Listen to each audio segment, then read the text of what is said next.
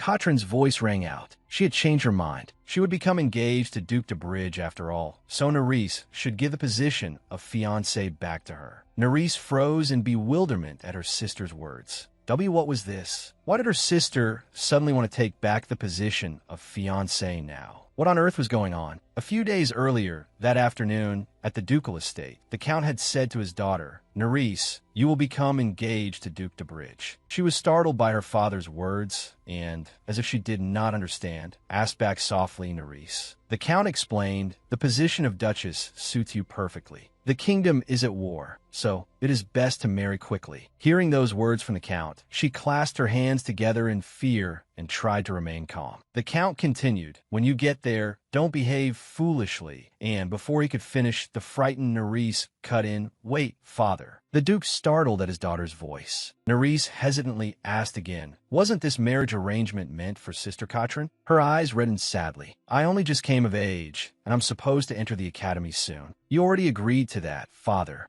Seeing Nerys resist his will, the Count shot up angrily, slammed his hand on the table, and shouted, enough, you're annoying. Pointing at Nerys, he roared, the kingdom is at war, and you're still talking about the academy? Do you think marriage comes easily in times like these? He's a duke. A duke. His harsh criticism frightened Nerys. You do nothing all day, and yet you've been given a position like this. You should know what incredible good fortune that is. He calmed himself, sat back down, and closed his eyes. I only allowed you to attend the academy in the first place, so you could help with the family's business. But that has had to stop now. Nerys' hands trembled as she clasped them together at her father's cold words. The Count looked straight at her. Listen carefully, Nerys. As if understanding his meaning, a servant respectfully brought over the documents. As he wrote, he said, our family has been in a difficult situation lately. The Duke, who understands our circumstances well, proposed this marriage first. Not only is he asking for no dowry, he has also promised substantial financial support for our business. He coaxed Nerys and asked, do you intend to pass up such a good opportunity? Then he began appealing to emotion. Yes, this engagement was originally meant for Katrin, but sending your sister to the north would be far too harsh. Do you want to send your frail older sister to a place like that? Hearing that, she trembled even more. He continued, forcing Nerys with his words. Besides, this proposal is beneficial for you as well. You, who have always been a burden on the family, can finally be of some use to us all. So stop complaining and quietly prepare to go north. Hearing those words, she felt as if she had fallen into an icy abyss.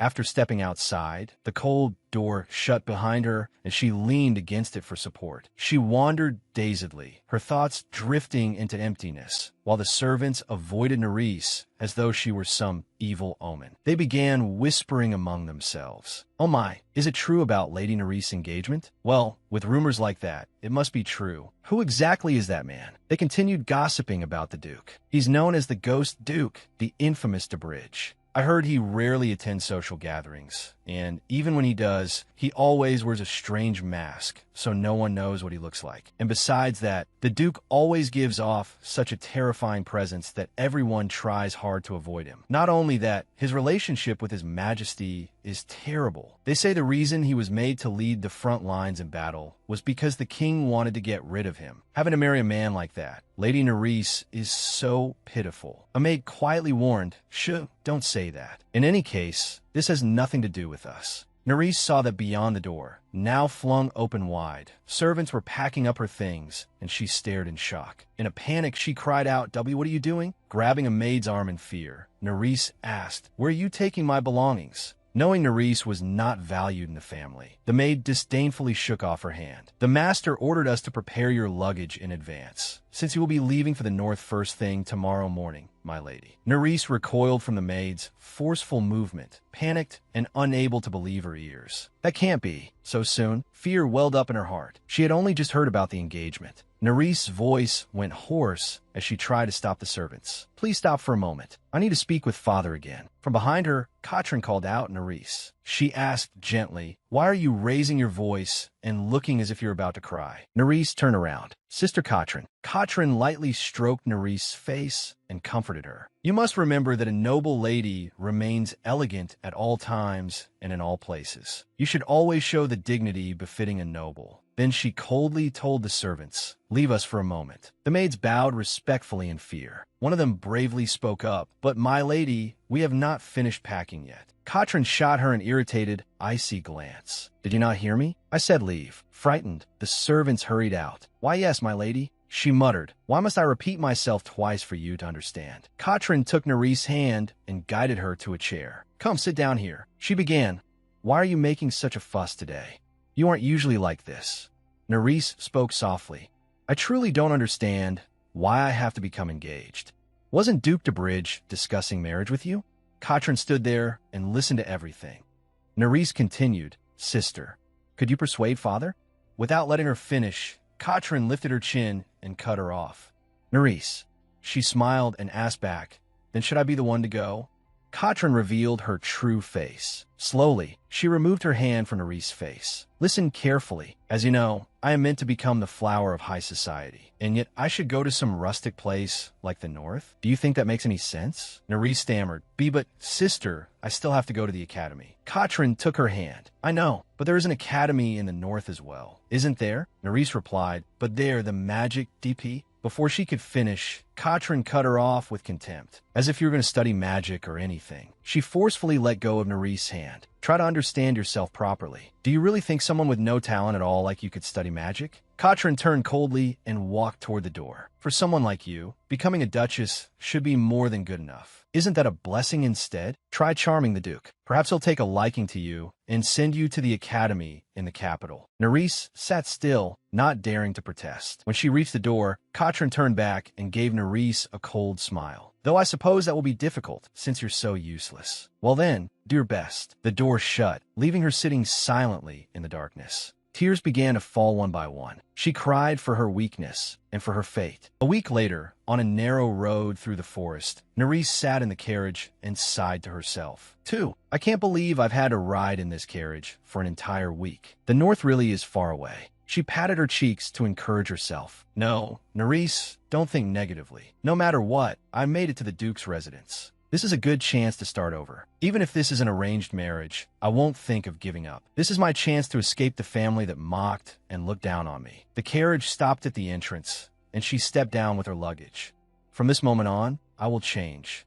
I will leave behind the old self who was ignored like a fool. Starting today, I will live as a new person." The door opened, and ahead of her was a girl reaching out toward the flowers. "Oh, how beautiful!" Neris's eyes widened. She could not believe that person was here. Katrin admired them. "I never expected there to be flowers this lovely in the North." She cheerfully ran over to Neris. "Oh, you finally arrived. You're late, Neris." Neris went cold with shock. Staring at Katrin, she asked stiffly, "Sister Katrin, why are you here?" Katrin said with false sweetness, "You must be tired from the long journey. Sit down here. This will be the room you'll use while you're here, and don't go outside at night in this place. All right?" Neris was confused. Katrin kept talking on and on. "It's quite a nice room, isn't it? Were you surprised?" "I was surprised too. It's prettier than I expected." Then her younger sister suddenly asked, "Sister, what exactly are you doing here?" Katrin calmly answered, "What do you mean? What am I doing?" "I'm introducing you to this wonderful ducal residence." Unable to endure Katrin's fake act any longer, Neris shouted, "Wonderful? You said the North was unbearably rustic. Why are you suddenly praising this place now?" Katrin looked impatient as she turned back and said, "I've changed my mind. I will become engaged to Duke de Bridge. So give the position of fiancé back to me, Neris." Neris could only stare in shock.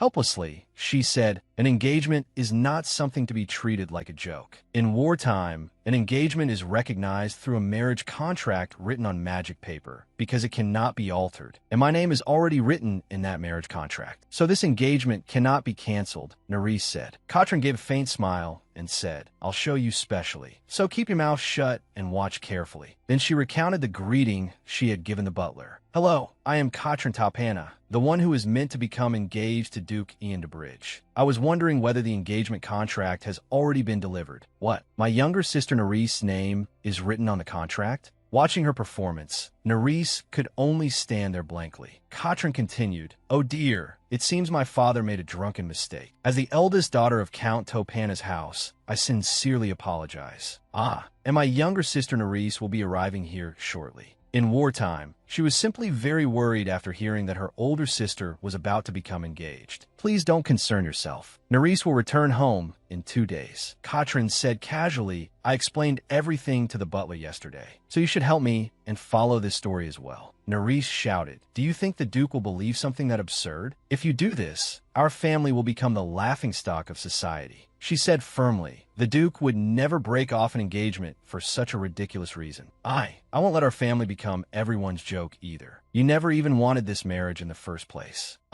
Katrin suddenly turned and squeezed Nerys' arm so hard that she cried out in pain. Isn't that why I'm asking for your help? She said, tightening her grip even more. Who do you think I'm suffering because of? If I could, I'd turn back time. She looked at Nerys with hateful eyes. But what can I do? Right now is the perfect timing. Nerys recoiled, trembling in fear beneath the pressure from her sister. Stop talking and help me. That place was mine to begin with. Katrin stepped closer, giving off a chilling, murderous aura. Trembling, Nerys asked sister, what happened to you? Why are you suddenly acting like this? Katrin only clenched her teeth and frowned. She let go and said, I am sorry. This situation has me terribly shaken. But Nerys, if you listen to me, this will be best for everyone. Then she turned away coldly. Katrin continued, Father has already agreed to this, and to your academy admission as well. So all you need to do is go back home. Or do you have ambitions of becoming a duchess? I'm sure that's not it, little sister. With that, she left, leaving Nerys sitting in the room in confusion. Once again, she sank in a deep thought. I thought it was all over, but even after leaving home, my family still won't let me go. At this rate, will I really never be able to escape them? I don't know. I don't want to think about it anymore. She closed her eyes and let out a sigh. Right now, I'm too exhausted. The scene shifted to a mansion glowing with mysterious violet light. Inside the room, the back of a young man could be seen, draped in an elegant fur cloak. He turned and said, You have worked hard today, sir. His face radiated cold authority, a fierce aura that would intimidate anyone who saw him. Butler Norman spoke up. My Lord Duke, has something happened? Norman, he replied. The butler answered, A problem has arisen regarding the engagement with Count Topana's family. They say the fiancé's name was written incorrectly. He looked puzzled. The scene shifted to Duke de Bridge's study, where he was intently reading a sheet of paper. On it was written, The fiancé is Nerys Topana. This engagement contract was the result of a drunken mistake. The eldest daughter had already accepted the engagement beforehand. Forget it. It doesn't matter who it is anyway. As he spoke, he tossed the paper onto the desk. What a disappointing family. The young Duke sighed in exasperation. Suddenly, a sound came from outside the door. What was that? It didn't sound like Norman knocking, nor could it be another servant. Could it be one of Count Topana's daughters? Norman had clearly told them not to wander around the castle at night. What a family with no understanding of manners. He quickly picked up a mask and put it on. Then he went to open the door. Let's see, then. The face of that disappointing noble daughter. When he saw Nerys outside the door, he asked, What are you doing here? But Nerys simply stood there without answering. Hey, he called out louder. It seemed she was not in her right mind. The Duke scratched his head helplessly, then reached out and touched her forehead to check her temperature. He started to ask, What are you doing? But before he could finish, Nerys suddenly turned and looked at him with unfocused eyes. The Duke was greatly surprised. He wondered, was she sleepwalking? She climbed all the way to the 4th floor while still asleep. It's surprising she made it here without getting hurt. The problem is, how am I supposed to get her back to her room? He stepped closer to her. It can't be helped. Please forgive the impropriety. Then he picked her up. Nerys was still half asleep, but she seemed to sense something and tried to say something. The Duke told her, I'm taking you back to your room, so be still. Nerys answered in a very small voice, Yes. The Duke looked surprised and a little confused. He gazed at the beautiful face of the girl in his arms. Then he let out a breath. You're Nerys, aren't you? Yes. He thought. She answers even while half asleep. What an honor for me. Then he asked, You are my fiancé, aren't you? Yes. Your sister said this engagement was a mistake. Nerys stayed silent and gave no reply. He asked again, Do you not answer difficult questions? Yes. How clever. He smiled at her gently. Sleep well, Nerys. He laid her down on the warm bed and left. The sun rose, and the morning light shone through the window of Nerys' room. She slowly woke from a pleasant sleep.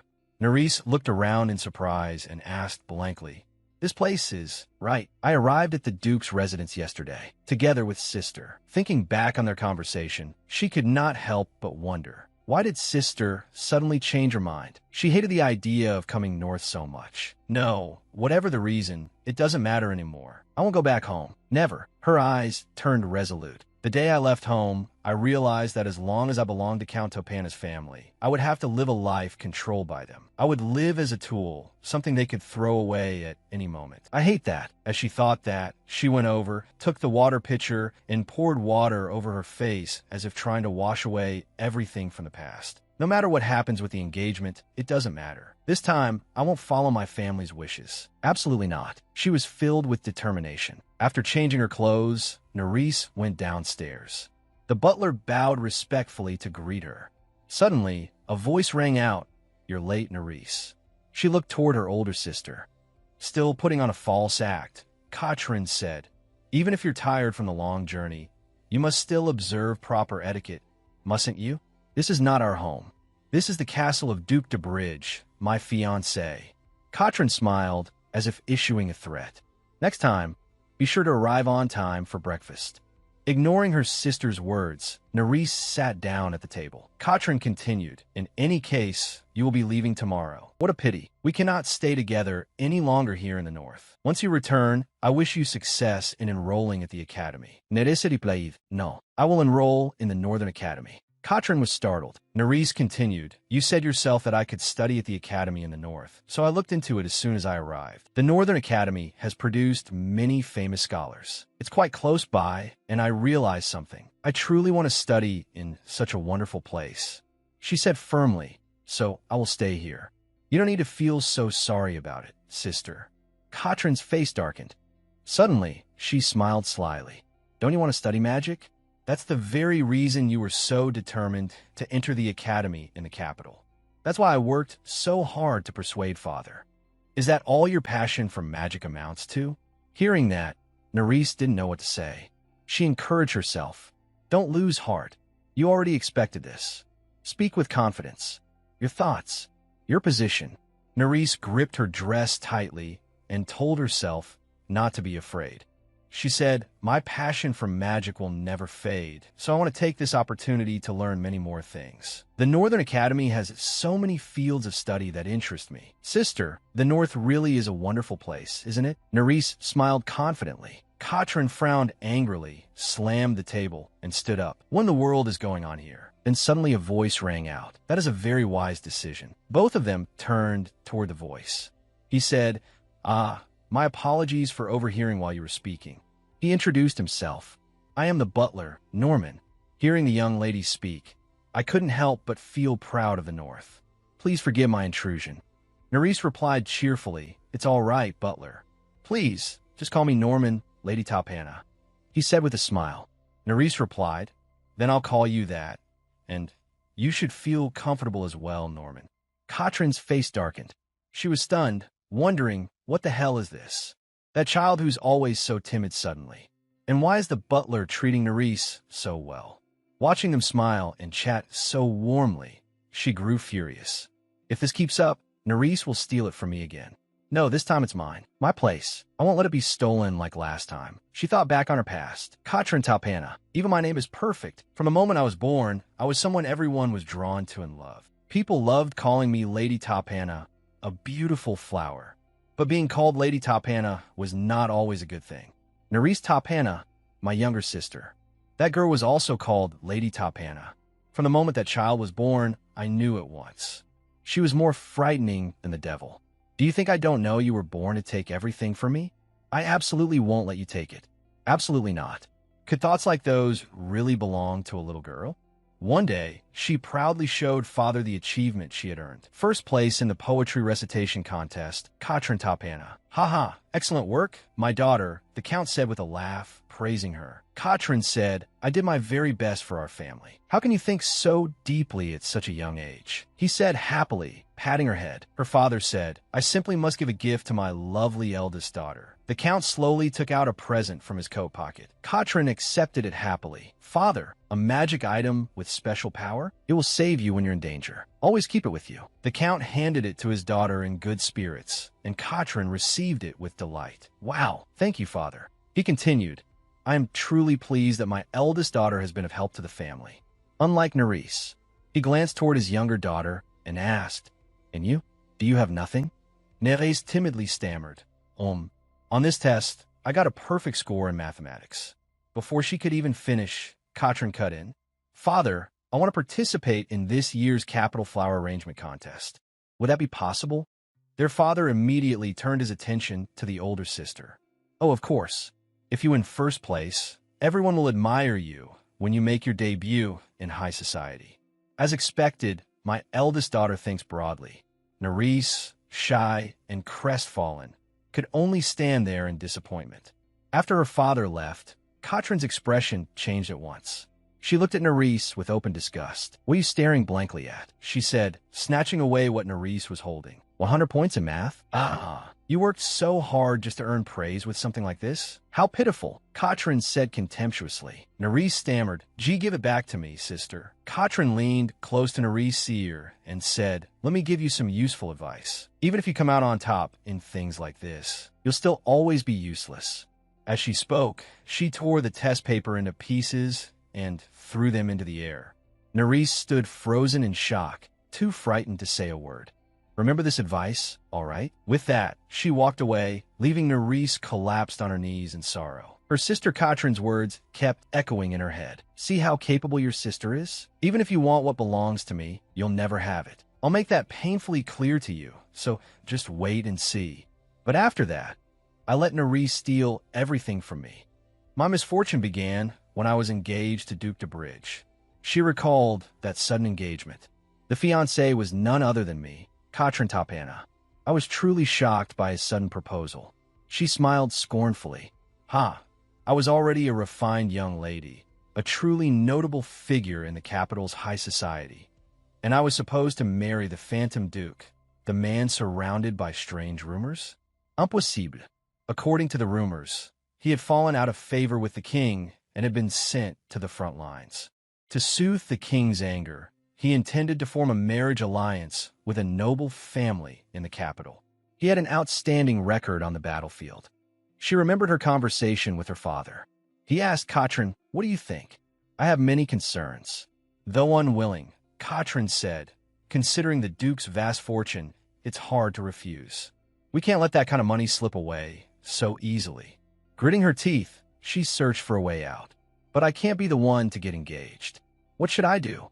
Then suddenly an idea flashed through her mind. That's right. Nerys can be the one to get engaged. My pitiful younger sister who always loses. This time I can get rid of that child I never wanted to see. Besides, Duke de Bridge might die in the upcoming war with the Western Kingdom. Rumors were spreading that he had been gravely wounded in the previous battle and was close to death. In that case, shouldn't we seize all his wealth before the Duke dies? The moment the Duke returns, we should rush the engagement contract. If the Duke dies, Nerys, as his wife, will have inheritance rights. If we manipulate it properly, all his wealth could become ours. This is an opportunity. Thinking that, she said to her father, "Then what about having Nerys become engaged to him?" Her father frowned and asked, "That useless child?" "Yes. If we do that, good things will come to our family in the future," Katrin said with a sly expression. "Trust me and do as I say." Her eyes were resolute. Since I resolved both the engagement issue and the Nerys issue, there should be no more obstacles in my life. My future will be filled with dazzling light. But was that really true? No. That choice was the greatest mistake of my life.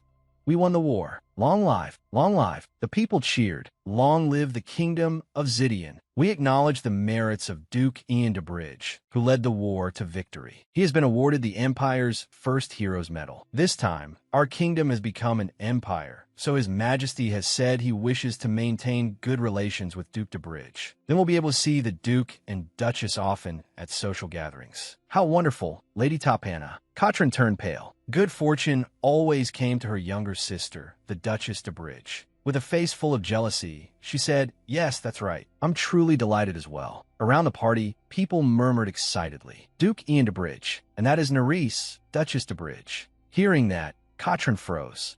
She turned to look that way, stunned. "No, impossible. Are those two really Duke de Bridge and Nerys?" Seeing them so happy together, she was overwhelmed with jealousy. "Oh my, the Duke is nothing like the rumors at all. He truly has the striking looks of a sculpture. And the Duchess is so beautiful. She has such elegance and grace. People continued whispering among themselves. Hearing those words, Katrin crumbled. She staggered. They really are worthy of being the stars of tonight's ball. The crowd kept murmuring. Katrin quietly left, but inside, she had shattered. It was mine to begin with. That perfect man. That position, too. The place that drew everyone's admiration and envy. It had once been mine. I used to be the owner of everything. Everything was stolen by Nerys. She completely broke down. After Nerys stole everything from me, I fell into despair. I kept thinking about that dreadful day. I became ruined and drank every day. That despicable father secretly arranged behind my back to marry me off to an old marquis in the West in exchange for a huge sum of money. By the time I realized it, it was too late, and I fell into despair. She broke down once more and thought, if this continues, I'll spend my entire life being controlled by that old man. I have to escape somehow. With that thought, she ran from the house, and as she ran, she thought about her misery. Nerys, this is all because of that devil-like creature. Because of that greedy younger sister, my life has been ruined like this. I will never let this go. Suddenly, Katrin slipped and fell straight off a cliff. As she screamed, she thought, what is this? Am I really going to die like this? No, I don't want to end this way. The necklace her father had once given her slipped free, and she begged, please, give me one more chance. Suddenly, the necklace emitted a golden light toward Katrin, as if it had heard her plea. Give me one more chance to take back everything that belongs to me from that devilish younger sister. And when Katrin opened her eyes, she was shocked, yet her heart was still black with hatred for Nerys. She thought how arrogant. The one who stole everything from me in my previous life dares to stand against me? Strange. She was never this arrogant before. Why does she suddenly seem like a completely different person? Could it be that she knows I've returned? Holding the necklace in her hand, she thought, impossible. How could that fool ever know my secret? She smiled wickedly. She's just acting a little differently than usual, that's all. I was brought back to life by the blessing of this precious treasure, so the fact that I still have the advantage over Nerys hasn't changed. This time, I will definitely take everything. All of it is mine. I will never lose to someone like Nerys. The scene shifted to Nerys' room. She was sitting on her bed, reflecting. I am exhausted. I didn't expect lunch to drain me that much. She rested her face on her hand and sighed. Maybe it's because it was the first time I ever dared to oppose my sister. This is bad. Until the Duke returns, I'll have to keep fighting with her. Will I really be able to endure it until then? Suddenly, a voice came from outside the door. Lady Nerys, it's Emma. I've come to deliver a message from Lady Katrin. Nerys was startled. My sister? Could she still be angry about lunch? Nerys quickly went to open the door. When she cracked it open, she saw the maid standing there. She asked, what did she say? The maid coldly handed over a letter and said, the lady has written everything in this letter. You need only read it and send a reply. Nerys reached out and took it. What could it possibly be that required a letter? Then she opened it and read, to my younger sister, Nerys. At lunch today, I noticed that your conduct and manners were very poor. To correct those shortcomings, let us have breakfast together tomorrow. Even now, I must still teach you properly, so that when you meet the Duke, who came to propose to me, you won't embarrass me, correct? So make sure you come to breakfast tomorrow. From your older sister, who is always concerned for you. When she reached this point, Nerys froze. Nerys stood there with the letter open, reading it in silence. The hand holding the letter trembled uncontrollably. She thought to herself, is it because I talked back just a little today that she's acting like this again? Nerys frowned suspiciously. She sank into her thoughts. She really has always been like this. Ever since I was little, if I disobeyed her even slightly, she'd immediately run to tell father and mother, so they'd scold me. Images of being scolded by her father surfaced in her mind, along with Katrin's smug smile.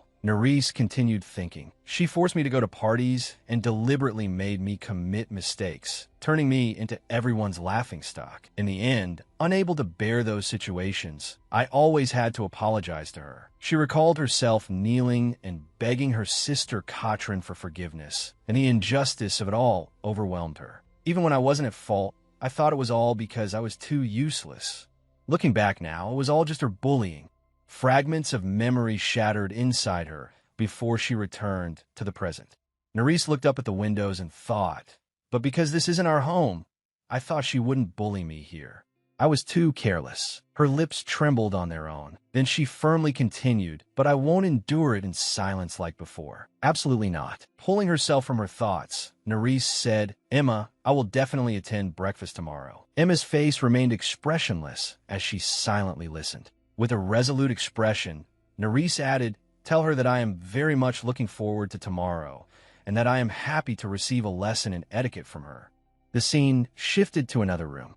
Duke Ian DeBridge had just finished bathing, droplets of water still clinging to his body.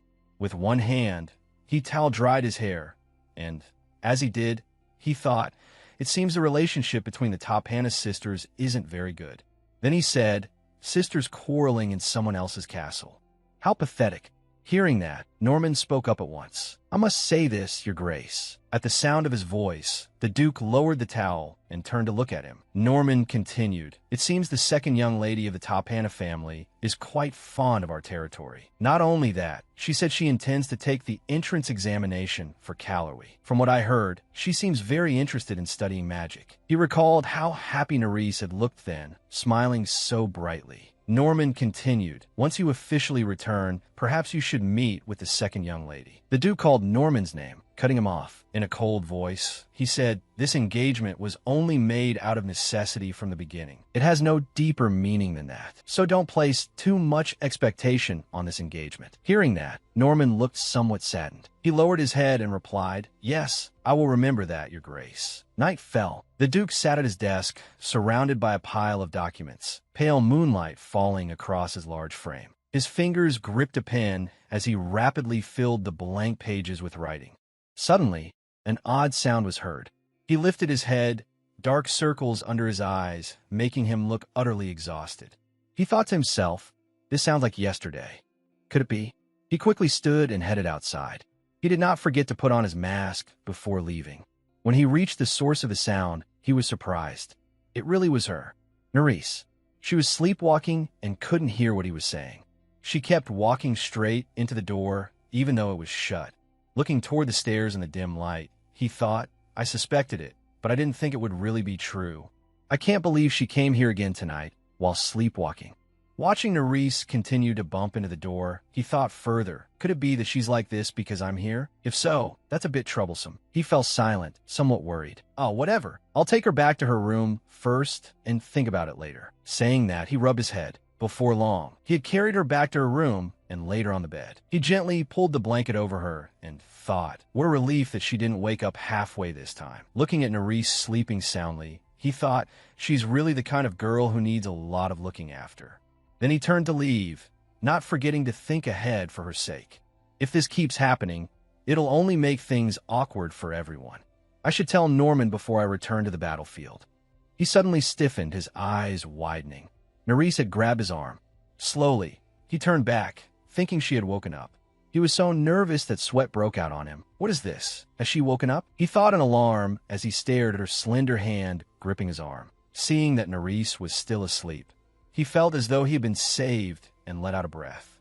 It doesn't seem so. She's only dreaming, but she's even pulling me closer. That really startled me. He gently tried to remove her hand, but before he could pull free, he overthought it. Wait, I only brought her into her room. If I touch her now, will she wake up? If she wakes up, I'll have to explain the current situation. He pressed his lips together. Then both of us will be in trouble. The only choice is to wait. Thinking that, he sat down beside the bed and waited for her to let go. Watching Nerys sleep so peacefully, he thought, while I'm waiting, she'll probably start talking in her sleep again. And if she doesn't, then when she opens her eyes in the morning, I just need to disappear quickly. Outside the window was a mysterious night sky filled with countless glittering stars. His eyes began to close as well, intending to rest for just a moment, and she'll think it was all just a dream and let it go. Suddenly, Nerys said, "I don't like it," which startled him so much his eyes flew open. Nerys continued in a weak voice, "Please don't do this. Please, I know I was wrong." She gently pressed her head against his arm, hot tears rolling down her cheeks as she fearfully added, "Please forgive me. Kropka, sister, I'm sorry." He silently looked at her in confusion as Nerys cried and pleaded, "I was wrong, sister." Her behavior made him wonder why she was begging so desperately. Was it because of the quarrel Norman had mentioned earlier? He had thought it was just an ordinary argument between sisters. Her small fingers trembled non-stop as they clutched a bit of his clothing, pleading, "Sister, I know I was wrong." He gently took her hand and comforted her softly. "Calm down, Nerys. Right now, I'm the only one here. You don't need to apologize. It's all right. You didn't do anything wrong." His face was full of gentleness as he said it. "So don't be afraid." The moment he finished, her fingers let go of his clothes. Looking at her, he coaxed, "Sleep well, Nerys." The next day, an arm pulled back the cloth curtain and entered. Hartman, dressed impressively in armor, greeted him. "Please come in, Commander." That commander was none other than the Duke. As soon as he entered, he asked Hartman, "How was the enemy's situation last night?" Hartman immediately replied, "There was no unusual movement, sir." Unlike his gentle demeanor from yesterday, the Duke was now clad in imposing black armor. He said, "Good, then let's begin the strategy meeting." On a beautiful day, golden sunlight streamed through the glass windows, brightening the whole room. Nerys was carefully adjusting the pretty ribbon at her chest, as if silently strengthening her resolve. Looking at herself in the mirror, she softly said, "Hartman, does this look all right?" She gently smoothed her hair behind her ear. "Or should I put on a bit more makeup?" She was rather anxious, thinking, "It's been such a long time since I did my own makeup. I wonder if it looks all right." Then suddenly, a knock at the door interrupted her thoughts. A wave of sadness hit her. Emma had always been her maid at the Duke's residence. Emma's expressionless face surfaced in her mind. But ever since Sister Katrin arrived at the Duke's residence, Emma had immediately left her side and gone to serve her sister. Well, Emma had originally been Sister Katrin's maid back at home, so Nerys could understand why Emma had followed her. But still, that day, her expression was heavy with sadness. Then she slowly went to open the door and encouraged herself. "No, I mustn't think negatively anymore." With her hand on the doorknob, she cheered herself on. "I'm about to see Sister. I have to be strong." Then she quickly opened the door, still thinking she should imagine how her sister might react first, without noticing that the door had struck a maid passing by. A startled scream rang out. "Ah!" The maid fell to the floor, and the basket she had been carrying flew up, its contents scattering everywhere. Sitting on the ground, the maid cried, "Ow!" A small cloth had fallen over the maid's face, while Nerys panicked. The maid groaned, "Ah, that hurts. What did I bump into?" Nerys stammered, "Hey, are you all right?" The cloth slipped slightly to one side, and the maid hurriedly said, "I'm sorry, my lady. I wasn't watching where I was going."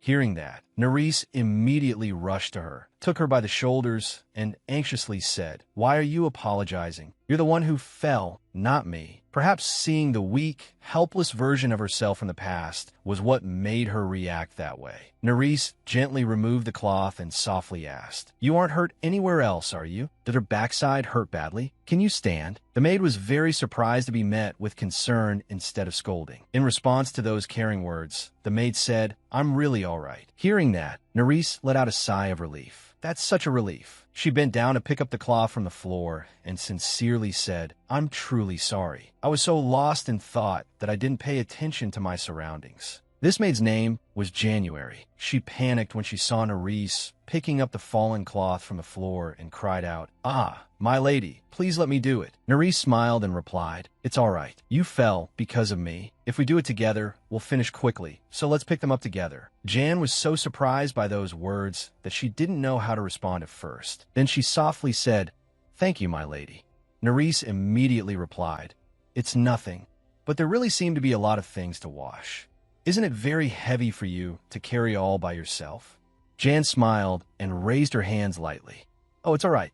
I usually carry things much heavier than this." Nerys looked at Jan with sparkling eyes and asked, "Really? Like what?"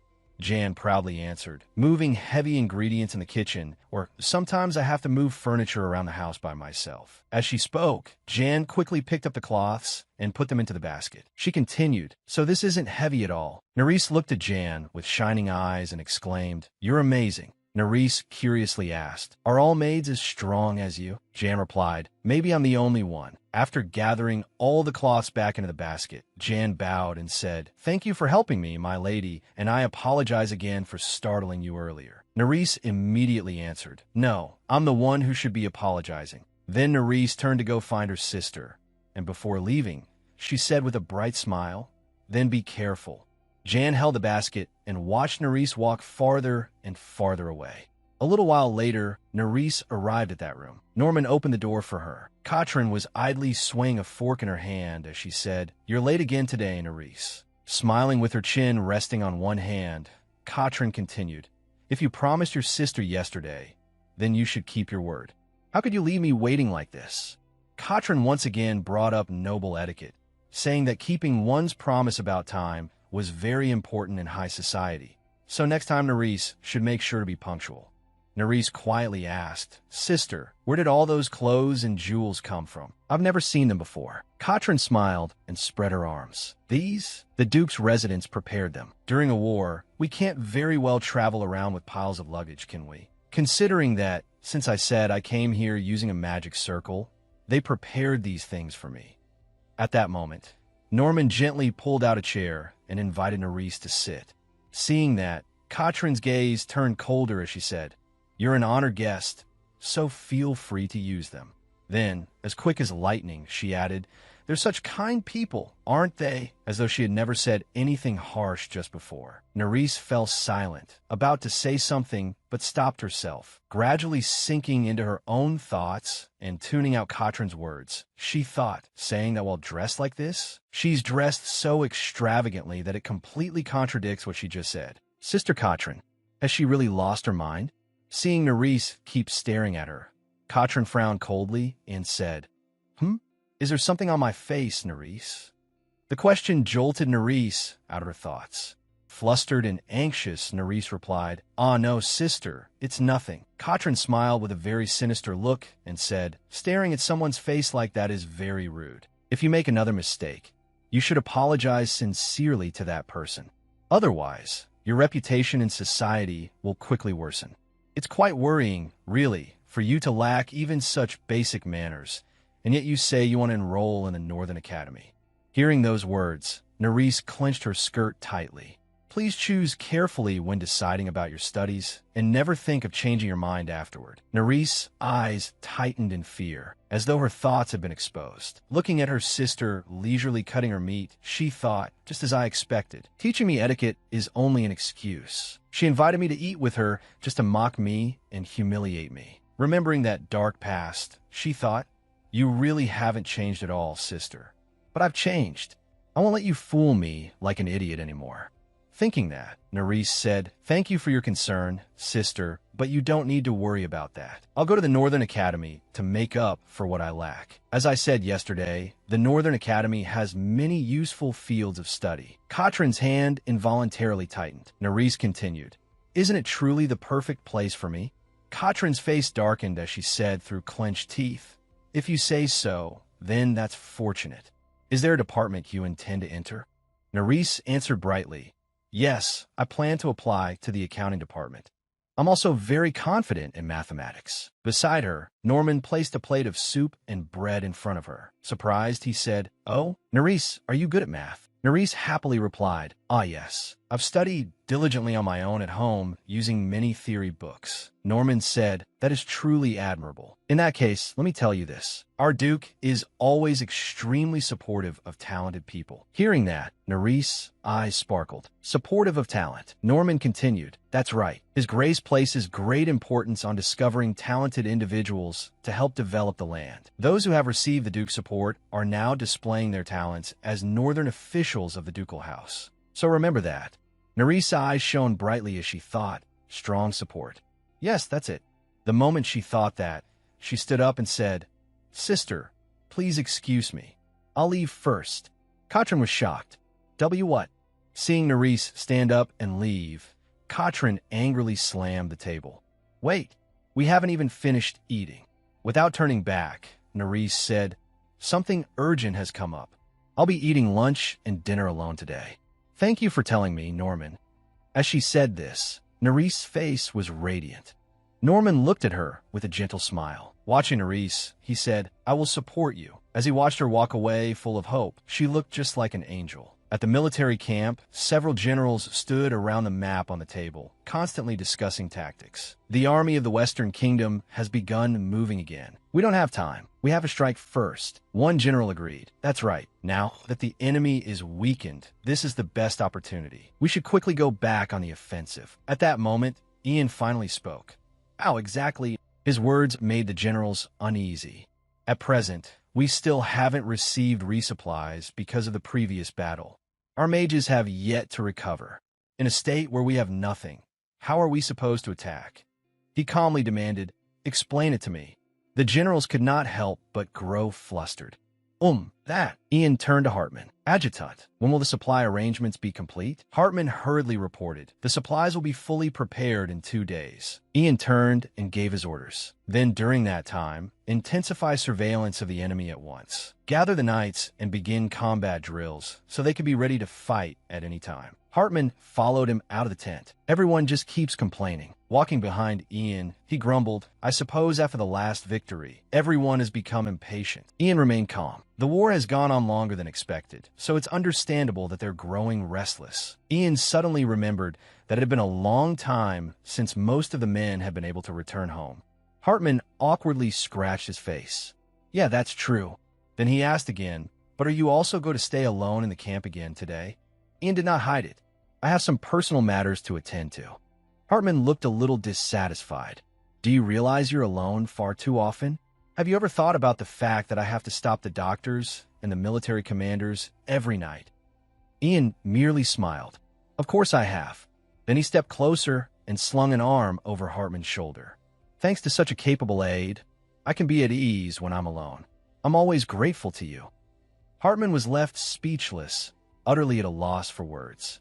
Then Hartman turned and asked him, but how is the engagement going? I heard that daughter from that family is rather well known in the capital. Have you met her? What is she like? Asked that by his friend, Ian paused to think. He recalled that every time they met, she had always been asleep, so he did not really know what kind of person she was. He wondered what she was like when awake. A faint smile passed over his face, and he said to Hartman, she's like the sky. Hartman couldn't make sense of it. What? A person like the sky? Ian elaborated even more. Yes, exactly like the sky. Completely unpredictable. And she has blue eyes like the sky. Meanwhile, Nerys, while working through her papers, replied, I applied to this department because of magic and for the future of the nation. At last she finished writing the form and cried out excitedly. All right, this application should do. Why am I only learning this now? Then she imagined her future at the academy. Full support. If the Duke recognizes me as talented, I'll be able to study at the academy through my own ability. Nerys resolved herself. If I receive that support and graduate with excellent results, I could become a northern official of House de Bridge. She encouraged herself. This is my opportunity. Suddenly, she froze. What? Wait. She remembered something related to her sister. If I become a northern official, then I'll have to see Sister Katrin, who will have become the Duchess, all the time, won't I? She knew how dissatisfied Katrin was with her. From the beginning, I never cared about this engagement because she wanted so badly to become the Duchess. Nerys fell into deep thought. But then, would she really leave me alone at that point? She might still make trouble for me. But those worries did not stay in her mind for long. Forget it. I'll think about that when the time comes. Just then, someone knocked on the door, asking to see her. Lady Nerys, if you don't mind, may we speak for a moment? She quickly answered, yes, just a moment. She tidied up, then went to open the door and saw the butler outside. What is it, Norman? He politely said, Lady Nerys, I will escort you to a new room. The new room prepared for her was bright, with blue as its main color, beautiful and cool-looking. As she stepped inside, she was completely overwhelmed. It was an incredibly luxurious room, even warmer than the previous one. She looked around. Could all this furniture be made with heat-retaining magic stone? If not, then, suddenly, the butler asked from behind her, Do you like it? Turning back, she said, yes, I like it very much. Thank you so much for changing me to such a lovely room. But she could not help asking why. But Norman, why did you change my room? Feeling quite guilty, he did not dare hide it from her. I'm terribly embarrassed to say this, but I discovered too late that there was a problem with the heating in your previous room. He continued, while she listened in surprise. To make up for the inconvenience our guests suffered because of my mistake, I arranged a better room for you during your stay. I hope you will use it comfortably. She hurriedly told him, I wasn't inconvenienced at all, so please don't worry too much. Norman felt somewhat relieved. Thank you for saying that. At that moment, a maid came to call out, Butler, I have brought lunch. He ordered, come in. Then he turned and introduced her. Lady Nerys, there is someone I would like to introduce to you. Seeing the person enter, she could not hide her surprise. Oh, she recognized her at once. The maid doing the laundry that day. The maid who had just arrived introduced herself softly. Please allow me to greet you properly, my lady. Starting today, I will be your personal maid, January. Nerys excitedly ran over to Jan's side. Oh my goodness, I'm so happy, January. Jan looked equally delighted. I'm very happy to become your maid as well. The butler looked at the two of them in surprise. You already know each other? Nerys did not hide it. Actually, Jan nearly got hurt because of me. She remembered their first meeting. More precisely, Jan would never have dared let Nerys take the blame. No, it truly was my fault. Learning what had happened between them, Norman found it rather amusing. So that's what happened. Then he instructed Jan, now prepare the meal. She obeyed at once and left. Yes, butler. Nerys' attention then shifted to a door in the room, so she asked Norman, what is that door? Knowing which door she meant, Norman explained, that is only a decorative door. It has been there since the castle was first built. She seemed rather curious about it. So there are places where they hang doors purely for decoration. This really is an interesting place. By the time night fell, Ian was sitting in his room reading a book. After reading, he learned that a sleepwalker should not be woken up and that it is better to let them continue sleeping. He murmured, so after talking to her so many times, I shouldn't have done that. Suddenly, he heard a noise outside, so he set the book down and went to the door to check. The moment he opened it, her entire body toppled into him. He looked at her with a gentle smile. Your restlessness is quite serious, Nerys. Nerys entered the library with Jan, calling out excitedly, Can I really use such a wonderful library? Jan answered respectfully, Of course, my lady. His Grace instructed us to keep it open so that guests could use it at any time. As Jan hurried after her, she continued, So please don't hesitate. Make yourself comfortable. But Nerys seemed not to notice Jan's words at all, inwardly marveling. The people here are so hospitable. After everything they had done, she knew that because of the problem with her previous room, they had not only moved her to a better one, but had also prepared a personal maid and even new dresses. This is the first time in my life I've ever been treated like this. She silently guessed, they're this hospitable here, so the Duke himself must have excellent character, right? Just thinking about it made her smile without realizing it. What a wonderful day. As the Duke's guest, I want to thank him properly. Thinking that, she asked Jan. The Duke won't be returning anytime soon, will he? Jan was startled. Why, yes, my lady. The situation in the war with the Western Kingdom is not very good right now. After that, Jan had to act as though she truly believed what she was saying so that Nerys would believe her as well. It seems another battle is about to break out. His return will likely depend on the outcome of that battle. Just then, someone called out, Excuse me, my lady. It turned out to be a maid, so she asked gently, Emma, what is it? Emma immediately informed her. Lady Katrin would like to have tea with you. When Nerys heard that her sister had come, she went to receive her in the flower garden. In the garden, Katrin put on a deeply concerned expression. I was really so embarrassed because of you. With an arrogant air, she scolded her. You left first yesterday. Were you so busy that you couldn't even see your sister? But Nerys remained silent. Katrin kept talking endlessly, even though Nerys clearly had no intention of answering. From now on, let's have breakfast together. Shouldn't we show how harmonious we are as sisters while we're staying in the Duke's residence? Her words made Nerys remember that dark past again. Harmonious? Right. Our family always ate together harmoniously, except for me. Whenever I ate with them, I was always met with contempt and disdain from my family. Whenever the whole family sat together, she would be seated off in a corner. She always had to eat in misery. Sometimes she had even wondered if she was adopted. But she quickly regained her composure and accepted Katrin's suggestion. All right, we'll have breakfast together every day, just as you said. Seeing her so obedient, Katrin looked very pleased. Yes, that's a good way to think. Nerys did not want to talk with her any longer, so she tried to find an excuse to leave. If that's all, may I go now? I'm busy, so I have to leave at once." But Katrin was not about to let her have her way that easily, so she ordered someone to bring tea. "Then let me give you your gift as well."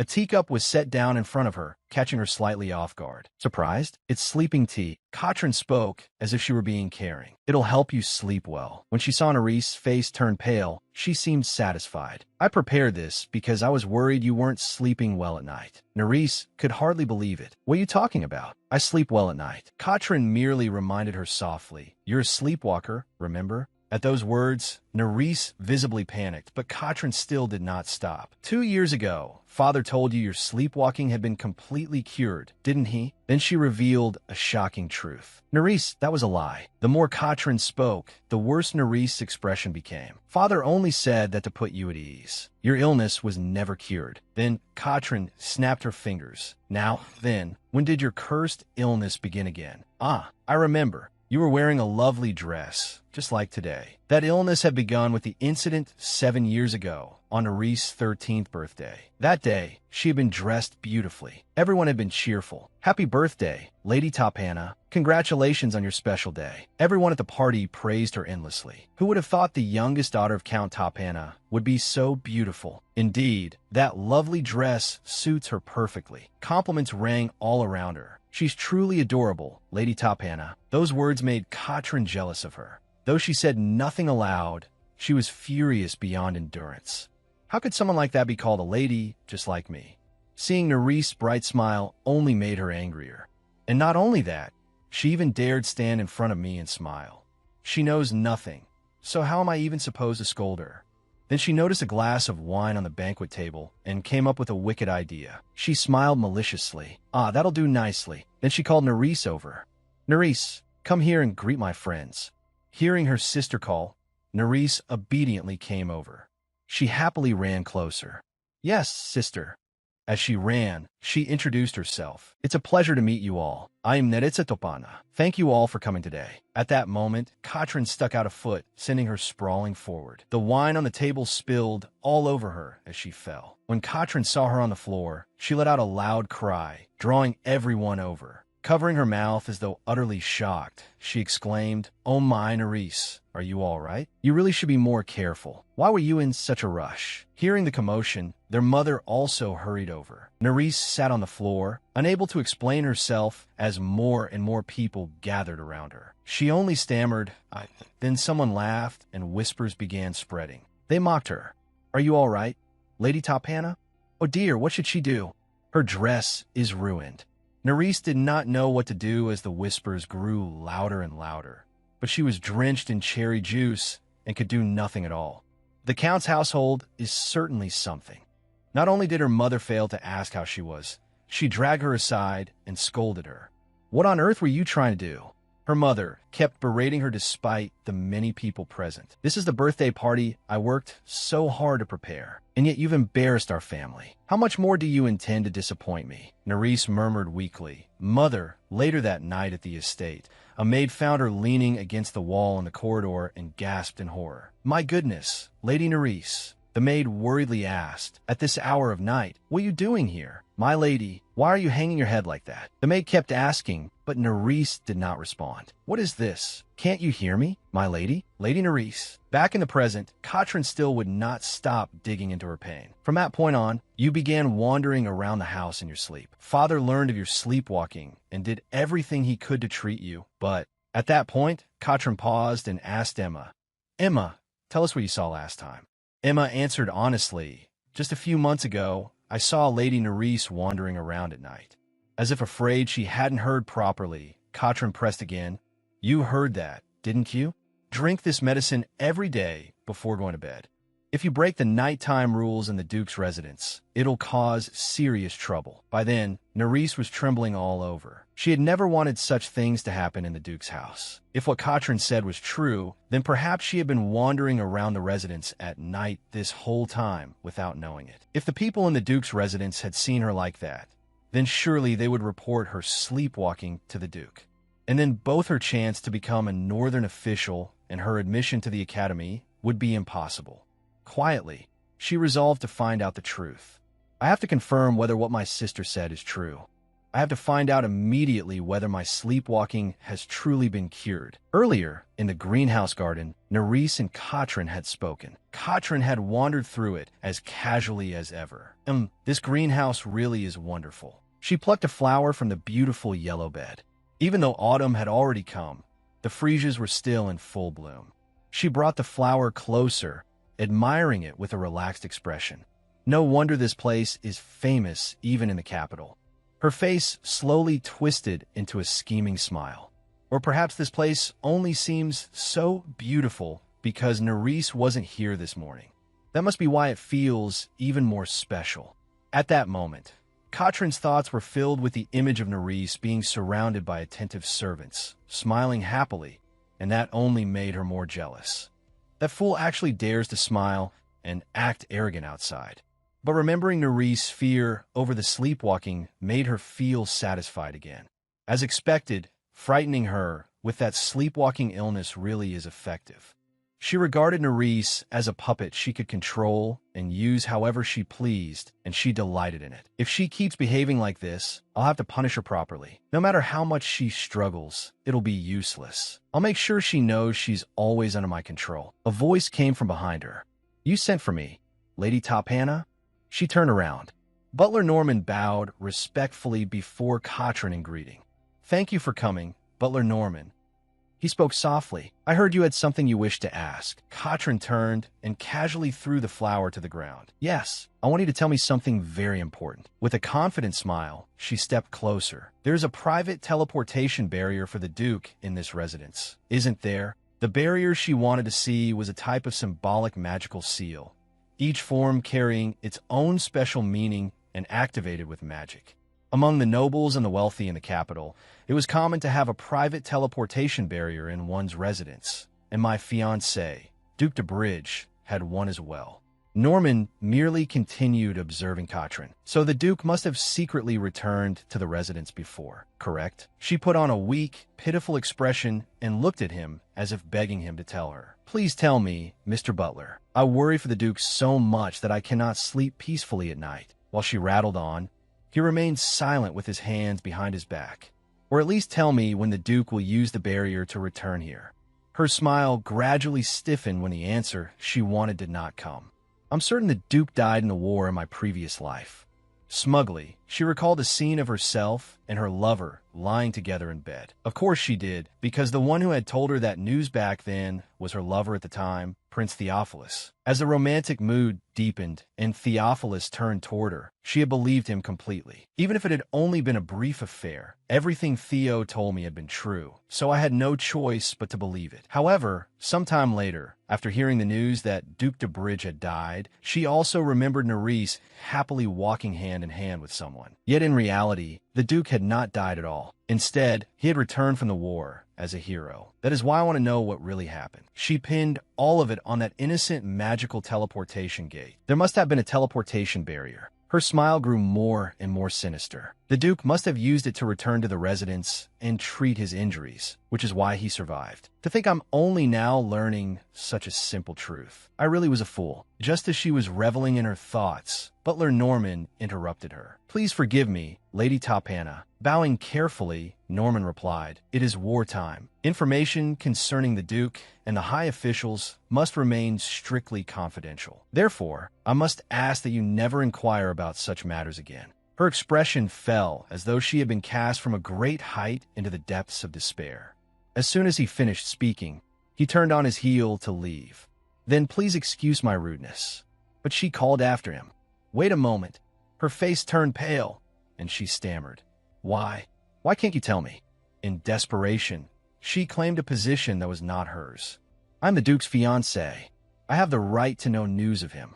Hearing such shameless words from her, Norman remained silent for a moment. Why must even I be kept in the dark? Then he answered gently, based on the betrothal document Nerys had signed. Regrettably, the Duke's official fiancée is Lady Nerys Tapana, the one who signed the betrothal contract. As for you, my lady, you are merely under his consideration. Katrin finally collapsed completely. Nerys is the official fiancé. Her face had gone utterly white as she stared blankly into space. Norman slowly reminded her of the matter from the first day, when she had come to apologize. I understood the misunderstanding regarding the betrothal for which you apologized on the first day. However, the only person with the authority to resolve any matter related to the engagement is the Duke himself. His face remained calm as he dealt with her.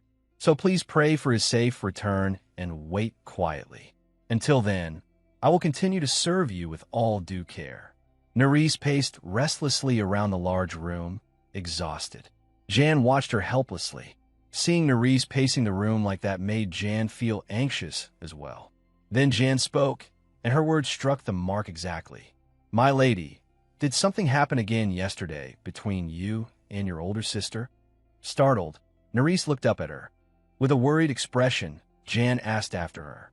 You didn't sleep at all last night, and you've seemed anxious the whole time.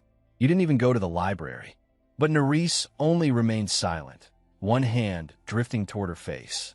Could it be that something is troubling you? Her mind was in turmoil. What should I do? Should I ask Jan first?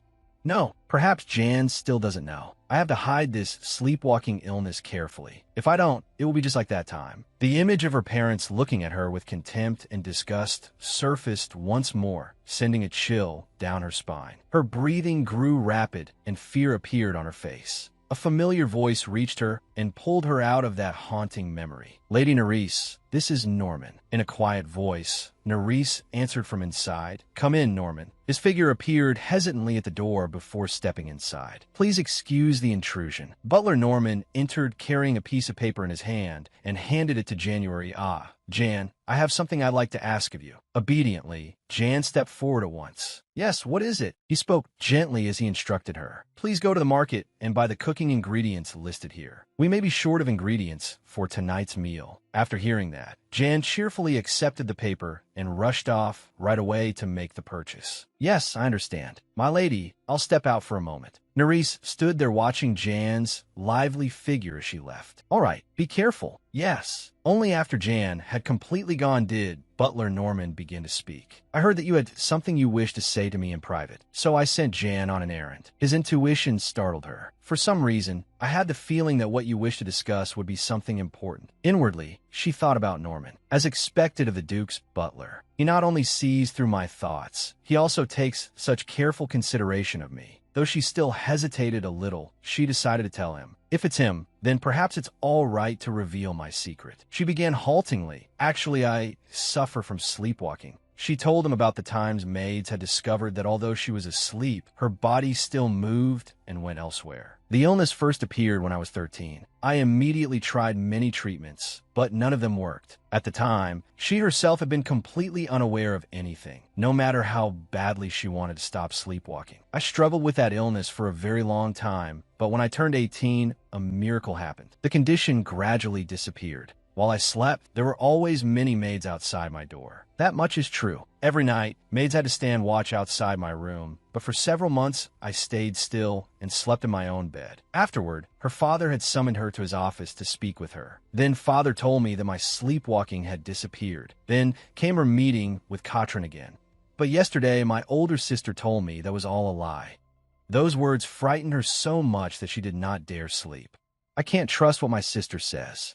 But if it's true, then perhaps I've been breaking the rule against going out at night here without even knowing it. She slowly closed her eyes, and the emotions she found so hard to speak aloud showed clearly on her face in her weary, troubled expression. I fear it may cause trouble for everyone here. That is what worries me the most. But then Norman's next words eased her heart. Thank you for worrying about us, Lady Nerys. A faint smile appeared on Norman's face as well. But please do not worry too much. We can verify it with a magic sphere. Norman calmly explained it to her. A magic sphere? Protective spheres have been placed throughout the Duke's residence to detect intruders. The purple lights you see glowing along the walls also come from those spheres. At night, if they sense movement, the protective spheres transmit the image to a magic sphere. It was as if she had found salvation. Her face grew much brighter and more cheerful. Please keep this a secret, my lady. I will bring you a magic sphere, so please set your mind at ease and confirm it for yourself. Thank you very much, Norman. Truly. on the battlefield. The enemy troops were so terrified that they did not dare advance any farther. 2 months later, if this keeps up, we'll be wiped out. Retreat at once. But Ian still shouted his order to pursue them. The soldiers of the Western Kingdom are retreating. His face clearly showed his resentment. Press after them. The troops obeyed and charged straight ahead. Don't let them escape. The blond young man behind Ian suddenly raised his head. What the? One of the enemy mages was desperately gathering a huge fireball of magical power, and flames began to gather in front of him. The blond youth shouted loudly, "Commander, look out!" The mage unleashed a large attack straight at him. The blazing fire shot forward without hesitation. The fireball flew directly toward Ian as he charged after the retreating enemy, leaving no one time to react. Ian himself had not foreseen it and could not dodge in time. At the same time, a shout rang out from afar. "Ian!" Ian's father barked out as he raised his sword. "Don't act exhausted over something at this level." Ian looked worn out, drenched in sweat and gasping for breath. "If you want to control that enormous magical power of yours, you'll need far more training than this, both physically and mentally." His mother pulled him into her arms and comforted him. "Don't be angry with your father. He only does this because he wants you to be safe. All mages born into the Bridge family possess tremendous power like that. For a long time, they had to endure the jealousy of the royal family and the other noble houses in the capital. And even now, that still continues. That was why Ian had to keep his identity as a mage hidden. And no matter the circumstances, he absolutely had to keep his identity secret. The fact that he was a mage. Suddenly, a fragment of memory surfaced, and Ian snapped awake, his body drenched in sweat. Butler Norman asked if he was all right, and said it was a relief that the Duke had finally regained consciousness. Ian wondered why he was here. Norman explained that he had collapsed in the room with the deep-range transfer barrier. After receiving treatment, he had been brought back to his bedchamber, and Lord Hartman had urgently sent word to him and explained the situation. Ian had been attacked by a mage from the Western Kingdom, then returned to the camp and transferred here after winning the battle. Ian sat up, his head still a little dizzy. Just because of a moment's carelessness, he had been attacked. Norman continued, saying that Hartman was probably sweating bullets right now, trying to chase all the doctors and military physicians away. Wounds caused by magic not only took a long time to heal, but could also give him a fever, so he needed to rest. Ian looked at him. "Is my fiancée still all right?" Norman hesitated. Let me think. Didn't you say before that you didn't care much about this engagement?" So he had no idea who Ian meant. Norman told Ian to get plenty of rest, and Ian lay back down on the bed. It seemed she would not be coming today. He had thought he would finally get to see her face again after so long, and he missed Miss Nerisse. Katrin was sitting in a chair while Emma brushed her hair. Katrin asked Emma, "What did you say?" Nerisse changed rooms. Emma replied that she did not know the exact reason, but it seemed Nerisse had moved to a larger and more luxurious room than before. Katrin frowned slightly. "When did that little brat move out?" Emma said she did not know. Irritated, Katrin slapped away Emma's hand, the one holding the hairbrush. "Fine, now get out." Katrin slammed the table and glared at her reflection in the mirror, her angry face looking especially ugly. Really, everything around her was useless. Emma was useless. The old butler did nothing but oppose her, and the only thing that had gone well was the engagement matter being settled. Katrin gritted her teeth. Just when is that supposed to happen? Normally, if a couple got engaged, the wedding would be held a year later. But during wartime, to secure an heir, they should have already formalized the marriage agreement by now. Still, in her previous life, it seemed Nerisse did not marry until quite a long time after that. Damn it, she could not remember the exact timing. Back then, because her father was always whining about how the Duke would not hurry up and die, she had deliberately paid no attention to the North. In truth, her father wanted to sell both Katrin and Nerisse off for money. After all, he had already lost all his assets in his earlier business ventures, so what else could she have expected? Whatever the case, even if she did not know much about the North, that did not change the fact that she was better suited to be the Duchess. The North had always been cut off from the capital, both physically and psychologically, a place with almost no cultural exchange. In a place like that, she was the one with strong ties to the nobility of the capital. If she became Duchess, the North would no longer remain isolated. There was no way Duke de Bridge would not understand that. So when he returned, of course he would choose her as his Duchess. Katrin stood up, but she still felt something was missing. To win the Duke's heart, she would need something more. In her memories from her previous life, what was it that she was lacking? Then she remembered something. The de Bridge family had gone into the magic stone business. As the war neared its end, they had launched a highly promising magic stone business, and at its peak, it had made a huge impression in the capital and changed the way everyone saw the North. She had to be the one to start first, and if she gave the Duke the gift of a successful business, then she would have more than enough.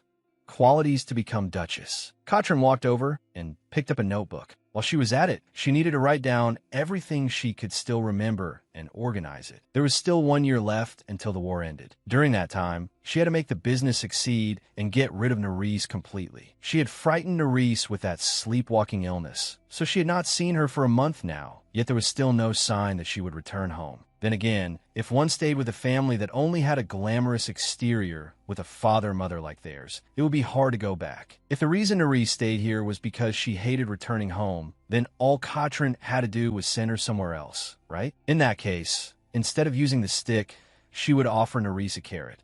Butler Norman asked Nerys whether she had checked yesterday's recording yet. But she had not watched it yet. Maybe the whole sleepwalking story had just been a lie. Nerys thanked Norman for lending her the magic orb over the past month. Jan opened the door and said Lady Katrin wished to invite Nerys to breakfast. Katrin then rapidly bombarded her with questions about her ideal type, asking whether she preferred a reliable man with a great physique or a delicate and attentive man, or else a slender, handsome young man. Katrin pressed Nerys to hurry and say what kind of man she liked. Puzzled, Nerys asked why she was suddenly asking that. Katrin smiled. Sooner or later, you'll have to meet a man of the opposite sex, but you don't have any experience. I'm only worrying about you, Nerys. Nerys clenched her hand. I suppose that makes sense. My ideal type? My ideal type is a mage. If he were a mage, then when he explained new magical theories to me, wouldn't I be able to better understand the differences in actual spellcasting? I could practice right then and there, and we could even share opinions with each other. If the person beside me were a mage, that would be wonderful. Katrin thought, wait a minute. If that is the reason, then a mage friend would be enough, wouldn't it? An ideal type means a man you have romantic feelings for, not someone who simply satisfies your passion for studying, understand? Nerys fell silent. Yes, I understand. Katrin asked again what kind of appearance she liked in a man. Nerys held her spoon. Let me think. Actually, appearance does not matter that much. Katrin tightened her grip on the plate in her hand. A man's looks were extremely important, so Nerys needed to answer carefully. Nerys explained that she had truly never thought about it before. Katrin replied that Nerys had attended social gatherings with her before, so she should try thinking based on that. Nerys thought for a moment. Then, someone very handsome and elegant. Katrin was helpless. That was far too vague. She needed a more specific answer. Nerys was flustered. The reason she liked studying magic was very simple. When she had been exhausted from the sleepwalking illness, Nerys had happened to find a book in the manor library. It was called Theory of Magic, written by an anonymous mage. It was dusty and worn, yet the book had seemed to shine brilliantly. She had been unable to take her eyes off that sparkling light, and then she had immersed herself in the study of magic. So her ideal type would be a very handsome man wrapped in a radiant glow. Nerys lay down on her bed to relax. She was exhausted after struggling through such a long conversation with her sister. But why had her sister suddenly asked all that? All day long, she had talked only about men and romance. Just thinking about it made her afraid. Marriage? There was not a single man she could trust enough for that. So why was her sister telling her to do it? She really had no idea what Katrin was thinking. Suddenly, Nerys felt something. What was this gentle, soothing sensation? Who was beside her? Those glittering red eyes were unbelievably handsome. But why did they feel so familiar? The book Theory of Magic. That book had clearly turned into a person. Nerys closed her eyes in contentment. Wonderful. She was looking at the thing she loved most in this world. Thank you so much for coming to see her. Duke de Bridge felt very happy hearing those words from her. Nerys was terribly sleepy, but if she simply fell asleep like this, it would be such a waste. Right? Her sister had told her she should kiss. Nerys moved closer to Ian, kissed him, and hoped that he would definitely come again in the future. Ian woke up. He had been worrying whether Nerys was sleeping well on nights when he was not with her. She must have found her way back to her room, right? What a relief. He had thought that even if he were discovered in that moment, it would still be worth it. But he really had lost his mind. If his presence were exposed, it would cause trouble for both of them. Ian sat up, and Norman asked whether he felt comfortable. Ian said he was still fine. Norman handed him a change of clothes. Fortunately, Lord Girolamo Poncho has arrived today. Ian took the clothes and put them on. Who is Poncho? Norman explained that it was a branch surname within the DeBridge family, a self-governing side branch that had not associated with them for the past 80 years. At present, that man lived in the capital and served as a knight in the royal order. This time, he had come out of curiosity and admiration for the Duke, the leader of the war effort. Since he was traveling, he had asked permission to stay at the ducal estate for a few days. Norman asked what should be done. As Ian buttoned his shirt, he asked where the man was now. At the moment, he's in the library speaking with the Tapana sisters. Ian thought for a moment. Since he was officially absent now, it could not be helped, but he still needed to see that man's face at least once. Poncho was showing off with playful gestures to entertain everyone, and Katrin clapped happily, praising it as a wonderful serenade. Katrin turned to Nerys and asked what she thought. It was truly wonderful, wasn't it? Nerys replied, yes, he sings very well. What exactly was this situation supposed to be? Her sister had suddenly come to the library, leaving her completely flustered. Then, right away, this knight friend of hers stepped forward and said he would sing a song. Why was he singing in a library of all places? Poncho sat down and began telling a story. In the end, that unnamed young lady had deceived him. Well, a woman's heart was like a passing breeze, so he had already expected as much. Katrin seemed impressed. She smiled lightly. You flatter me. You're still as amusing as ever. The two of them chatted about all sorts of things. Nerys began to feel slightly suffocated, so she excused herself and stood up to leave. Katrin asked if she was leaving already. Nerys replied that yes, she had something she needed to do. It was very nice meeting you, Lord Poncho. He took her hand and said he was delighted to be welcomed by the young lady. Then you'll join us for dinner tonight, won't you? May I look forward to that? Nerys was flustered. She wanted to refuse, but Katrin told her they should all dine together. The more, the merrier. Nerys was still too stunned to respond, and stammered, Then Jan suddenly spoke up loudly. Oh, I'm so sorry. This book is too heavy, so she accidentally dropped it. She apologizes for the disturbance. Nerys immediately ran over to Jan and asked if she was all right. The crash had been very loud, and she anxiously checked on her. Poncho walked over to Jan and Nerys and remarked that the maids seemed to have been careless. Looking at the thickness of the book, it did seem a bit too much for a woman, so he would help. Jan cried out, No, you mustn't. I can handle it myself. Poncho answered smoothly that as a knight, helping a lady in trouble was only natural. There was no need to feel pressured, so she should just let him help. Poncho smiled and said that something of this size would be light work for him, then strained so hard trying to lift the book that his whole face contorted. Katrin looked at him and told him to stop. She would call someone else. Poncho's pride would not let him give up, and he kept forcing himself to lift it even though he clearly could not. Norman looked at Ian. Had he not clearly told him to rest? Lying in bed, Ian replied that it had been an emergency, so he had no choice. Norman said he knew everything, so Ian should not lie to him. He had used magic, so the book could not be moved, and Lord Poncho had even fallen over because of it. He had used transfer magic to go to the library, and then used magical power again to transfer back here. If he did that, would it not only worsen the tear in his wound? What possible reason did he have for doing such a thing? Ian did not answer. Poncho had not only touched his fiancée's hand, but had also put her in an awkward position. After seeing that, how could he possibly stay still? Norman begged his pardon and said he hoped Ian would not overprotect Nerys too much, that he cherished Nerys as his fiancée, made him happy as well, but being too protective would not be good for her. Warm sunlight and clear water were wonderful, but to become a sturdy tree, one also had to endure storms and droughts. Did one not? Ian said his fiancée was not so fragile. Norman knew that Lady Nerys truly had a strong heart, but that still was not enough to survive in the north. Only someone with the leadership to oversee all the northern nobles and the courage to withstand pressure from the royal family and the capital could become the lady of the northern territory. So if Nerys was to grow stronger, Ian needed to keep his distance from her. Norman bowed and said that if anything dangerous happened, he would step in, so Ian absolutely had to focus on resting. For now, the fact that Ian was here had to remain a complete secret. Norman left the room. Jan immediately ran up to ask after Ian, and Norman warned her to be more careful when she was in front of the Duke. He asked Jan what kind of person Lady Nerys was, in her opinion. Jan looked a little flustered. The young lady is truly very gentle. She's different from the nobles of the capital. Lady Nerys is very kind. Many of the servants are fond of her too, though she does seem somewhat weaker than Katrin. Even when Nerys does resist her older sister, it's still very difficult for her. Even so, Jan continued, compared to her weaknesses, Nerys has many strengths. She is very diligent and hardworking.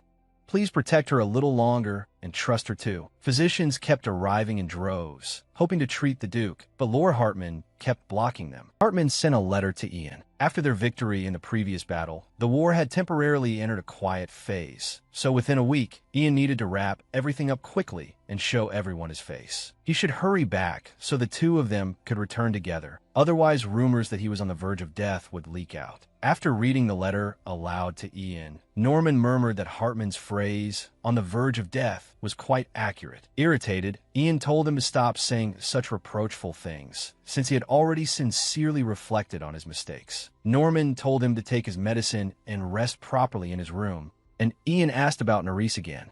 Is she still all right? A lavish dining table was spread with food, and Katrin asked Poncho in surprise whether that story had not just been something he made up.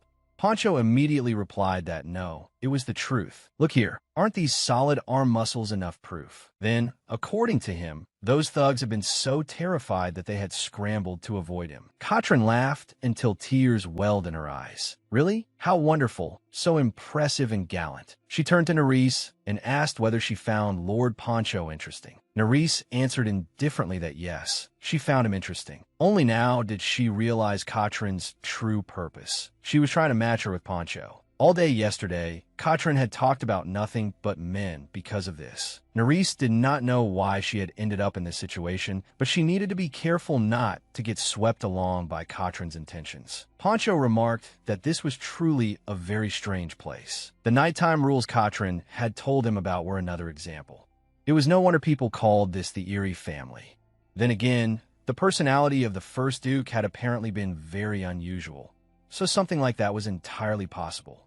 Resting her chin on her hand, Katrin said teasingly, "Lord Poncho, are you trying to frighten the de Bridge family's fiancé?" Poncho laughed. He said he did not mean it that way. However, it seemed the ties among the family members ran very deep because he had heard many stories connected to this place. When this ducal estate had been built, the mage who was also the first Duke had filled it with all sorts of strange spells. Perhaps among them was even a spell to keep the Duke's own soul here. That would explain the rules forbidding people from walking about at night, would it not? Poncho's story made the atmosphere turn gloomy. He told Nerys and Katrin that they absolutely had to follow the rules, or there was no knowing what might happen. Katrin laughed. "Don't joke like that, Lord Poncho." Nerys cut into the conversation. She apologized, but it was not for no reason that the nobles of the capital avoided the de Bridge family. If a ghost appears, then let it appear. What does it matter? If I met the first Duke, I would thank him. Nerys had read every book that Mage had written. It was because of him that she had found her own dream. Katrin smirked. "Do you mean you'd feel at home, even with a ghost, Nerys?" She knew Nerys' personality well, so that was as far as she would go. Katrin apologized to Poncho, saying that Nerys had done nothing but bury herself in books, so she did not know how to manage her emotions. Poncho replied that it was fine. On the contrary, he was touched by Nerys' sincerity. Nerys clenched her hand tightly, and Katrin said, "Oh my, Lord Poncho, your generosity is truly remarkable." Nerys then spoke up, saying that in that case, Katrin should not run away, because she would not run away and would even welcome him. Katrin was so angry she was left speechless, and Poncho broke the gloomy atmosphere. He laughed loudly. Haha. So what if a ghost appears? If a ghost shows up, I could defeat it with a single blow. So please calm down, ladies. Katrin sighed. My little sister is that innocent. Isn't she adorable? Poncho replied that he wanted to protect Nerys because she was so adorable. Nerys stood up and thanked Lord Poncho, but politely declined. She said she already had someone she liked, so Lord Poncho did not need to protect her. Then Nerys turned and left, saying she would excuse herself first. She hoped Lord Poncho would enjoy a wonderful dinner. Poncho fell into thought. He really did like Nerys, since she was nothing like Katrin. Why had Katrin not introduced Nerys to him back in the capital? Katrin said that at the time, Nerys had been in poor health. Poncho asked, poor health? Then is Nerys still unwell now? He went on to say that Nerys had made quite a distinct impression on him in the library. He did not know whether she would respond to him, but there was still plenty that could be salvaged. Poncho boasted that he had turned countless girls in the capital into his captives. They were all innocent girls. He could charm them with his eyes closed. If Katrin simply gave a word, he would gladly take Nerys anywhere for an outing and even bring her to the capital. So she should just wait and see quietly. Katrin closed her eyes smugly. Luckily, she had remembered that Girolamo was traveling near the north. To her, Poncho was exactly Nerys' ideal type. He was the perfect person to show Nerys the bitterness of life. That way, she would be able to get rid of Nerys soon. Ian looked to the side. Had Nerys appeared in his dreams again? What did she want to talk about this time? Nerys looked a little dazed. She reached out her hand and asked Ian to be her lover. Ian was so startled he could not speak. Nerys continued, saying that today she had lied and claimed she already had someone she liked, so now she wished she truly had someone she liked. Ian grew flustered. These actions were all unconscious. In any case, once she woke up, Nerys would not remember anything she had done now. He thought there was no need to react to actions that held no conscious feeling, but in the end, he still agreed to be that person for her. Nerys closed her eyes in satisfaction and thanked him for becoming the person she liked. Then the two of them kissed. Jan entered Nerys' room and asked if she had slept well last night, because her complexion did not look very good. Nerys yawned and said she had slept very well, but she kept dreaming. Jan asked if she had a nightmare, but no, Nerys had actually had a beautiful dream. It was a dream about a book on magical theory, but that book had turned into a person and appeared by her side. Nerys blushed. Why had she dreamed about a man of all things? Was it because Katrin kept trying to pair her with Poncho? Or perhaps it was because she had said she already liked someone. Had lying caused her to have a dream like that? Whatever the reason, it seemed it was all because Katrin had influenced her. Nerys asked Jan thoughtfully why she had not changed at all. When she first came to the north, she had resolved to change, yet she still could not stand up to her older sister and had not changed one bit. Jan comforted Nerys, saying that was not true. She had changed a great deal. Even if it was slow, she was changing little by little every day, so she should not rush and should not be too discouraged. Her efforts were already enough. Nerys' eyes sparkled like diamonds. She asked if she could call Jan older sister. Jan was flustered. That won't do, my lady. Nerys asked why not. Jan was 3 years older than she was, and she had heard that relationships between nobles and servants in the north were very close. Jan replied that while that was true, they were not close enough to be like family. Nerys took Jan's hand and asked if she could at least think of Jan as an older sister in her heart. Jan smiled. You may only think of it that way. Nerys stared at her, her eyes glistening like twin drops of water. The dream of the book on magical theory and the incredibly kind people of the north. Ever since coming to the north, every day had become something to look forward to. She was so glad she had come here. Nerys ran into Poncho. The moment he saw her, he smoothly praised her beauty with all his heart. The sky was as blue and clear as her eyes, and the weather was perfect for a walk. He invited her to stroll with him. Nerys looked at him. I suppose I'll be fine. He had been so persistent about asking her to walk with him. Nerys said, how strange. Poncho replied, yes, the north truly is a strange place. But she was saying that he was the strange one. Nerys turned toward him and said that yesterday he had clearly claimed that the ties among people in the DeBridge family were very deep. But after hearing what he had said, she no longer felt that was true. She had clearly said that she liked the North, so why was he saying these things to her? Pancho was flustered. It was just that he worried she might not know better. Nerys repeated, "I don't know better." Pancho replied that there were many things she did not know. Even if she had come of age, she was likely still not used to social interactions. He asked if she had never attended ordinary social gatherings before. Nerys thought about it. That was true. Because of her sleepwalking illness when she was young, her parents had been ashamed and never allowed her to leave the house. So she had diligently studied etiquette and social manners through books. Perhaps studying only that way had not been enough. Pancho took Nerys' hand and pulled her into his arms. He comforted her, telling her not to worry, because he would teach her everything. Nerys was shocked and cried out for him to let her go. He stroked her chin and smiled slyly, saying he would teach her all the things she did not know. All for her sake. Nerys struggled free and stomped on Pancho's foot. He screamed in pain and demanded to know what she thought she was doing. She shot back that it was because he had been rude to her first. Pancho got up and said he did not consider that rude, but intimate interaction. He grabbed her hand. Nerys shouted for him to stop saying nonsense, let her go, and that she had never given him permission to touch her body. Pancho looked at her. "Will those harsh words change if I hold you in my arms?" Nerys struggled in discomfort. Suddenly, someone in a black cloak that covered their entire body rushed forward and struck Pancho with a painful blow. He collapsed to the ground, his face pale. Nerys felt admiration for the person standing before her. With just one strike, this person had taken down a royal knight. Who in the world was this? She had never seen this person even once in the Duke's residence. Yet somehow he did not feel unfamiliar to her. The king was inquiring after the state of the Western Kingdom after the war.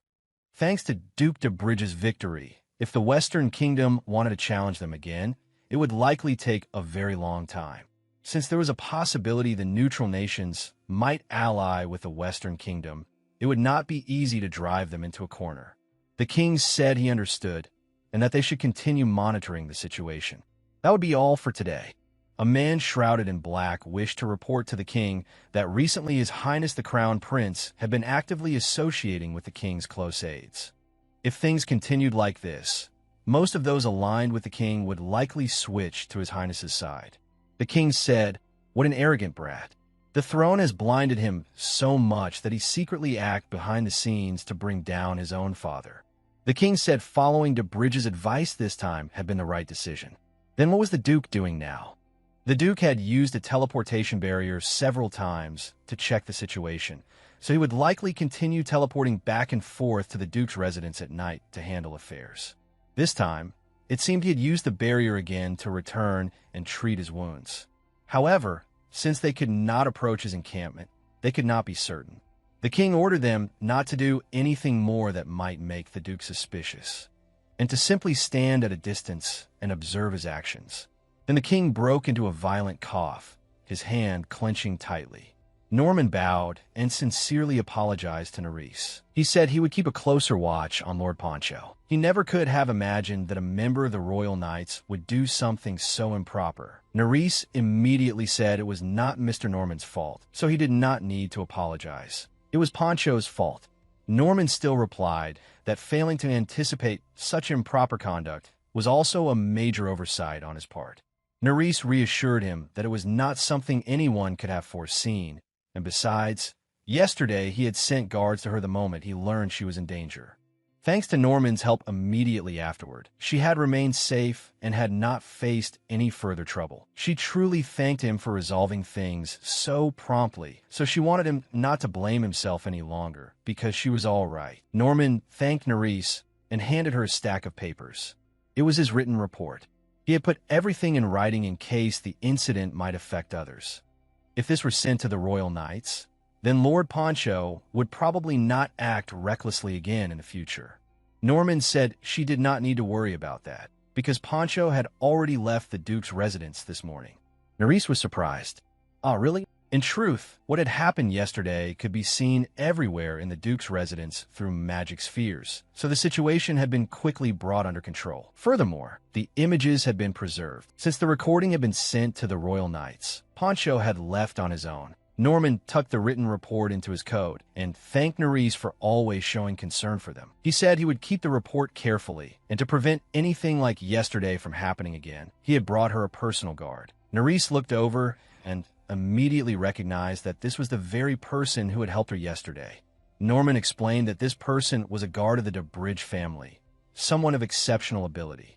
Yesterday, after Norman had arrived, this person had also disappeared, so she had taken notice. So he was a guard at Bridge. It was truly fortunate to meet him again. Nerys bowed and thanked the guard for helping her yesterday. As the second daughter of the Count Tapana family, she would certainly remember this kindness. She introduced herself as Nerys Tapana and asked for the guard's name, but he remained silent, leaving her confused. Norman explained that the guard was practicing silence, so he could not speak. Nerys became excited, so he was practicing silence. That was why he felt so different, just like an ancient mage from the story she had read. Perhaps this person dreamed of becoming a mage like she did. The guard made a hand sign, as if he wanted to introduce his name.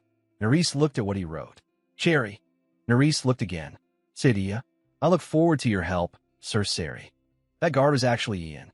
He blamed himself, thinking he should have killed that bastard.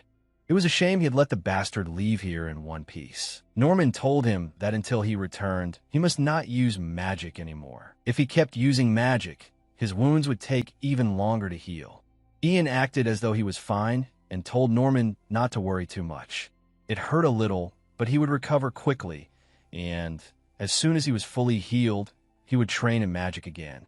Norman picked up the written report. Nerys had handled this matter very well. Not only was it evidence, it also clearly showed Nerys' position. With these, they would have no further problems with Lord Poncho. Ian suddenly spoke. Should he not also give his thoughtful fiancée a gift, so that she could completely forget about this incident? Nerys was about to enjoy some bread when Jan asked if my lady would like to go for a walk in the village near the estate. Nerys repeated, a walk. Jan replied yes. Ever since arriving in the north, my lady had never once left the estate. As it happened, there was a festival there right now. So how will my lady feel about going to refresh her mood? Nerys thought for a moment. I'm all right. Then she said, I understand. I'll try speaking with Sister Katrin. Jan looked a little puzzled and asked why she would do that. Nerys answered uncertainly that perhaps Sister Katrin would also want to go with them. Jan hurriedly cut her off. No, my lady, you can simply go enjoy yourself alone. Nerys hesitated. Alone? She probably won't allow it. Jan cheerfully encouraged her. You could just sneak out. This is not something that requires your older sister's permission, my lady. Nerys cried out as she realized something. She relied far too much on Katrin. She thought to herself, why did I even think I needed my sister's permission to go? She remembered her former self. Yes, that was right. Her parents had never allowed her to go out alone, so perhaps that was why. And whenever she did go out from time to time, she always had to go with her sister. Nerys gripped her skirt tightly and told herself that now she no longer needed to do that. She turned to Jan with resolve. All right, let's go out and have fun. Jan, the maid, scratched her head and laughed, saying, I can't come. Nerys sounded a little disappointed. Oh, we can't go together? Jan explained. I need to stay here and stop anyone who comes looking for you, my lady. Instead, someone just as reliable as I am, Sir Seri, will go with you. Nerys looked a little worried, but going with Sir Seri feels a little awkward. Jan reassured her. It's all right. He may look unusual on the outside, but he isn't strange at all. Things that feel awkward at first will naturally work themselves out once you go out and enjoy yourselves. Jan encouraged her. Trust me and go have a wonderful time, my lady. From a distance, Nerys waved and called with a smile. Sir Seri, I'm over here. Over here. She happily began introducing the things she knew. Jan once told me that the fig muffins at that shop are truly delicious. I should buy 2 kinds. Nerys probed. Sir Seri, what flavor of muffin do you like? He gestured with his hand, whatever my lady likes. She added, I like all of them. Nerys went on, but my favorite is scones. Those crisp, crumbly pastries with the rich scent of butter are absolutely wonderful. They're the most delicious thing I've tried since coming here. He looked at her gently and listened as she spoke. Though I say that, every kind of pastry made at the Duke's residence is delicious. So, I really like them all.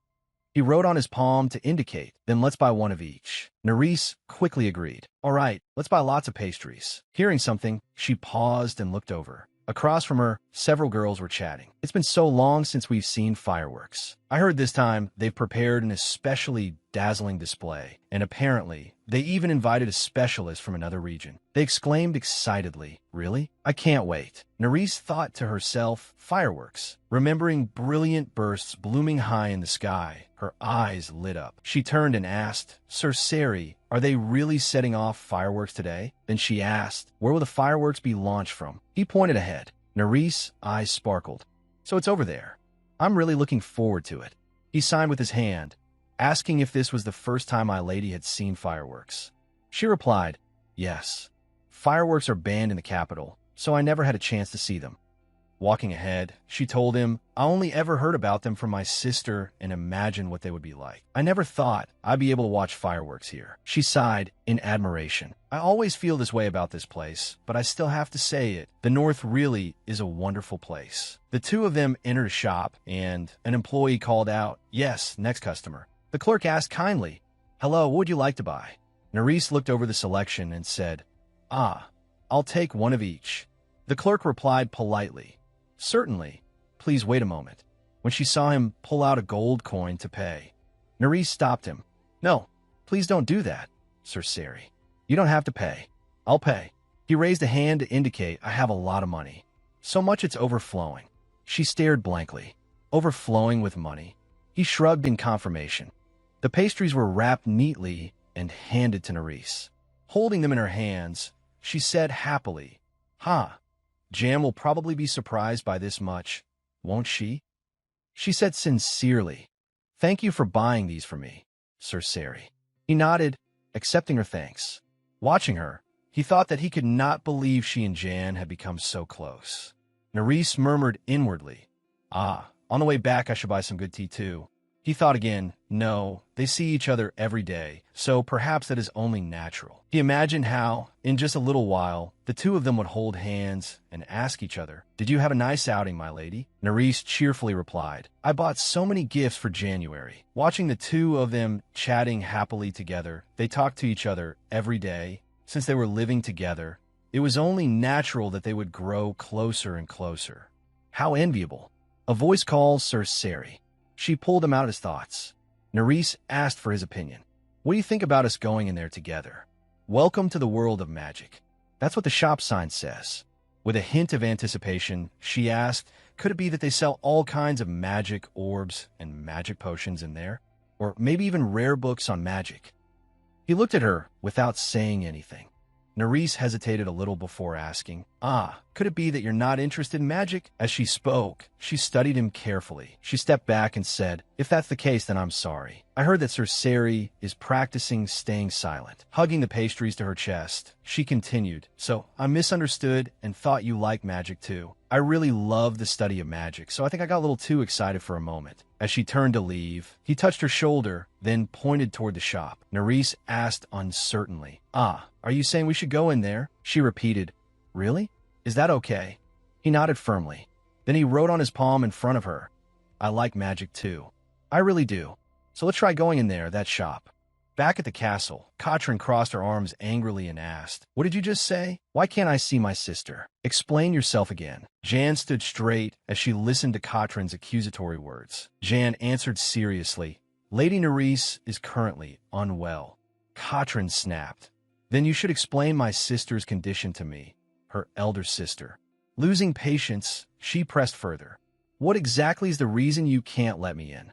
Jan still answered, "My lady struggled with a high fever all night and has only just fallen asleep. At the moment, Lady Nerys is in no condition to receive visitors, so I ask that you please come another time." Katrin bit her lip and sneered. "Are all the maids here this impertinent? I was already irritated because Girolamo failed to do his job, and now even a little maid like you is giving me a headache. I heard the northern nobles are very arrogant, and that they don't hesitate to treat their servants like family members." The image of Duke de Bridge flashed through Katrin's mind. Aside from Duke de Bridge, all of it matched the rumors. "When I become the Duke's wife, I will never allow this." Unable to control her anger, Katrin slapped Jan hard across the face. Feeling insulted, she coldly said, "Say it again. Why can't I meet my own sister?" Jan's face was knocked to the side, and the place she had been struck quickly swelled red. Katrin frowned when she heard, "I apologize, but for Lady Nerys' rest, I ask that you please come another time." Feeling she was still being looked down on, Katrin raised her hand to slap her again. "You really don't know your place, do you?"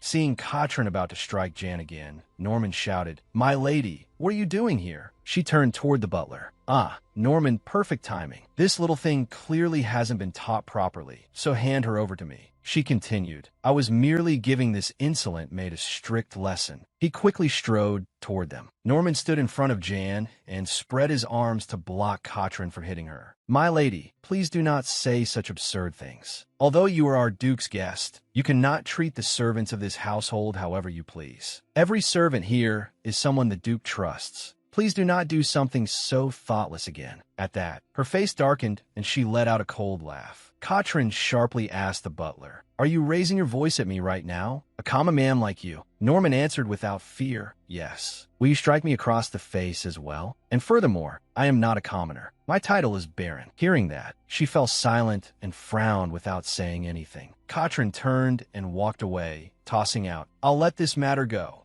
She added, "I don't want my beloved Nerys to cry." Watching her back as she left, the butler replied, "Yes, I will follow Lady Katrin's wishes." Norman said to Jan, "No matter what, we have to send her away from here." She looked startled. Jan spoke up to stop him. "You can't. If we do that, there's no telling what Lady Katrin might do." Norman replied, "Even so, we can't leave someone that dangerous in this residence.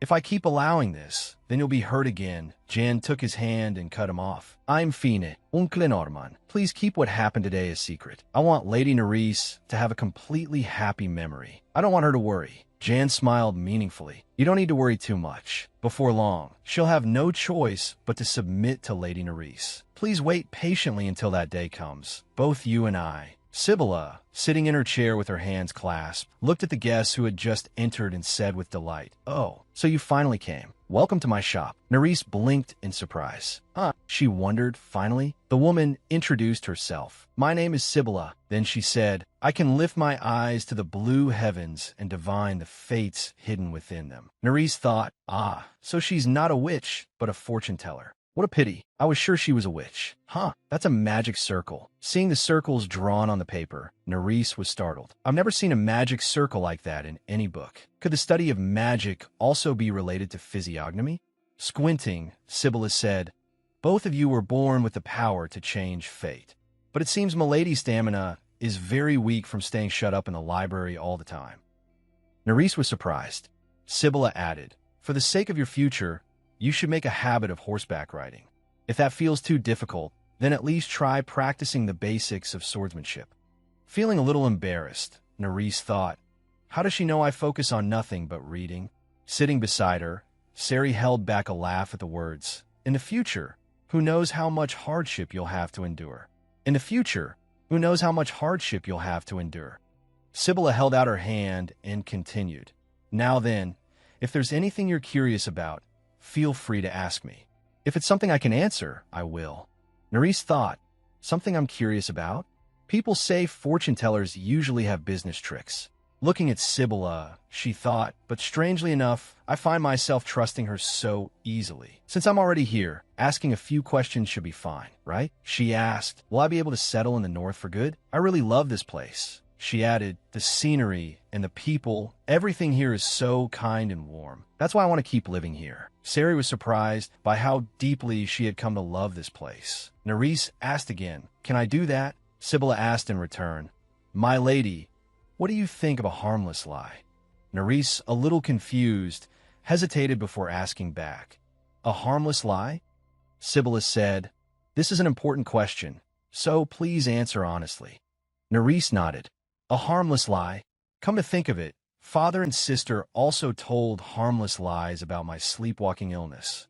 Father said he did it to reassure me, but the father I know is not that kind of person. But if there truly were good intentions behind those words. Nerys voiced her honest thoughts. If the intentions are truly good, then perhaps lying is all right. At the very least, it's better than speaking with bad intentions or mocking me. Sari froze at her words. Sibylla said, "Very well." She raised her hand toward the glowing orb. Outside, fireworks began blooming across the night sky. Sari heard the noise and saw the light outside. "Oh, the fireworks have started already. I could run out and watch them now." He glanced sideways at Norman, who had not yet left, and thought, "Ah." Sari lowered his eyes. "I can't speak." Sibylla began to say, "Milady, your present self is not the image of who you wish to become, is it?" Nerys tensed, but Sibylla went on.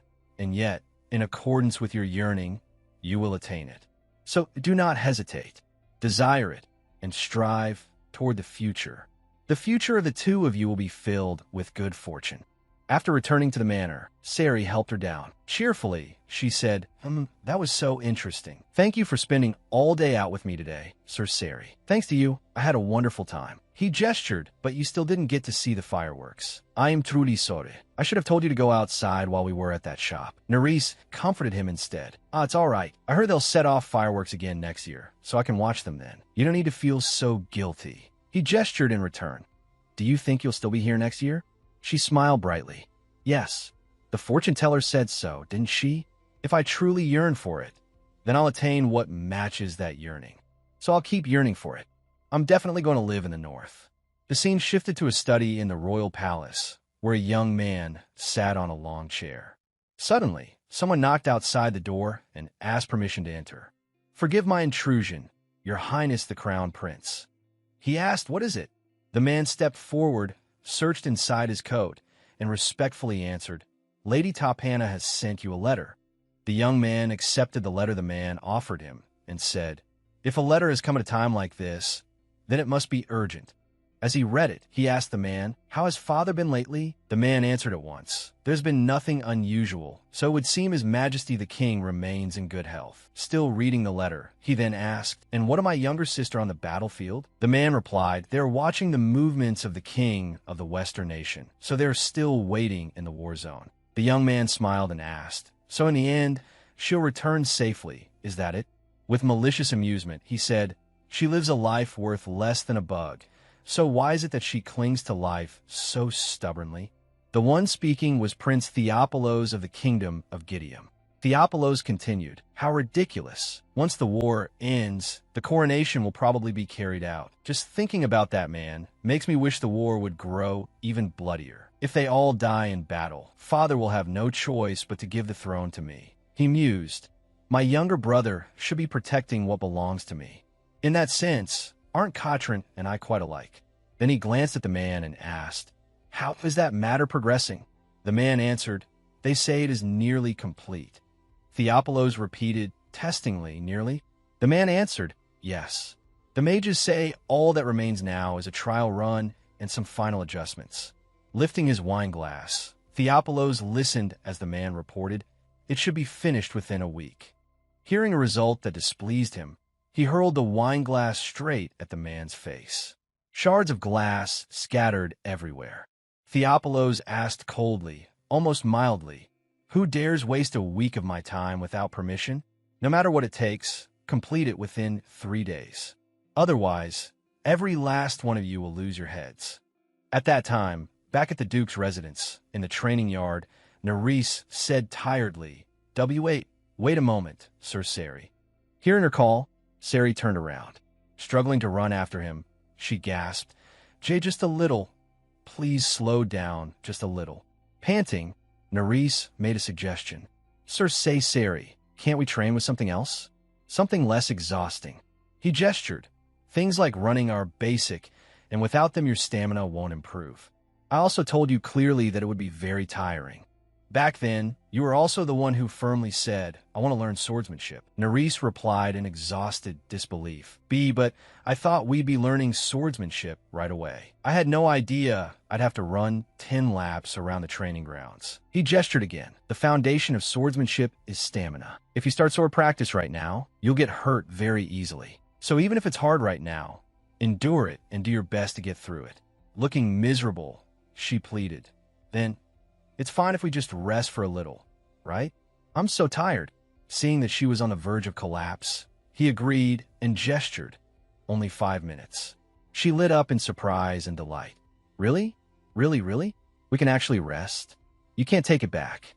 While the two were training, Katrin approached. Oh, may we talk for a moment? Crossing her arms, she stood in front of them and asked Nerys, I heard you were sick for days, yet here you are making all this noise? You look perfectly healthy, so I suppose it wasn't anything serious. Nerys asked, Is something the matter, Sister Katrin? Katrin looked at her sister searchingly. I heard you recovered, so, as your elder sister, I came to visit you. But you weren't in your room. So what exactly have you been doing here since early this morning? Nerys answered, I'm building up my stamina so I can learn swordsmanship. Katrin turned her gaze toward the man behind her. Learning from him, Nerys was startled by her own slip. Ah, let me introduce him. Sister Katrin, this is a guard of the Bridge family. His name is Sari. At that, Katrin frowned and examined Sari sharply. Nerys continued, He's the one who saved me from nearly getting involved in something serious with Lord Poncho. Katrin thought to herself, so it's this man, the one who ruined my plan. Why does he cover his whole face? It makes me even more annoyed. Could he be some fugitive criminal?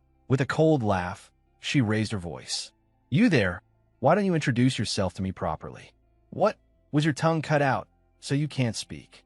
Nerys protested loudly. What are you saying, Sister Katrin? Sir Sari is practicing silence, so he can't speak. Katrin sounded unconcerned as she said to Nerys, Why are you getting so angry? I was only joking. Nerys insisted, A joke? That wasn't a joke. It was an insult. Apologize to Sir Sari right now. Katrin curled her lips. Nerys, it seems you're very fond of this man. With contempt, she thought, she's defending him as if he were a child. Nerys blinked in surprise.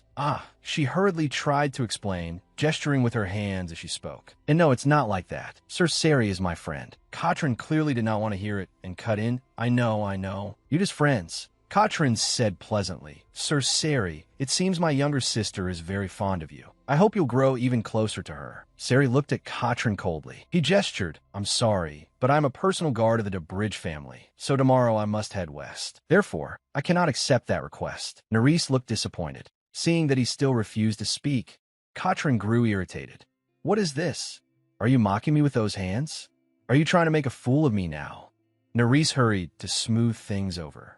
And no, that's not it. Sir Sari means that tomorrow he will go to the west. Katrin replied flatly.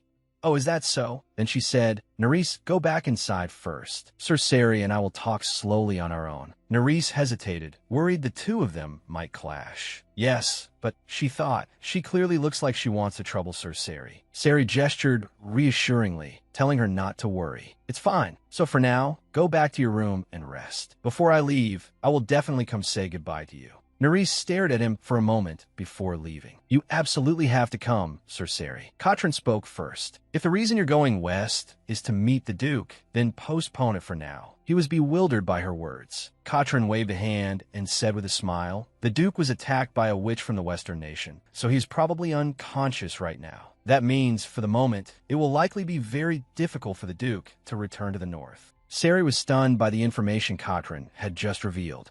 How could she know something that was supposed to remain absolutely secret? Right now, the only ones who know I was injured are the soldiers there in Hartman.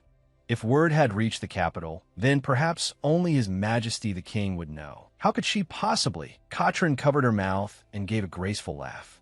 Don't be so surprised. I have extensive connections, so I receive valuable information from highly reliable sources. She stepped closer to Sari and said, But this is not the important matter. I have a proposal for you. Katrin declared confidently, If you want my younger sister, take her away. Leave everything else to me. You needn't worry about a thing. Sari said inwardly, What a truly insane woman. Before, I had heard from Norman that the relationship between the Tapana sisters was poor, but asking some man of unknown background to run away with her own sister. Sari was too fed up to hear more, so he decided there was no point dragging this out any longer. I'll handle this properly.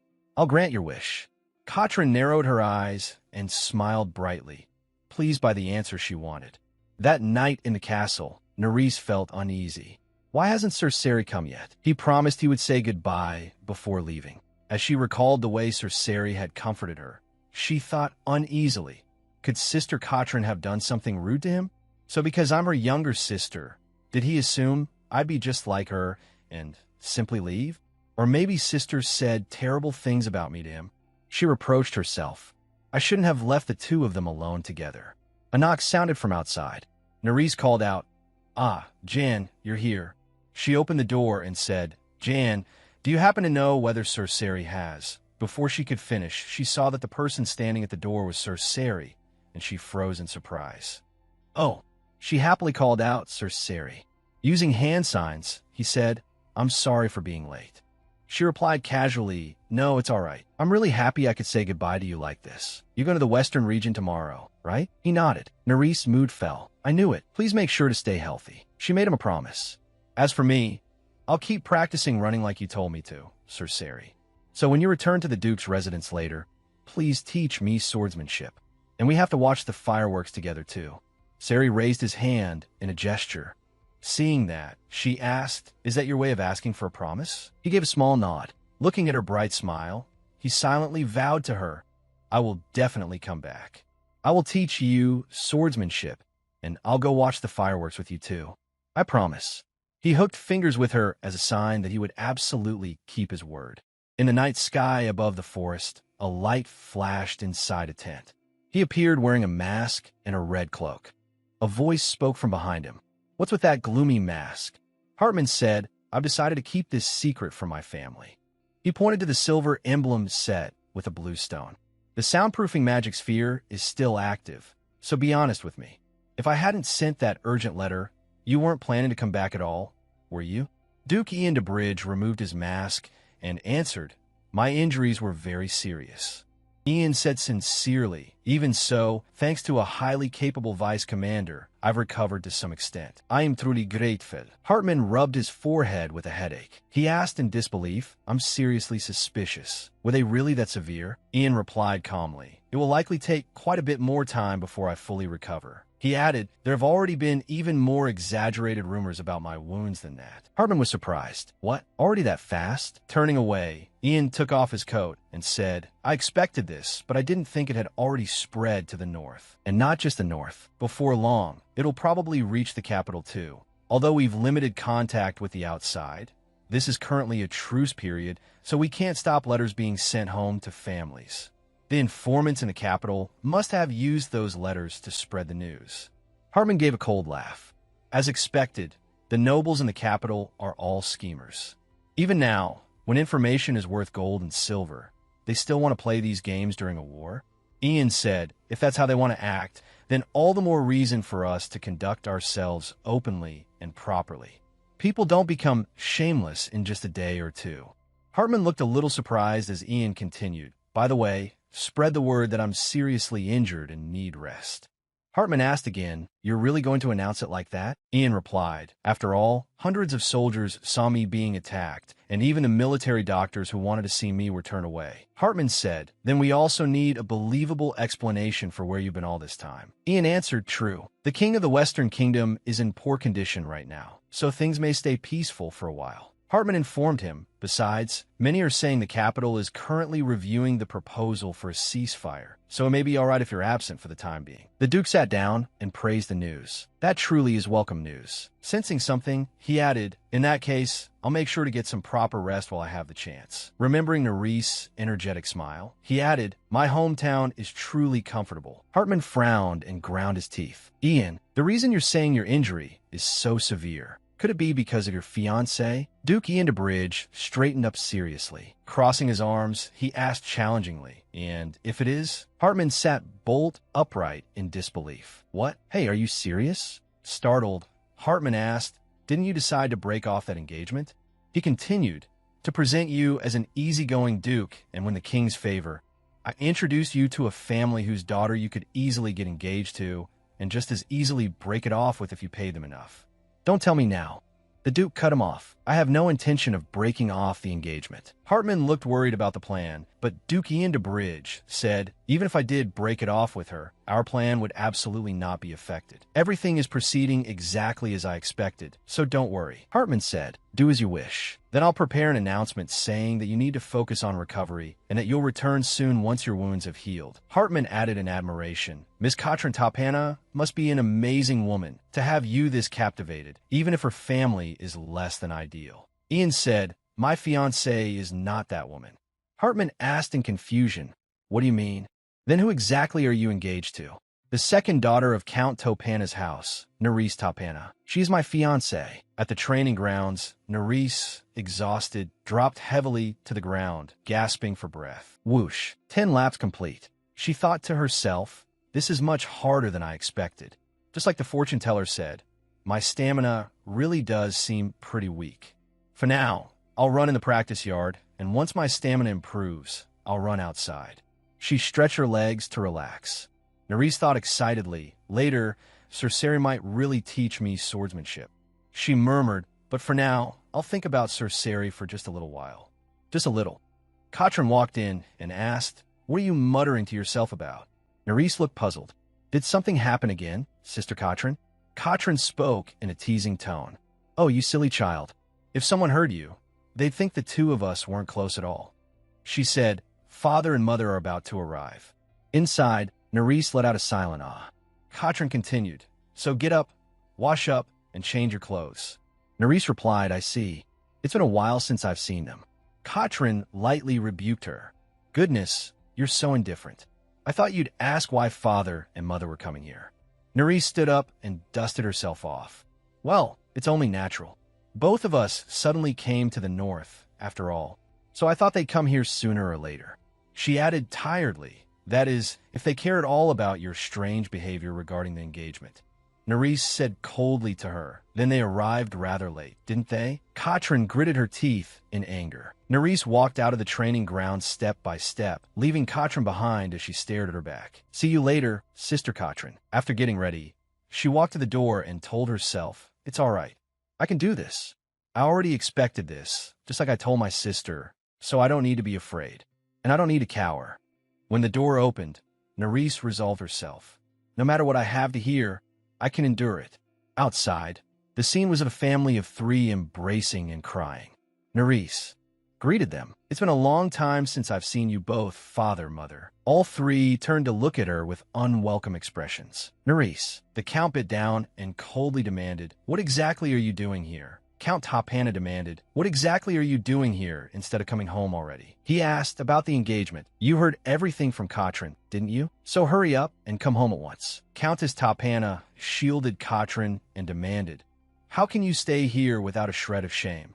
After this, how is your sister supposed to face her fiancé? Why do you always have to disgrace this family?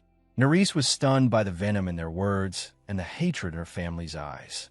She explained with a trembling voice, Father, Mother, I'm in the north. Katrin stepped in front of her and cut her off. Father, let's not stand out here in the cold. We should go inside. I'll take you to the greenhouse. The Countess seemed interested and fanned herself as she asked, the greenhouse? The greenhouse at the Duke's residence? Katrin turned and led the way, answering with a confident smile. Yes, that's right. It's a marvelous and beautiful place, famous even in the capital. I spend time there every day.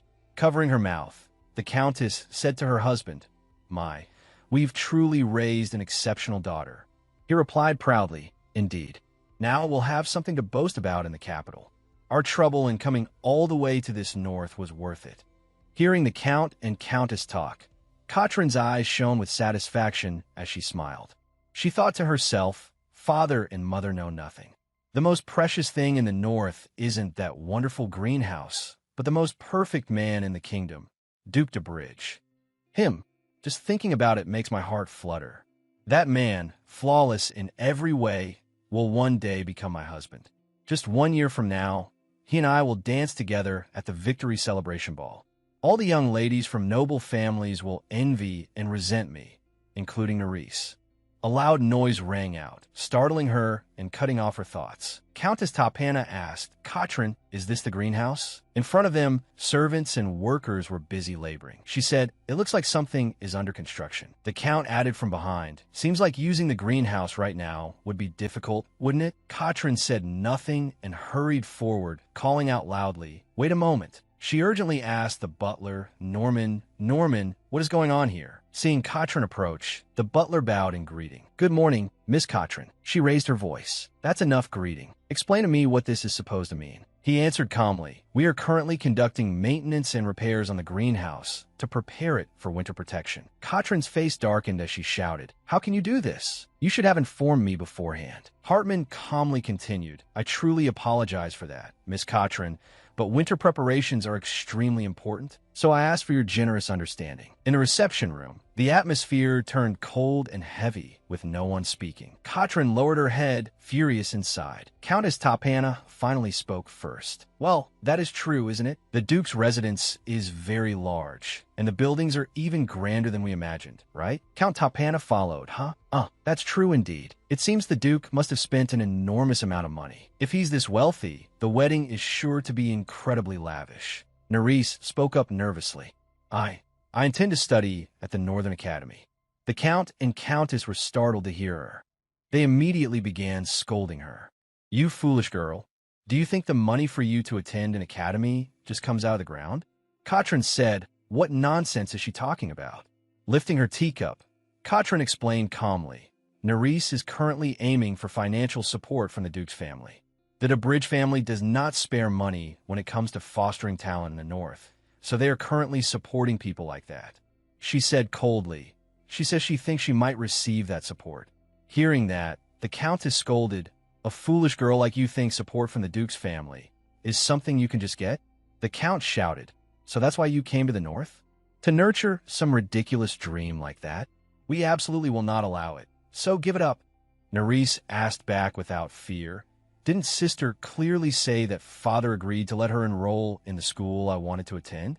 His face darkened as he pointed at her and snapped, "Those are two different situations. Do you know how exhausted your father has been lately? Why is a daughter like you always thinking only of herself? Not wanting to see her family anymore?" Nerys immediately stood up and said, "I've already made up my mind. No matter what Father and Mother say, I will not change it. So please just watch me." As if remembering something, and without caring what they thought, Nerys added, Of course, it's fine if Father and Mother don't concern themselves with it at all." After she left the room, Countess Tapana angrily fanned herself hard and said, "What on earth got into her? Why is she suddenly behaving so rudely?"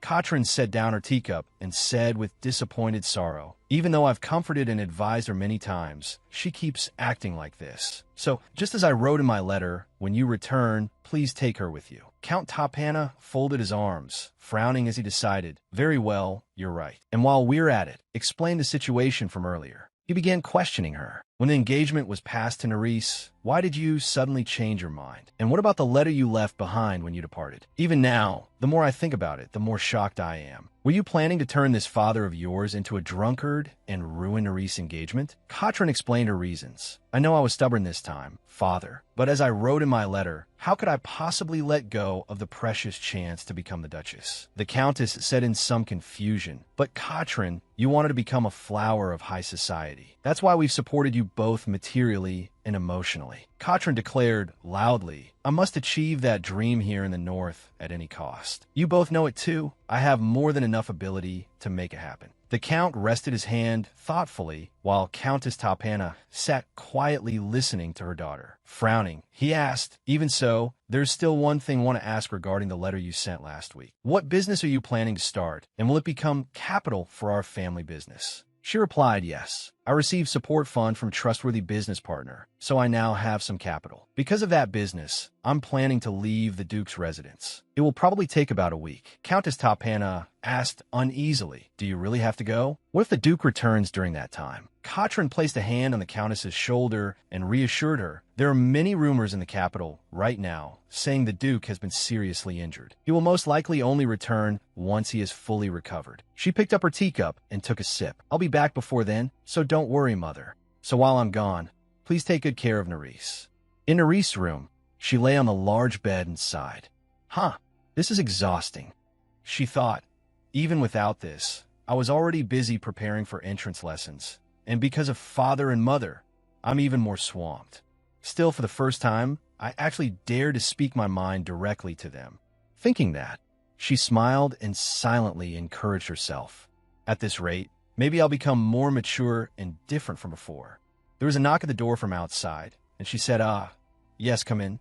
Jan opened the door and entered, looking somewhat worried. "Please forgive me, my lady. Count and Countess Tapana have asked me to bring you to dinner. What would you like to do?" Nerys asked suspiciously. "Could it be that Sister Katrin will be there too?" Jan replied, "No, my lady. Miss Katrin is not at the residence right now. This afternoon, she left on a trip to visit a friend." Nerys lowered her voice. She went on a trip? She thought.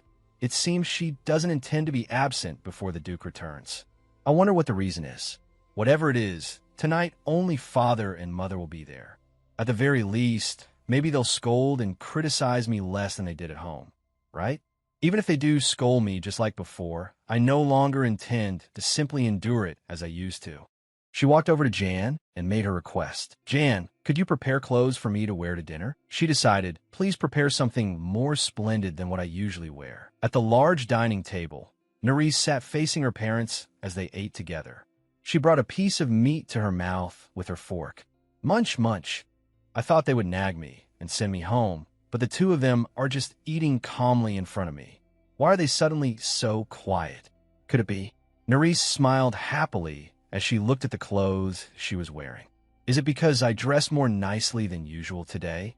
You become very different from before." Jan's voice echoed in her ears from her memory. "So don't shrink back. Face them with confidence." At last, Jan's efforts had paid off, and Nerys smiled happily. Suddenly, an unexpected voice rang out, making her flinch.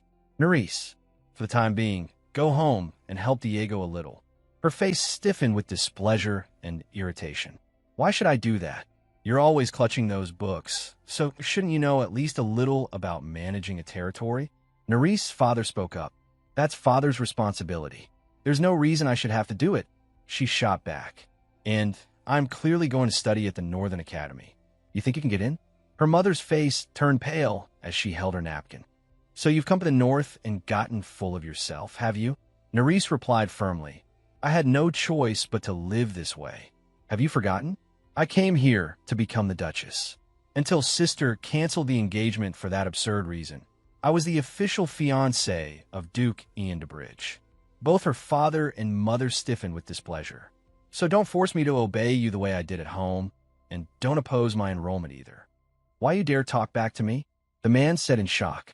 "I will break off the engagement if that's what you want," Nerys said firmly. "But if father keeps trying to stop me like this, then I will do everything I can to protect my dream." Her father ground his teeth in anger. "How dare you?" Her hands clenched tightly on her knees. "It's okay, Nerys. I'm doing fine. This is enough. No matter what I hear now, I mustn't let it get to me. How did something like you ever come into being?" Nerys' eyes widened, as if she could not believe what she had just heard. "You may be my daughter, but unlike Katrin, you're truly disgusting. Tell me the truth." Her mother pointed at her. "You want the position of Duchess, don't you?" "No, that's not it. It's only because of my dream." Nerys tried to explain herself. "Don't make excuses. From the very beginning, you never had any intention of breaking off the engagement. Just like dreaming of marrying into the ducal house. Dear, isn't that revolting?" Her father nodded in agreement. "The Countess is right. That foolishness of yours must be hiding some ulterior motive. Stop dreaming. Do you really think the Duke would pay attention to someone like you?" The two of them continued to berate Nerys. "If you do nothing but sit in a corner reading books and never go outside, how could you possibly understand reality properly? Please, try to be a little wiser." Faced with the cruel words of the very people who gave her life, Nerys could no longer hold back her tears. How? How can father say something like that? Duke Ian de Bridge has arrived.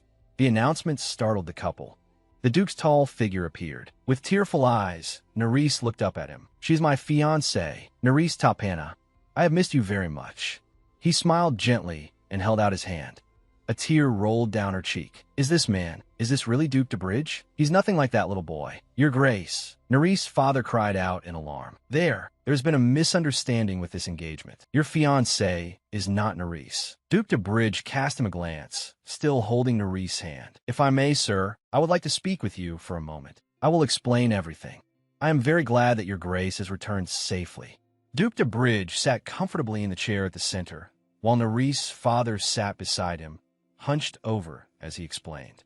I'm terribly ashamed to say this to you, just after your return, but he laughed obsequiously while sweat poured down his face. When I wrote the engagement petition, I had drunk far too much wine. I was so heartbroken at the time that, well, the Duke did not seem to hear a word of the man's excuse. He frowned and rested his chin on his hand, deep in thought. Father, what should I do now? Originally, I meant to treat Nerys' parents well.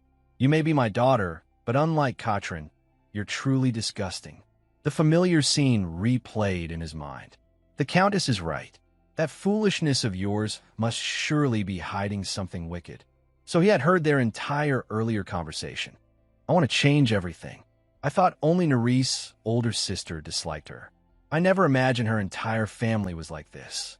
Still, if he wanted to keep the engagement agreement secure, there was no choice but to endure this for now. I understand the situation. However, this marriage has already been approved by His Majesty. Nerys' father flinched. That is exactly why I am asking for your help, is it not? Your Grace's original fiancé was our Katrin. His face darkened. If you meet that child, you will surely change your mind. Let me think. It doesn't seem to have changed much. The war has His Majesty overwhelmed already. We cannot trouble him with something as trivial as this. Nerys' father's hand trembled nonstop. Damn it, I did as Katrin said. So why has it turned out like this? He thought. No, why won't he agree to break off the engagement? Could it be? He stared in shock. Your Grace, are you pleased with Nerys? Duke de Bridge smiled. Unbelievable. How could that be possible? What? Well, if things are really like that, then I no longer need to beg for this engagement to be cancelled. I understand. Then let us do this. If your Grace does not mind, let both Katrin and Nerys remain here and observe them a little longer. The cunning man smiled slyly. And I will not take Nerys away immediately. Phew. Nerys, seated in her chair, let out a sigh. At last, Duke de Bridge has returned. He is the only one who can make my dream come true. And more than I imagined, he's even more dignified and handsome. Nerys covered her eyes with both hands. Pull yourself together, Nerys. Stop thinking such nonsense and focus on your dream. A knock sounded at the door. Yes, who is it? She asked. It's me, Ian de Bridge. Nerys brightly sprang up from her chair at his answer. She opened the door slightly and stepped out. Good evening, Your Grace. I'm sorry for coming so late. The Duke placed a hand to his chest in a polite gesture. Actually, I couldn't sleep, so I came at this hour. Nerys' face flushed. If you don't mind, would you like to take a walk with me? Shimmering light fell over the two of them. Wow! Nerys marveled blankly at the beauty around her. She looked all around in fascination while Duke de Bridge watched her instead. It's so wondrous. Even though we're outside, it's not cold at all. It's actually warm. She held out both palms as if to catch the air. Is there some special magic here? This is the magic of the first Duke, he said, while Nerys stared at him in confusion. I do not know exactly what kind of spell he cast, but only this place remains warm. Duke de Bridge smiled as he spoke. That is why you can enjoy this marvelous scenery all year round, and the air stays warm as well. Does that frighten you? Nerys smiled brightly. No, not at all. On the contrary, I'm delighted. I truly admire Lord Tita, the first Duke of the de Bridge family. I've read every single book he wrote, and I was completely astonished. Ian listened intently. He truly had profound insight into magic. Hearing you say that leaves me unsure what to do as his descendant. Thank you sincerely for the praise. Blushing, Nerys looked up at him. Norman told me that you were very interested in magic. It seems that was true. She nodded. Yes. Nerys closed her eyes and pressed her lips together. Is it because I'm so nervous? Why is my heart beating so fast? Calm down, Nerys. She clasped her hands together. For the sake of my goal, I've imagined this countless times and practiced so hard. Now is the time to do it. Her eyes became resolute. Although I like magic, I want to study at TYRANT'S. You may think I'm fickle, but I am very confident in mathematics. The accounting department at TYRANT'S is both my goal and my dream. She quietly revealed what was in her heart. So I'm trying to receive your grace's support. That is not fickle at all, Lady Tapana. Nari's eyes widened in surprise. There was a time when I also wanted to study at the academy, so I can fully understand how you feel. He smiled gently. Have you prepared your academy application yet? I will review it and give serious thought to whether I should help you. Nerys beamed, her whole face lighting up. Yes, I have. Well, may I show it to you? How about tomorrow morning in the library? She smiled. Yes, that would be wonderful. With a happy smile, Nerys placed a hand over her chest. Thank you so much, Your Grace. In the library lined with towering shelves, excuse me, Your Grace. I have just received an urgent message from His Majesty. Norman respectfully offered the letter with both hands. At this hour of the night, Ian took the letter. Yes, the messenger said I was to deliver it to you at once. What could have happened for him to send a letter directly like this? He opened it. As I said before, I will not revoke the engagement agreement, so rest assured. However, I now want you to keep Katrin Tapana at your northern castle for a while. Not long ago, I received a report that she and the prince are plotting something. Until we know exactly what that scheme is, make it impossible for them to return to the capital. Duke de Bridge gripped the letter in his hand. As long as you do this, our alliance will never be broken. I promise you that. Everyone is so desperate because they cannot inconvenience me. What on earth is that woman plotting now? Damn it. If that is the case, then there is no choice but to keep that lowly woman in my castle for a while. I had planned to write the engagement agreement tomorrow. The vein stood out in his tightly clenched hand. I truly dislike that woman. Norman, have someone watch Katrin Tapana immediately. Also prepare the communication tools so that orders can be carried out at once. Ian instructed. I will prepare everything immediately, my lord. He closed his eyes to rest. I only wanted to be alone with Nerys. I merely said I would consider supporting her, but she seemed so happy. Other than that, what else would make Nerys happy? What would make her smile even more brightly? His fingers lightly tapped against each other. Move closer slowly and little by little narrow the distance so that Nerys will not be startled. Duke de Bridge folded his hands and thought seriously. I can become someone Nerys likes. In the spacious room, Nerys' mother paced back and forth while her father sat drinking water. Stop fidgeting and sit down. He set his glass down on the table. That won't make Katrin come back any faster. She turned sharply, irritated. Are you not worried at all? I heard what Duke de Bridge decided yesterday. There's hardly anything in this castle that cannot be overheard except the guest rooms. He sat upright with a stern expression. So from now on, as your daughter said, treat her courteously as my fiancée. Otherwise, his gaze turned cold. You two will be held responsible for whatever happens after that. Nerys' father frowned. The master told me to keep quiet, that's all. I do not know why Katrin left at this time for what she called important business, but thinking of the Duke's eyes I saw yesterday. A perfect man, so unlike the rumors. Someone like that ought to belong to our Katrin. Why would the Duke be interested in Nerys? She clenched her hand in frustration. Dear, could it be that the Duke is thinking of marrying Nerys? He is clearly paying attention to her. What does it matter whom he marries, so long as that child gets the Duke's fortune? He grinned slyly. What matters now is that Katrin's business succeeds. She may be my daughter, but that child is truly astounding. I never imagined I would have a chance to trade with Delovis. If that child's business goes well, then we get both the Duke's fortune and Katrin's business profits. Two birds with one stone. We must not ruin that. He rubbed the cup in his hands. My lady, Katrin is carrying out very important work that requires complete concentration right now. In any case, Katrin will return in a week. Must we really interfere with a younger one like this? Stop making such a fuss and calmly wait for our daughter. Pale light streamed through the windows and glittered softly. Duke de Bridge looked helpless. Lady Tapana, did you stay up all night because of this? Nerys, with dark circles under her eyes, quickly denied it. No, I didn't stay up all night. I just went to bed late. I only slept late, really. Wasn't it because you were preparing this until very late? She had prepared not only the admission application, but even a thesis. It is excellent, but Nerys grew flustered. From now on, please do not overwork yourself. I do not mind reviewing it slowly. Actually, I had already finished the application. I just wanted to refine the thesis more, so I stayed up late. This is my first time writing one, so I wanted to do well. To produce a first thesis at this level, I think you will become someone very capable. I was planning to let a passionate student like you experience it first before deciding how to help. Lady Tapana, why don't we try it once? Nerys blinked. What do you mean by experience it first? The academy is a place where students are treated equally. Do you know the naming rule? It was a rule created for study regardless of social rank. Unfortunately, many noble students end up leaving school because they cannot adapt to this rule. So let us practice it in advance so that you can grow accustomed to it. Nerys could not hide her surprise. That's great. If it's that, then I'm confident. Then imagine this is the academy. Call me by my name. Duke de Bridge smiled. Go on. Say my name.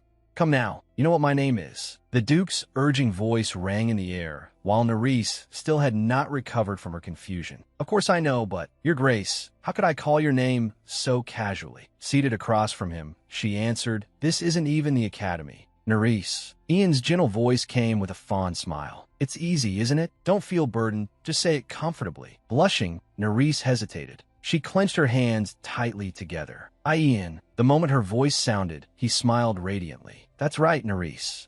Now let's practice something else. Nerys smiled shyly. Do you know that the academy in the north often holds discussion classes? They are meant to broaden students' knowledge and teach respect for one another. I've heard that teachers evaluate students in every aspect through those discussions rather than through exams. So let us practice discussing mathematics and magic as well. She could not hide her excitement and delight. Yes, of course. It really feels as if I'm at the academy. I'm only a guest, yet he is looking after me this much. Duke de Bridge continued reading attentively. I'm truly so grateful to him, but something feels a little strange. But, Your Grace...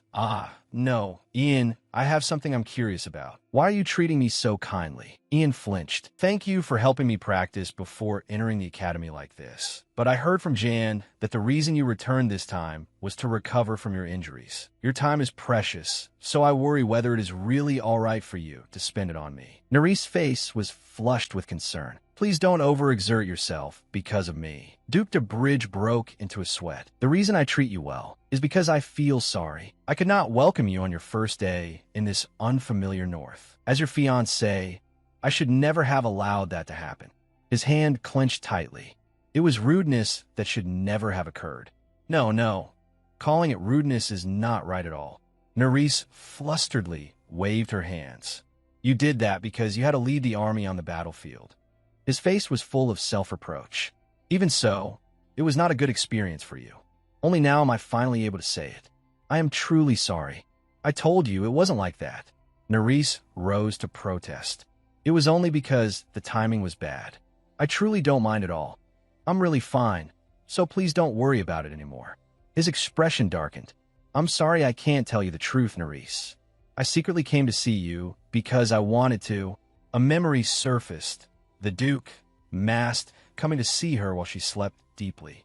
And by chance, I learned your secret. Because I was worried, I came to see you every night. Before I knew it, I had begun to like you. In the memory, Nerys had even kissed him on the lips. The time I spent with you became an incredibly peaceful and precious memory to me. But that time could also become a deep wound for you. His hand tightened atop the table. I will tell you everything before I return to the battlefield. Even if you turn away from me then, I will have nothing to say. But for now, I'll leave things like this a little longer. Nerys. Ian closed his eyes in anguish. Please give me a little more time. Forgive me. He opened his eyes at her words. With both hands braced on the table, Nerys declared firmly, I forgive you. Of course, I'm not royalty, nor am I a judge, but I want to erase all your sins, Ian. In truth, I've always been grateful to you, Ian. When I came to the North, it was the first time in my life that I ever felt so comfortable. Images of Norman and Jan rose in her mind. I was so happy to meet many people and have so many wonderful experiences. So please don't apologize anymore or feel guilty anymore, Ian. His cheeks flushed, his face unable to hide his happiness. Thank you very much, Nerys.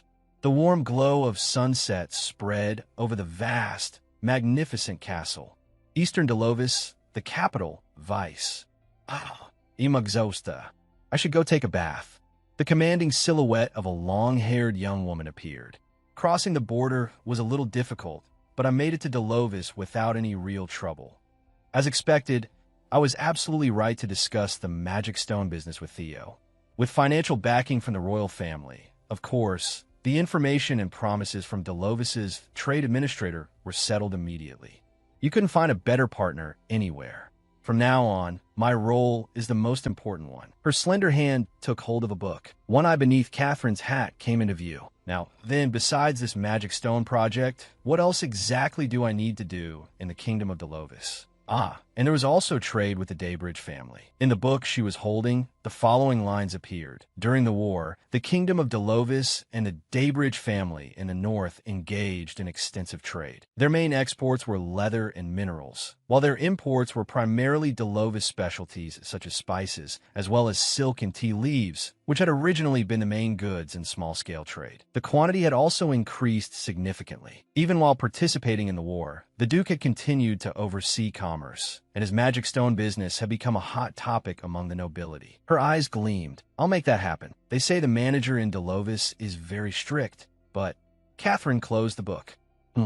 If my communication skills are good enough, nothing should be difficult.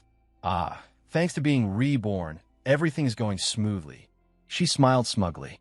If I succeed in business and trade like this, and then return to the north, I can wait for the Duke.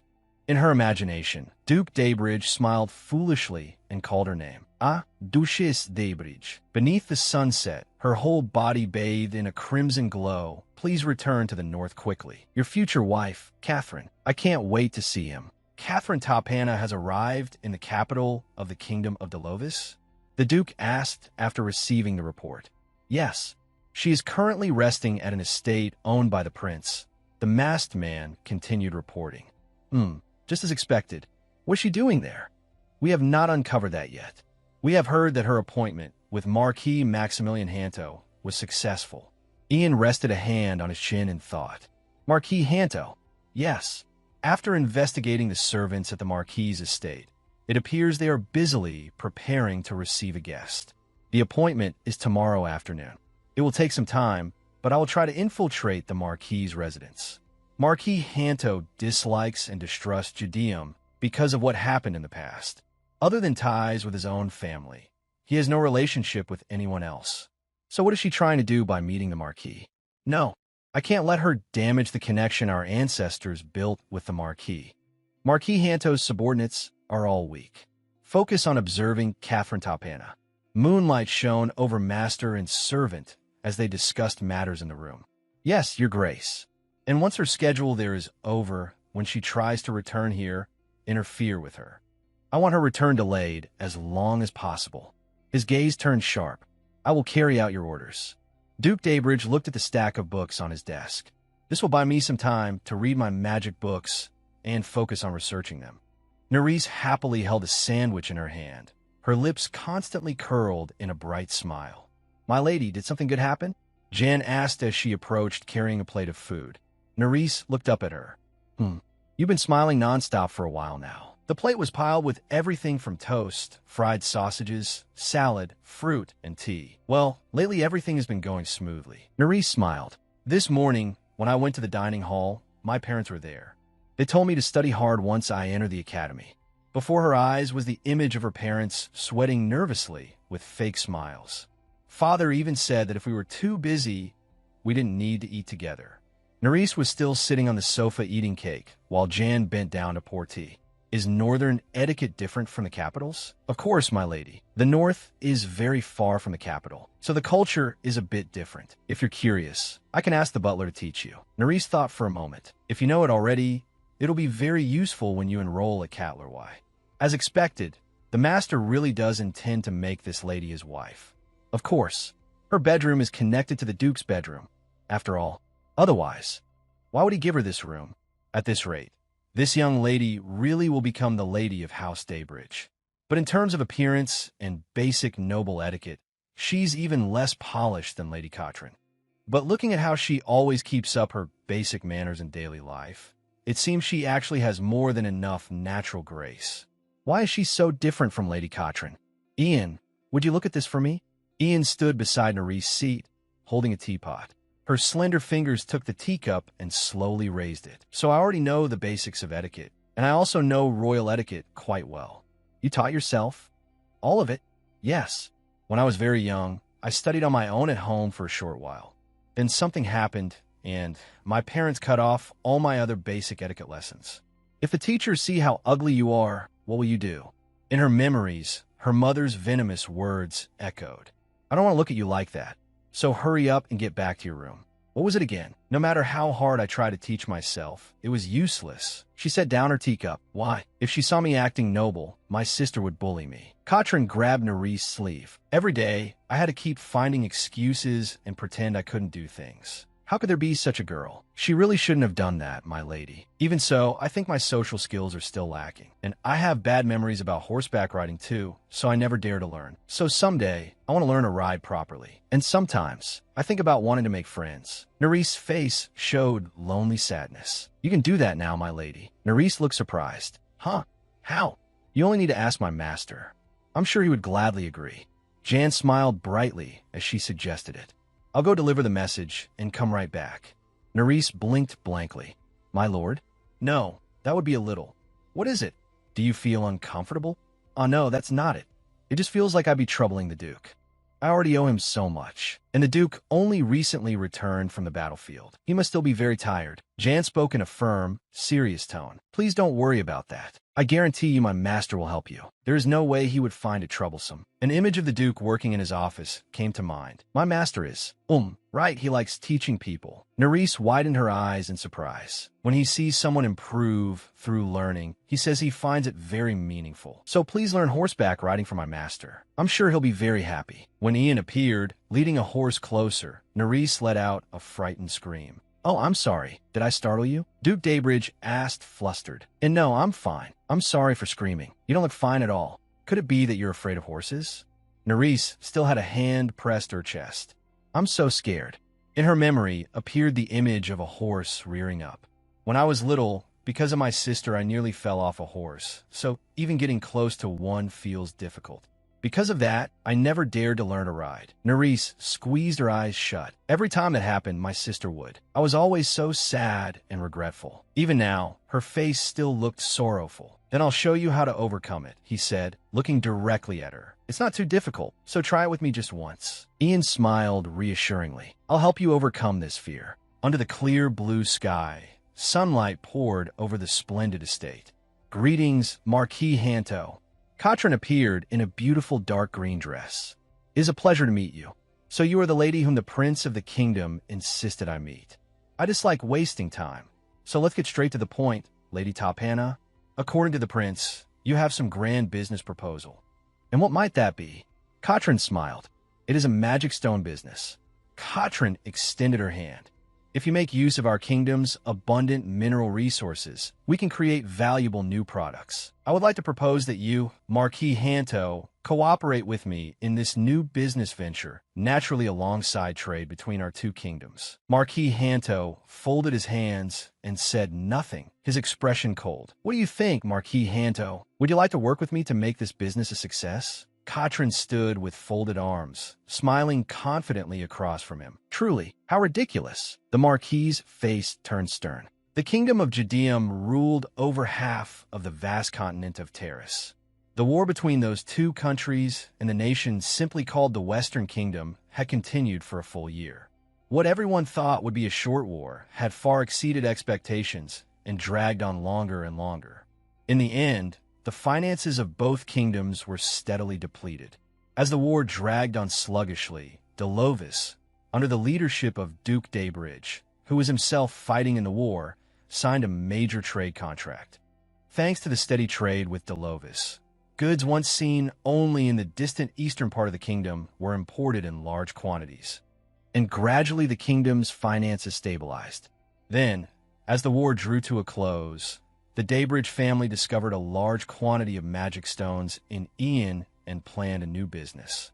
That was the magic stone business. Exquisite luxury jewelry was created by combining magic stones with other minerals. The accessories made with magic stones shone brilliantly, and people marveled at them. It was enough to enchant every noble in the kingdom, and everyone poured immense amounts of money into the Duke's hands. Everything Duke Daybridge did sent shockwaves through noble society. No one could look down on the North anymore. Such perfect, dazzling achievements. What's so ridiculous about that? Has he lost his mind? Katrin's face darkened. In my previous life, the Duke definitely carried all of this out with Marquis Hanto. So why is he reacting like this? Marquis Hanto, what exactly is so amusing about what I said? Katrin forced a smile onto her lips. Are you so certain that our kingdom of Delovis would be willing to engage in trade with Judeum? That is why it is ridiculous. Surely, my lady, you have not failed to properly study the history between our two kingdoms? Katrin bit her lip in anger. That's not true. I studied it very thoroughly. In the past, the other kingdoms, including the kingdom of Judeum, suddenly canceled every agreement they had signed with Delovis. Because of that, the kingdom of Delovis faced a national financial crisis. To recover from it, we had to strive desperately to trade with the far eastern part of the continent. That's right.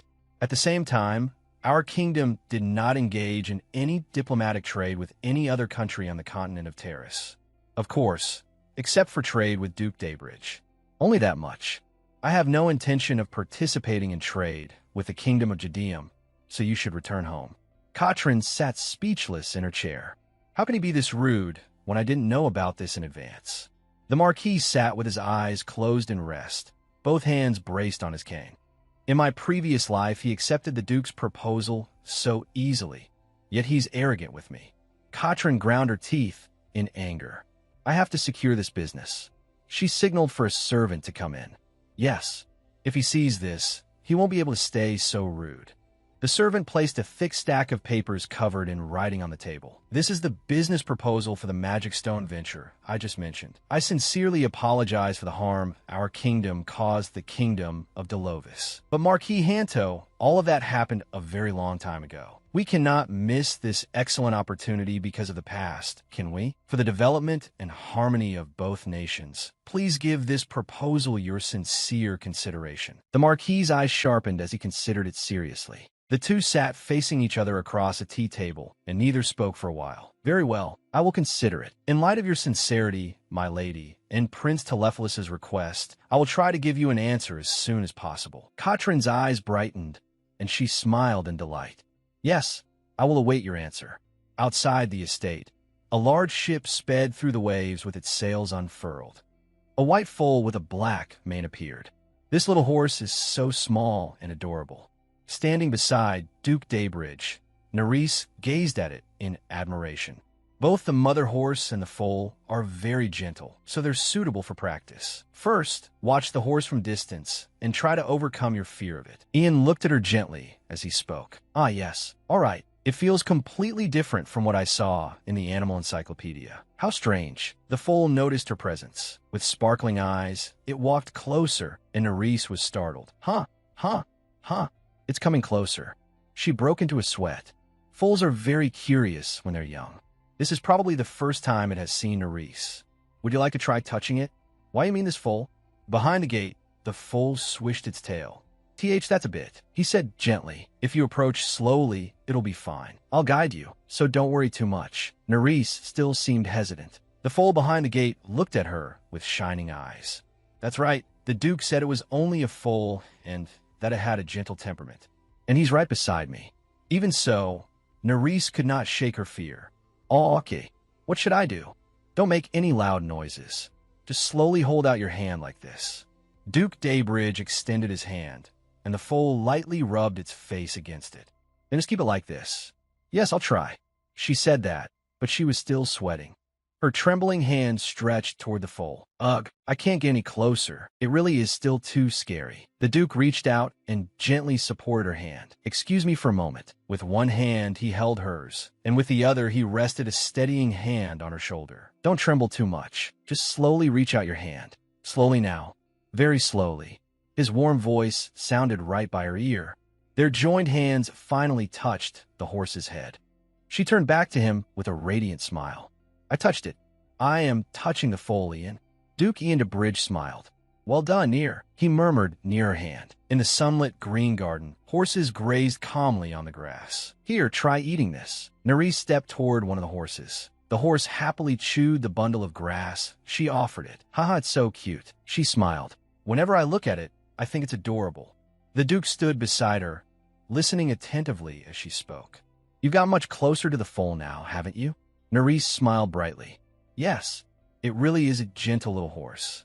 For the past 3 days, every time I've come here, it's welcomed me. Her hand stroked the foal's head. I heard that foals usually run around a lot. That's because it really likes you, Near. She looked utterly surprised, though her hand continued stroking the foal. How does Ian know that? Because I like you too, so I can understand. Looking embarrassed, he scratched his ear as he spoke. Nerys was startled, her cheeks flushing pink, unable to answer at once. Ian has come to like horses, so that's why he can understand how the horse feels. Nerys rubbed her chin thoughtfully, seeing how Ian, who used to be afraid of horses, changed like this. Maybe I can come to like horses and ride them too. It's not that I dislike the foal. On the contrary, it's very cute. She bent slightly to face the horse. I'm just not quite there yet. Near, I want to introduce you to my horse. Ian pointed to a strong black horse in the stable. It really is a beautiful horse. The horse stood beside him, held by a servant and keeping some distance from her. This is my horse. Its name is Noxie.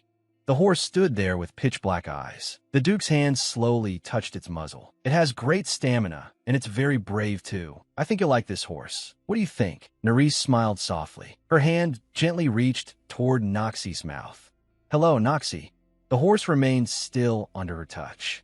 It seems Noxie doesn't dislike me. She said it with a smile as she stroked him. Then would you like to try riding him? His sudden suggestion made her freeze. Pardon? Try riding Noxie just once. He smiled. Near, I'll stay beside you and help. She relaxed her shoulders a little. Ian's hand lightly touched her shoulder and straightened her posture. Never let your weight tip forward. Now try to maintain this posture. Do you understand? The two of them sat together on Noxie's back. Nerys sat in front holding the reins, while Ian sat right behind her, patiently instructing her. Yes, I'll ride the horse, and you only need to hold the reins lightly. Here, Nerys turned to look at him. You mustn't go too fast. I'm still a little scared. The Duke looked at her. Of course, I'll go slowly. Noxie began moving in its first steady steps. Nerys' face shone brightly as she sat on the horse's back. Wow, so this is what the scenery looks like from horseback. The little house and the endlessly green fields looked completely new to her. Are you still afraid? Nerys answered, No, I'm not afraid anymore. It just feels a little unfamiliar. Then let's talk while we ride. Actually, Katlawai Academy has tried several times to establish a department of magic. Really? That's right. However, the magic professors from the academy in the capital have no intention of coming north. This is a field with limitless potential for growth, and I truly want to study magic in the north. But no matter how many excellent benefits I offer, everyone refuses. That's why I always feel regret when I think about it. Nerys listened and thought for a moment. Ian, do magic teachers absolutely have to come from the academy in the capital? At her words, his eyes widened in surprise. Huh? As far as I know, the family is trading with the Kingdom of Delovis, a nation overseas. In the market, the Kingdom of Delovis is famous for its tea leaves, and that kingdom has also provided a great deal of support to the Department of Magic at the Royal Academy. If that's the case, then instead of inviting famous magic professors here, why doesn't the North support professors in the fields they lack? The Northern Academy is famous for mathematics and physics, isn't it? So if we make up for what the two academies are lacking, we could. Nerys, you truly are talented. He stared at her intently as he said it. If it were you, perhaps you would become the North's finest talent. Me? How? That's right, because there aren't many Northern officials who would think that way. It may be a little difficult, but if it's the Kingdom of Delovis, he smiled, it's worth trying. Don't worry about the Academy's support. Nerys' eyes widened in surprise. I promise I'll support you fully, because I've seen your ability. Thank you very much, my lord. Ian, I'll study hard. And I'll do my best to build a connection between the academies as well. It may be difficult at first, but the north borders Delovis. Her hair fluttered in the wind. If we think it through together, I'm sure everything will work out. Ian lightly pressed his forehead against hers. You mean like this? Thanks to you, one of my greatest worries has been solved. He spoke while their foreheads were still touching. "Thank you so much, Nerys." "Thank you." Ah, how irritating. A pillow flew straight at the maid, Emma's face. "It's already been 3 days, so why won't that man sign the contract?" Catherine shouted, pointing at Emma. That is, Marquis Hanto is still reviewing it from various angles." Emma bowed as she reported. "So, please give him a little more time, miss." "How much longer does he need?" Catherine ground her teeth in frustration. "No matter what happens, I have to return north tomorrow. That stupid old man. Honestly, forgive my rudeness, Lady Catherine. I just heard news from Prince Telephalus." She spun around and shouted, "What now, huh?" The servant, flustered, held a newspaper in her hand. Today's Delovis paper carried an article about Duke Daybridge. A few days ago, the Duke returned north to recover from his injuries. Catherine's face turned suspicious. "What did you say?" In the study, a subordinate entered to report. Lady Catherine Tapana left the capital. "Vice, this morning, sir." Hanto frowned, gave a snort, and said, "At last, I won't have to receive that bothersome letter anymore." The subordinate tactfully continued, "I'll keep watch until she crosses the border." Hanto set down the papers in his hand and replied, "Very well. It will be enough to see Prince Telephalus's reaction." Resting his chin on his hand, he fell into thought. "But I don't know what those crafty people in Prince Telephalus's circle are plotting." The other man spoke calmly. "Lady Catherine Tapana is a famous figure in Delovis. She now lives in the north after accepting Duke Daybridge's proposal. But His Grace has never been involved in business matters." Hanto frowned and said nothing, lost in thought.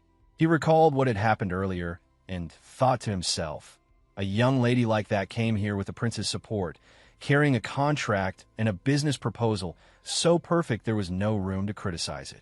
He suddenly thought, if it had been any other businessman, I would have accepted this proposal already. But then Hanto remembered Catherine's arrogant expression and those words of hers. All of that happened so long ago. We shouldn't miss such a good opportunity because of things that are already in the past, should we? Just thinking about it made him furious, and he slammed his hand on the desk. What an arrogant girl. Hanto continued pondering. She speaks as if she has no idea what hardships my country has endured. And on top of that, too many things are unclear. What made him suspicious was this. Why had such an ambitious woman not introduced herself as the fiancée of the Daybridge family? Hanto questioned the reason, and yet she was receiving full support from the prince, to the point that he had even written Hanto a letter to ensure the success of the transaction and business deal. At that thought, Hanto's brows furrowed even more deeply.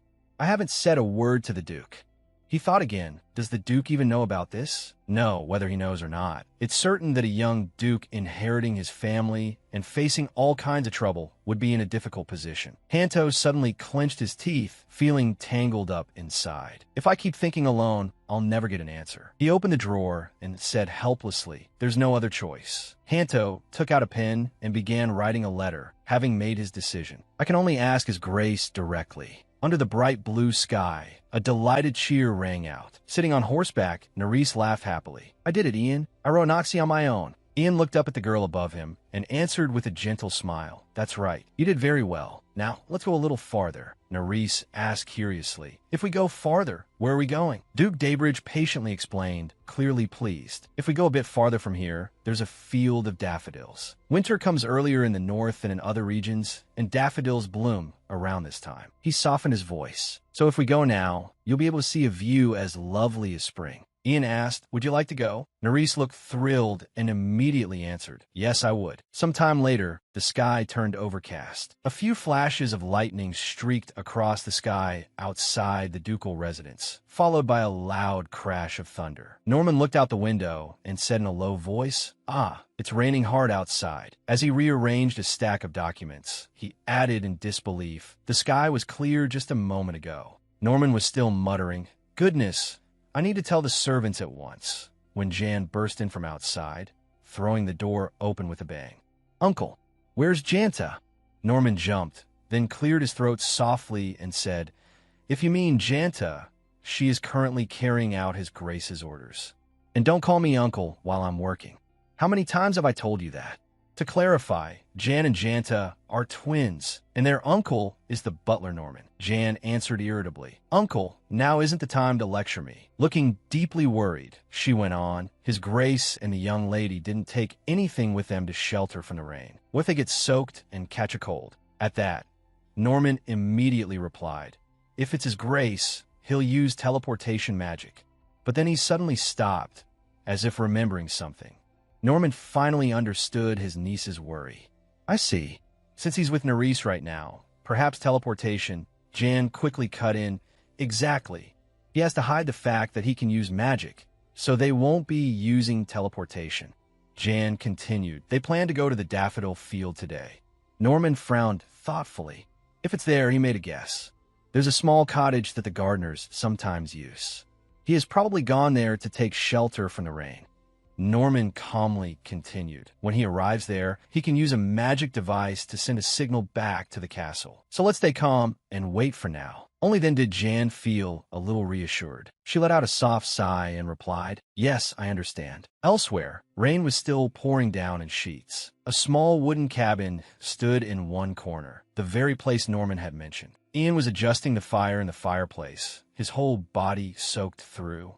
Nerys ran over holding a towel and said worriedly, Ian, hurry and dry yourself with this. Ian did not take it. In a gentle voice, he said, Nerys, you use it first.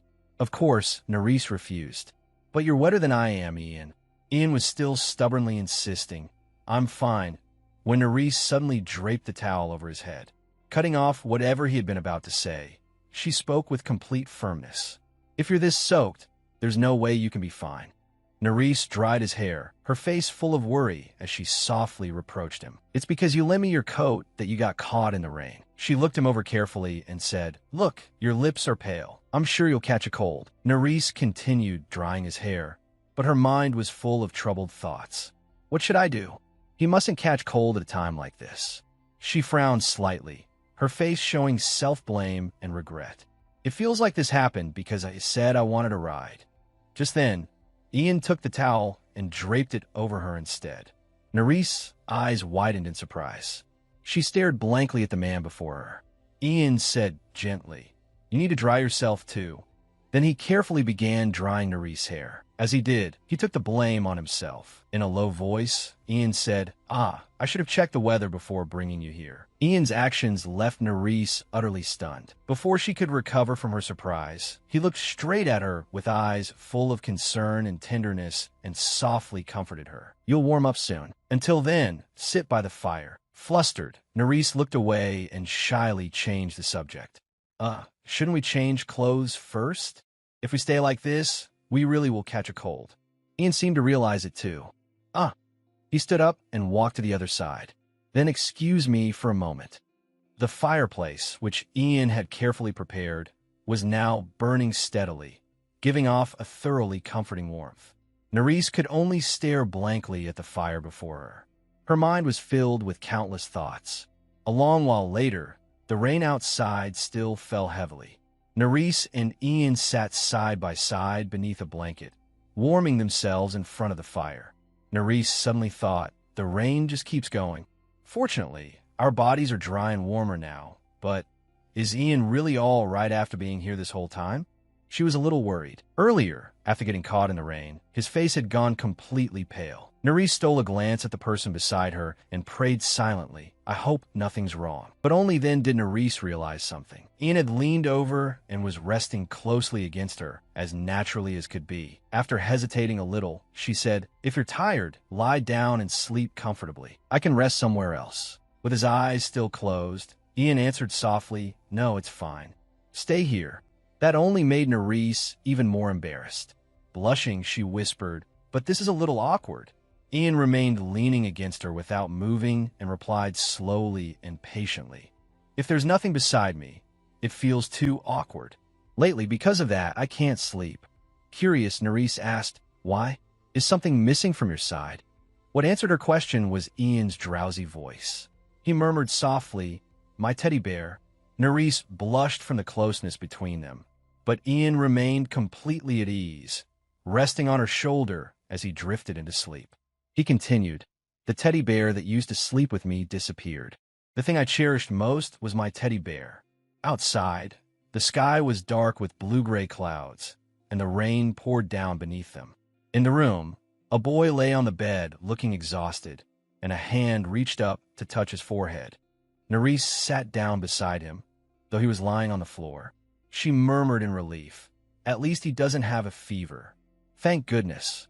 Then she thought to herself, but what was that about the teddy bear just now? Looking at him sleeping on the floor, she wondered, was he talking about his childhood because he was half asleep? The memory made her smile. Back then, he must have clutched that teddy bear tightly. Little Ian must have been adorable. In the room, the fireplace flames blazed brightly. Suddenly, she felt a pang of regret. If we'd known each other since childhood, I'm sure it would have been wonderful. Sitting down, her cheeks faintly flushed, Nerys thought, lately, thanks to Ian, I've been very happy. Someday I also. She closed her eyes, as if wanting to answer him. The scene changed, and the sky gradually darkened. Nerys stepped outside and seemed to see something. She stared blankly. Where is this? Is this a dream? She was utterly startled to see a young Ian clutching a teddy bear in his arms. Nerys couldn't help wondering. That child, could it be Ian when he was little? She fixed her eyes on the boy. Just as I imagined, he's so cute. Little Ian was holding the bear in his arms.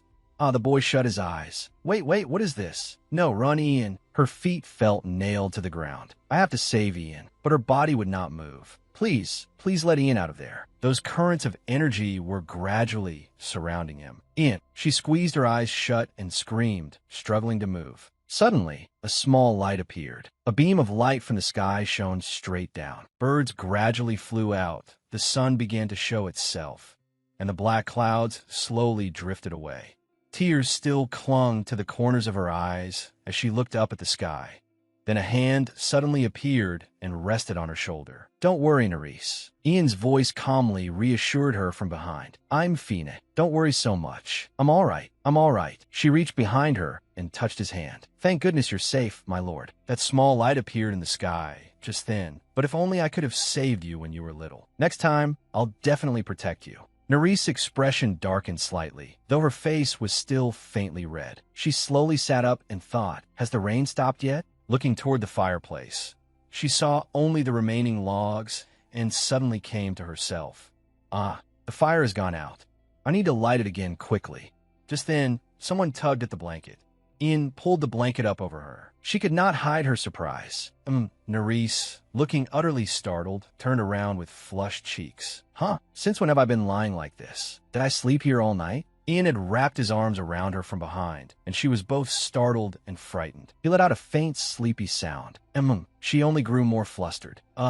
He hugged her even tighter. Ian was holding her snugly from behind, and her entire face flushed red. I'll just think of it as horse riding practice. But it felt completely different from the way Ian usually taught her. Nerys. She tried hard to endure it, her cheeks still burning red. Outside, sunlight filtered through the leaves. The sky had turned clear, and trees surrounded the little house. What am I supposed to do? The scene changed. A carriage came to a stop, and a woman stepped down and walked toward a man. Catherine sat in the carriage irritably, wiping the corner of her mouth with her hand. Everything had been fine while discussing business with Marquis Hanto, but after that, everything had become a mess. Meanwhile, an old man sat leaning on his cane, sunk in thought in his chair. I need to return north immediately, but nowhere will rent me a carriage. In the end, I had to hire one to get to the teleportation gate station. She bit her finger anxiously, but all the routes going north are under maintenance. Behind the carriage, a mysterious hooded figure stood nearby. Catherine kept thinking, how did everything become such a mess? I have to go see the Duke as quickly as possible. Her face burned with anger. While I'm stuck struggling like this. Nerys, a girl suddenly hurried up, flinging open the carriage door in alarm, and saying, Something's happened, Lady Catherine. Catherine's emotions exploded even more, and she shouted, What is it this time? Emma stammered, sweating nervously. They said the horses are too tired to keep going, so we have to stay here for the night. And what good does telling me that do? Catherine, unable to control her anger, threw something straight at Emma's face.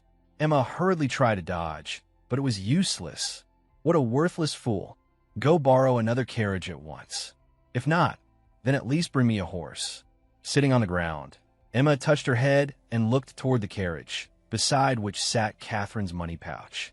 Catherine screamed, pointing at Emma's face. "If you delay any longer, I'll strip you naked and throw you out on the road. So hurry up and go." The next day, the sun rose and shone over the mansion before them. "Lady Nerys, what do you think of this book? From among thousands of books, that one had been selected. This novel is quite realistic, so I think you'll like it. Would you like to read it with me, Lady Nerys?" She turned back to face Ian. "Oh, please don't address me like that," he asked in surprise. "But at breakfast, you call me your grace." Nerys' expression grew serious as she explained softly. "That was because my parents were there. I didn't want to draw suspicion." Ian smiled as he looked at her. "Count and Countess Tapana already know that we are moving ahead with things before the official schedule, so you may call me by name wherever we are." Nerys reached out and took the book from his hand. "I'm sorry, but I can't do that. When I think about our future, I need to show you proper respect." He looked at her in surprise. "Our future?" Clutching the book in her hands, she fell silent for a moment before replying. "There are only the two of us here in this room. I will finish my studies early, and, if possible, I want to become an official of the North and support you." The two of them walked together. "I truly want to repay your kindness for helping me, for always supporting me and giving me strength." Ian placed both hands on her shoulders, making Nerys flinch. "So you want to protect me?" Hearing him say that, she turned to look at him with startled eyes. That. A smile spread across his face as well. "I'm very grateful for your feelings, but from now on, I hope you'll call me by my name." At those words, her lips parted slightly as she looked up at him, still holding the book he had given her. She thought to herself, "This is so strange. Why does my heart race every time I look at Ian? And why do I always want to do everything with him?" Slowly, Nerys raised her hand and touched his face. Whatever this feeling was, her hand came to rest on his chin. "Ian, Ian." The world seemed to stop, leaving only the two of them. Both of them leaned closer, their foreheads nearly touching. "What do you think you're doing, Nerys?" Suddenly, a woman standing nearby shouted. Her whole body trembled. What is going on here?" Her eyes blazed with anger as she frowned and glared at them both. "Explain yourselves." Right now, they were both startled, and that only made her angrier. "Why aren't you saying anything? Speak. What are you doing clinging so tightly to the Duke?" Hearing her mother's words, Nerys froze and hurriedly explained. "We were only discussing something. The Duke was helping me take notes for the academy exam." The woman's expression darkened at once, her brows knitting together. "Do you really think I believe that?"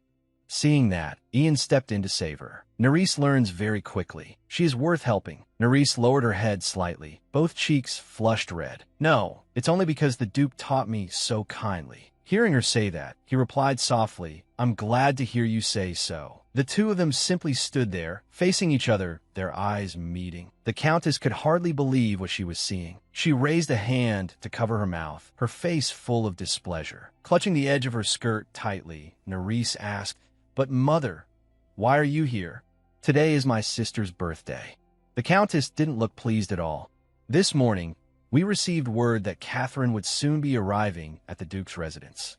Even if she couldn't return home today, we are still family. We must at least congratulate her."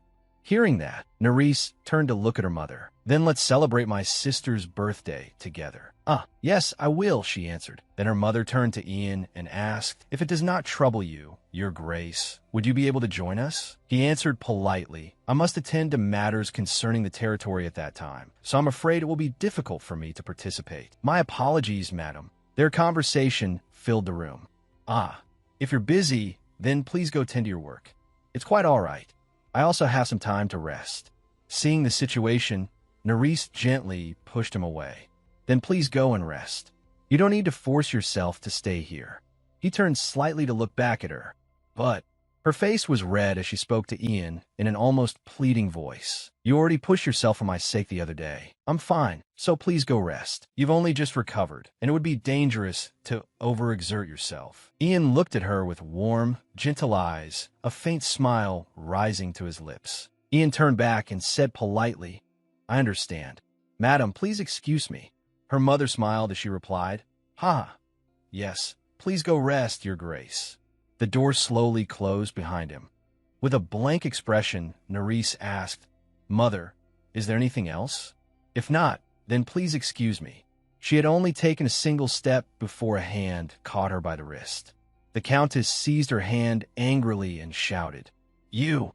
We clearly agreed that the engagement would be quietly called off, so why are you still acting so close to the Duke?" She yelled and jabbed a finger at Nerys' chest. Nerys could only stand there and look at her in silence. "Have you not thought about your sister at all? If Catherine finds out, do you know how deeply hurt she'll be? Stop acting like a child and grow up." Nerys closed her eyes and let out a sigh. "Mother, my feelings on this haven't changed." Her expression slowly shifted, tinged with sadness. "But why should I worry about my sister when she's out enjoying herself with friends? If she wanted to keep her position as his fiancée, then she shouldn't have left, don't you think?"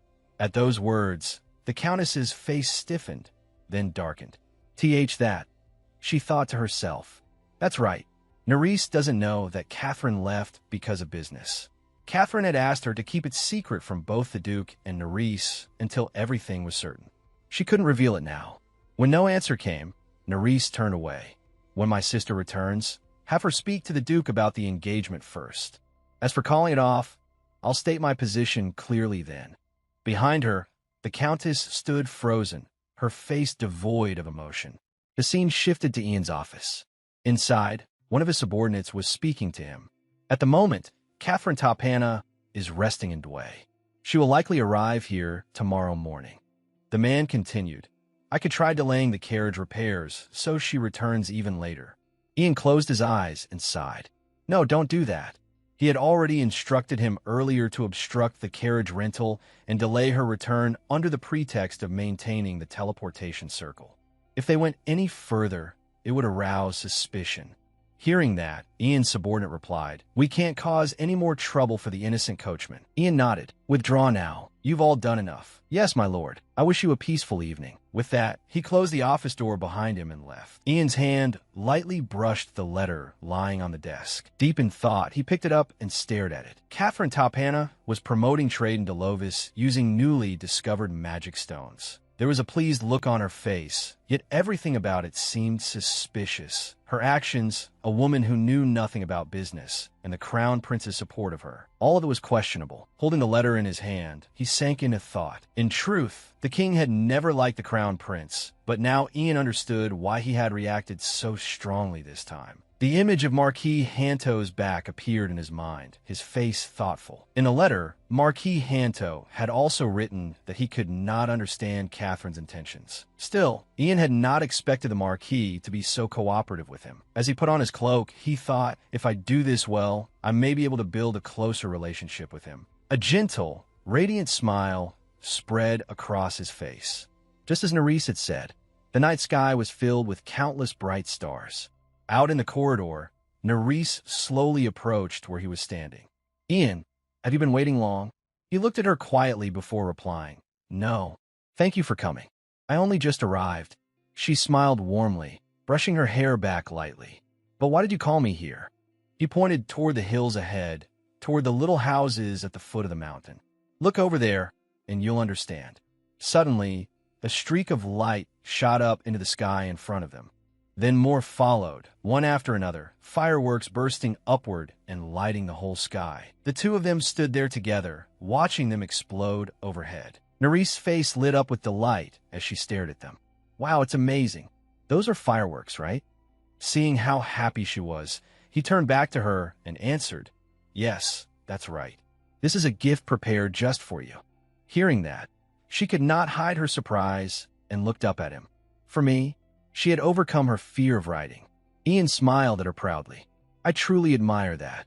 Receiving praise from him, her face turned pink. "It's all thanks to you, Ian." He slowly stepped closer to her. "Before, you gave me your forgiveness." Ian pulled her into a tight embrace. Fireworks continued blooming overhead, and her cheeks flushed deeply. "So, I wanted to repay you with something worthy of that." He whispered into her ear, "Use me in any way you wish. Whenever you need me, you may use me as many times as you like." She was utterly stunned by his words. His face appeared right before hers, wearing a sweet smile. "Will you accept this gift?" Her face, already red, grew even redder as she looked at him in silence. She remembered what her mother had said to her in the room. Never be greedy. I try not to let my desires take over. The images from her memories kept surfacing, the two of them standing together. She looked at the fireflies in the sky while he looked at her. He was never meant to belong to me, and my dream mattered more to me. She remembered his gentle eyes and soft smile fixed on her. But he's too good to me. As the two of them grew closer, it was because he acknowledged her that ambition had begun to grow in her heart. Could she really let that ambition run free? Nerys suddenly came back to herself. Behind her, the sky was full of fireworks, and her face was full of hesitation. Yes, I accept. Hearing her answer,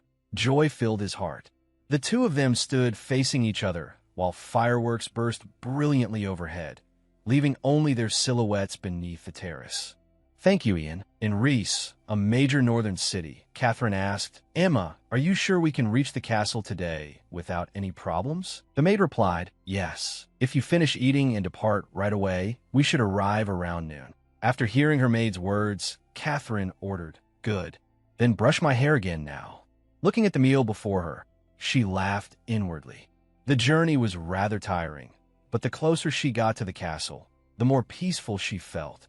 She remembered losing her temper and shouting in anger and felt a little regret. Thinking about it now, she had acted too hastily. It would not have been too late to meet the Duke, become his fiancée, and then leave. Then she recalled her deal with the Marquis and guessed to herself that Marquis Hanto had probably already begun handling the magic stone business by now. At that moment, Emma was brushing Catherine's hair. Catherine pushed aside that earlier thought. No, he said he was still considering it. So I'll probably have to wait longer. Since he didn't reject it, it won't be too late to return after I become Duke Daybridge's official fiancé. Thinking of Nerys, she frowned. But I'm a little worried about Nerys. What could that fool possibly do? The image of Nerys meekly enduring every bit of mistreatment came to mind, and Catherine felt a trace of contempt. At most, she'd stay silent the whole time and only managed to say she wanted to enter the academy. And now father and mother are there supporting me too. They must have already handled Nerys themselves. Catherine made up her mind. It's fine. Everything can still be fixed. Looking at her own beautiful face again, she thought confidently, now I just need to focus on pleasing the Duke. Then Nerys appeared and greeted her calmly. You're back, sister. I heard you would be returning today, so I came by. Catherine stared at the person before her in shock. Seated on horseback, Nerys praised her. You're still as beautiful and dazzling as ever. Even after 10 days apart, you haven't changed at all. Catherine clenched her teeth. Though stunned, she felt a flicker of fear and stammered. Why are you riding a horse like that? Nerys sat proudly and confidently on the horse, stopping right in front of Catherine. She said happily, I learned from Duke Ian Daybridge. Catherine went numb at her words. Once inside the residence, Catherine went straight to the room where her parents were and demanded loudly, I told you to take care of Nerys. Not only did you fail to stop her, you even let the Duke teach her how to ride. The Countess Tapana looked somewhat guilty, while the Count only glanced at her. She kept raising her voice and pointing at them. What exactly have the two of you been doing? You couldn't even manage to call off the engagement or persuade the Duke about it. The situation has only gotten worse. How are we supposed to deal with this now? Countess Tapana asked in return. Catherine, are you really afraid that the Duke will be stolen away by Nerys? The nobles in the capital practically beg for him. Do you really think someone like Nerys could take the Duke from you? Catherine froze. The Count closed his eyes and said, Your father has already cast aside his pride and asked the Duke to rewrite the engagement agreement. But with the war going on, even that was difficult. Count Tapana rose to his feet. I've done all I can. We should return home now. He walked to the door, paused in front of Catherine, and added, I trust you'll handle the rest well. The door shut. Catherine clenched her trembling hands, trying to stay calm as she asked, Mother, why is father suddenly acting like this? What happened?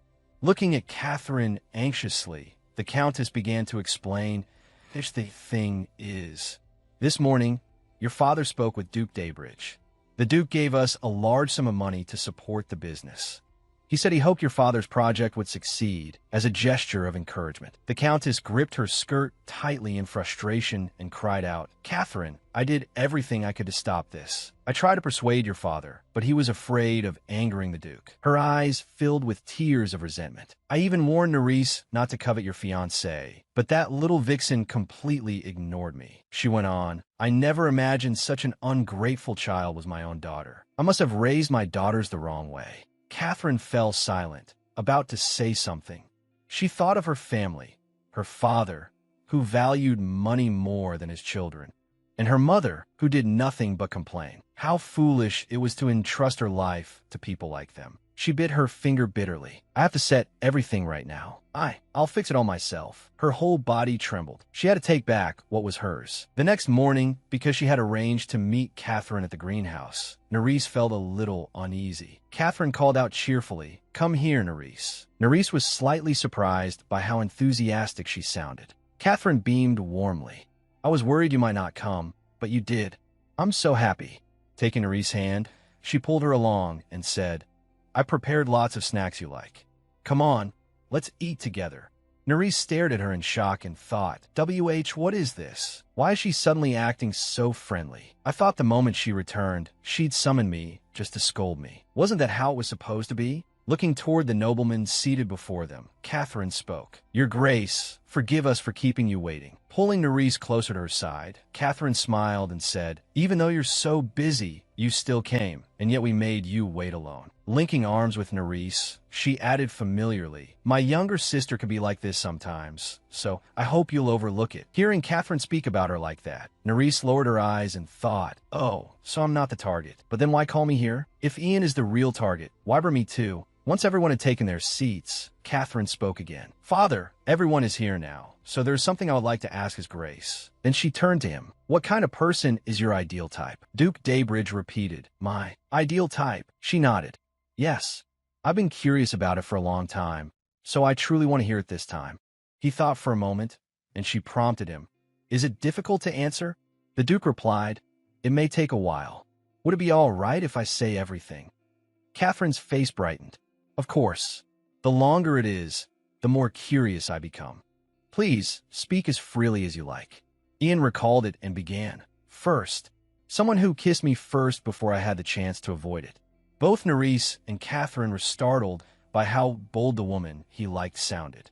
He continued, and someone who thinks my arms are the most comfortable place in the world. Smiling softly, he said, I hope she'll be someone like that. In that same warm voice, he repeated, and someone who thinks my arms are the most comfortable place in the world. I hope she'll be like that. Nerys widened her eyes. His arms. She remembered Catherine once saying something similar. Back then, while beside Catherine, she had heard her say that when you love someone, you shouldn't just stay silent and wait. Even for a kiss, you should be more proactive. Nerys thought to herself, At first, I thought that sounded ridiculous. But now Ian was saying the same kind of things. Ian's face turned slightly red with embarrassment. Catherine laughed. Oh my, the Duke's ideal type is quite forward. Is there anything else? Ian replied, aside from that. He thought of the kiss he and Nerys had shared. I want to hear that person tell me I am the one they love most and that they will cherish this northern land with me. And sometimes, it would be wonderful if there were someone who wanted to protect me. An image of Nerys smiling brightly appeared in his mind. Catherine was stunned. Protect the Duke? What do you mean? Ian answered seriously. That's right. Once is not enough. Twice would be just right. Katerina replied, I'm not sure there's anyone strong enough for that. Nerys sat silently, sipping her tea. She thought to herself, Ian is like that, and so is my sister. Everyone has their own ideal type. An ideal type. I don't remember mine clearly anymore. But I do remember how excited I felt when that magic book turned into a person. The feeling seems a lot like what I feel with Ian. Ian smiled faintly. There is a woman like that. My ideal type isn't far away. He looked at Nerys. She's very close, right beside me. A few hours later, Nerys was stretching up to take a book from the study shelves. She thought, what was that this morning? My father, the man I thought would force me home no matter what, for the first time encouraged me and then left. She remembered him saying to her, Do your best and fulfill your dream. Nerys stood there deep in thought. What on earth happened? He was never like that before. Did something happen that I don't know about? Is there something I'm unaware of? Just then, someone approached. Then a voice spoke. Talking to yourself again? Nerys turned around. Catherine, irritated, said, Honestly, how can you be so cold? Mother and father just left, and you immediately went off by yourself. I've only just returned after 10 days. Why are you acting like this? Nerys asked, puzzled. What is it? Catherine replied, Here, look at this. Nerys took the paper and read it. Catherine explained, This is the business plan for accessories made from magic stones. I'm planning to carry it out soon, and I wanted to hear the opinion of someone studying magic. Nerys thought, Did my sister come up with this? Combining magic stones with other minerals to create new gemstones. And not only that, imbuing each mineral with different kinds of magic, then crafting them into accessories to sell. This is very similar to what I once imagined. When I was studying alone, I often thought about combining magic with other techniques. So it wasn't just me who thought of such things. But why is my sister interested in magic? Catherine smiled. What do you think of the plan? Ne laissons swerd? If you could get help from the person most skilled in magic, then it might become an excellent plan. Catherine said, Right? I came up with all of it myself. I've always been thinking about how I could help the Duke. If it weren't for him, I never would have come up with this plan. In fact, this recent trip was also because of it. And when I started working on Indolovis, I became completely absorbed in it. Her eyes turned sly and ambitious as she continued. There's a clear difference between a perfect, capable duchess and, well, someone else. I heard the Duke supported the academy, but you do know he did it to nurture talented people, right? Nerys listened in silence. Teaching you how to ride was just part of training you to become more capable. It didn't mean anything else. Catherine smiled. Proof of that is the ideal type the Duke mentioned yesterday. He likes women who boldly kiss first. The Duke seems to be very open-minded, completely unlike you, who are always so stiff. Nerys lowered her head. Catherine added, You understand what I mean, don't you? So from now on, with the Duke, before she could finish, Nerys cut her off. Sister, are you jealous? Catherine's face darkened. What did you just say? You're jealous, aren't you? Nerys frowned. Like you said, I may not be the Duke's ideal type, but while you were away, I studied with him at the academy, and I even learned horseback riding from him. Thanks to that, I've changed a lot. Nerys smiled brightly. Honestly, I'm just grateful. Inside, she thought, if this were the old me, I definitely would have been left behind. But because Ian never looked down on me, because he supported my dream, and because he worked so hard to help me, I was able to change. From now on, I won't be afraid or feel pressured by anything ever again. Absolutely not. She thought of the moments she had spent with Ian. As Nerys headed for the door, she said, Let's talk like this more often. Next time, let's have tea together and relax. Slowly, she opened the door and walked out, leaving Catherine frozen in place, clutching the paper tightly in her hand. Elsewhere, a voice rang out. Forgive me for coming so late, Father. I heard you did not attend the State Council meeting today, so I was worried and came to see you. The blond man seated on the throne frowned. Didn't come to assassinate me, did you? Theophiles replied. How could I ever harm my one and only father? I have never once had such thoughts. The king gave a cold laugh and thought, shameless bastard. A year ago, in opposition to the Western Kingdom's brutality, he had deliberately stirred up war. He himself was only a strategist, yet he brazenly drove his younger brothers onto the battlefield and let them die. On top of that, he resembles the queen too much, which makes me uneasy. As expected, he is the very seed of rebellion. The king frowned in anger. I need to get rid of him as soon as possible. He spoke. Very well. Then what is your purpose in coming to see me? Are you truly worried about me? Theophiles smiled. I wish to propose a ceasefire with the Western Kingdom. The king sneered. A ceasefire? You ignored all opposition and started the war, and now you speak of ceasefire. Are you not ashamed before the younger brothers who died in that war? Theophiles smiled faintly. I am ashamed. That is why I intend to correct my mistake now. The king's face hardened as he said seriously, then march out immediately. Bring back victory in honor of the younger brothers and subjects who died because of you. If you do, I will immediately pass the throne to you. Theophiles remained expressionless. In the room, the two faced each other. Theophiles turned away. No matter what you say, "Father, I will sign a ceasefire agreement with the Western Kingdom. So stop this and hand the throne over to me. As for marching to war, I may consider it if the agreement is broken." The king's face darkened. Theophiles opened the door and stepped out without looking back. "Father, I pray you remain in good health." In another room, a voice sounded. "So, the crown prince is planning to push for a ceasefire?" Hartman appeared within the orb and said, "Yeah, looks like this high-level conference is putting serious pressure on that issue. Honestly, who knows what that bastard is plotting now?" Ian replied, "That's why His Majesty contacted me as well." Hartman asked, "His Majesty contacted you?" Ian said, "Tonight, he suddenly sent me an urgent message. The contents were much the same as before.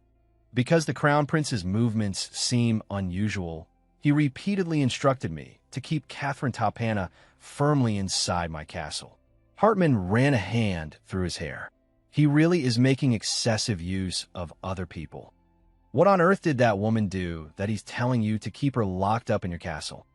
Ian explained. She and the Crown Prince were planning to carry out a trade agreement with Marquis Hanto, who oversees commerce in Delovis. I heard it also includes some kind of groundbreaking business venture. Resting his head on the desk, Hartman muttered, "Is that bastard really planning to sell off his conscience and judgment too? Marquis Hanto definitely won't accept easily. He hates our kingdom," Ian said. "Then he must have some sort of certainty. So what do you think? Does it look like there'll be a ceasefire?" Hartman replied, "Half and half. We only won the last battle because of you. So there are quite a few forces arguing that we should press on until the war is finished.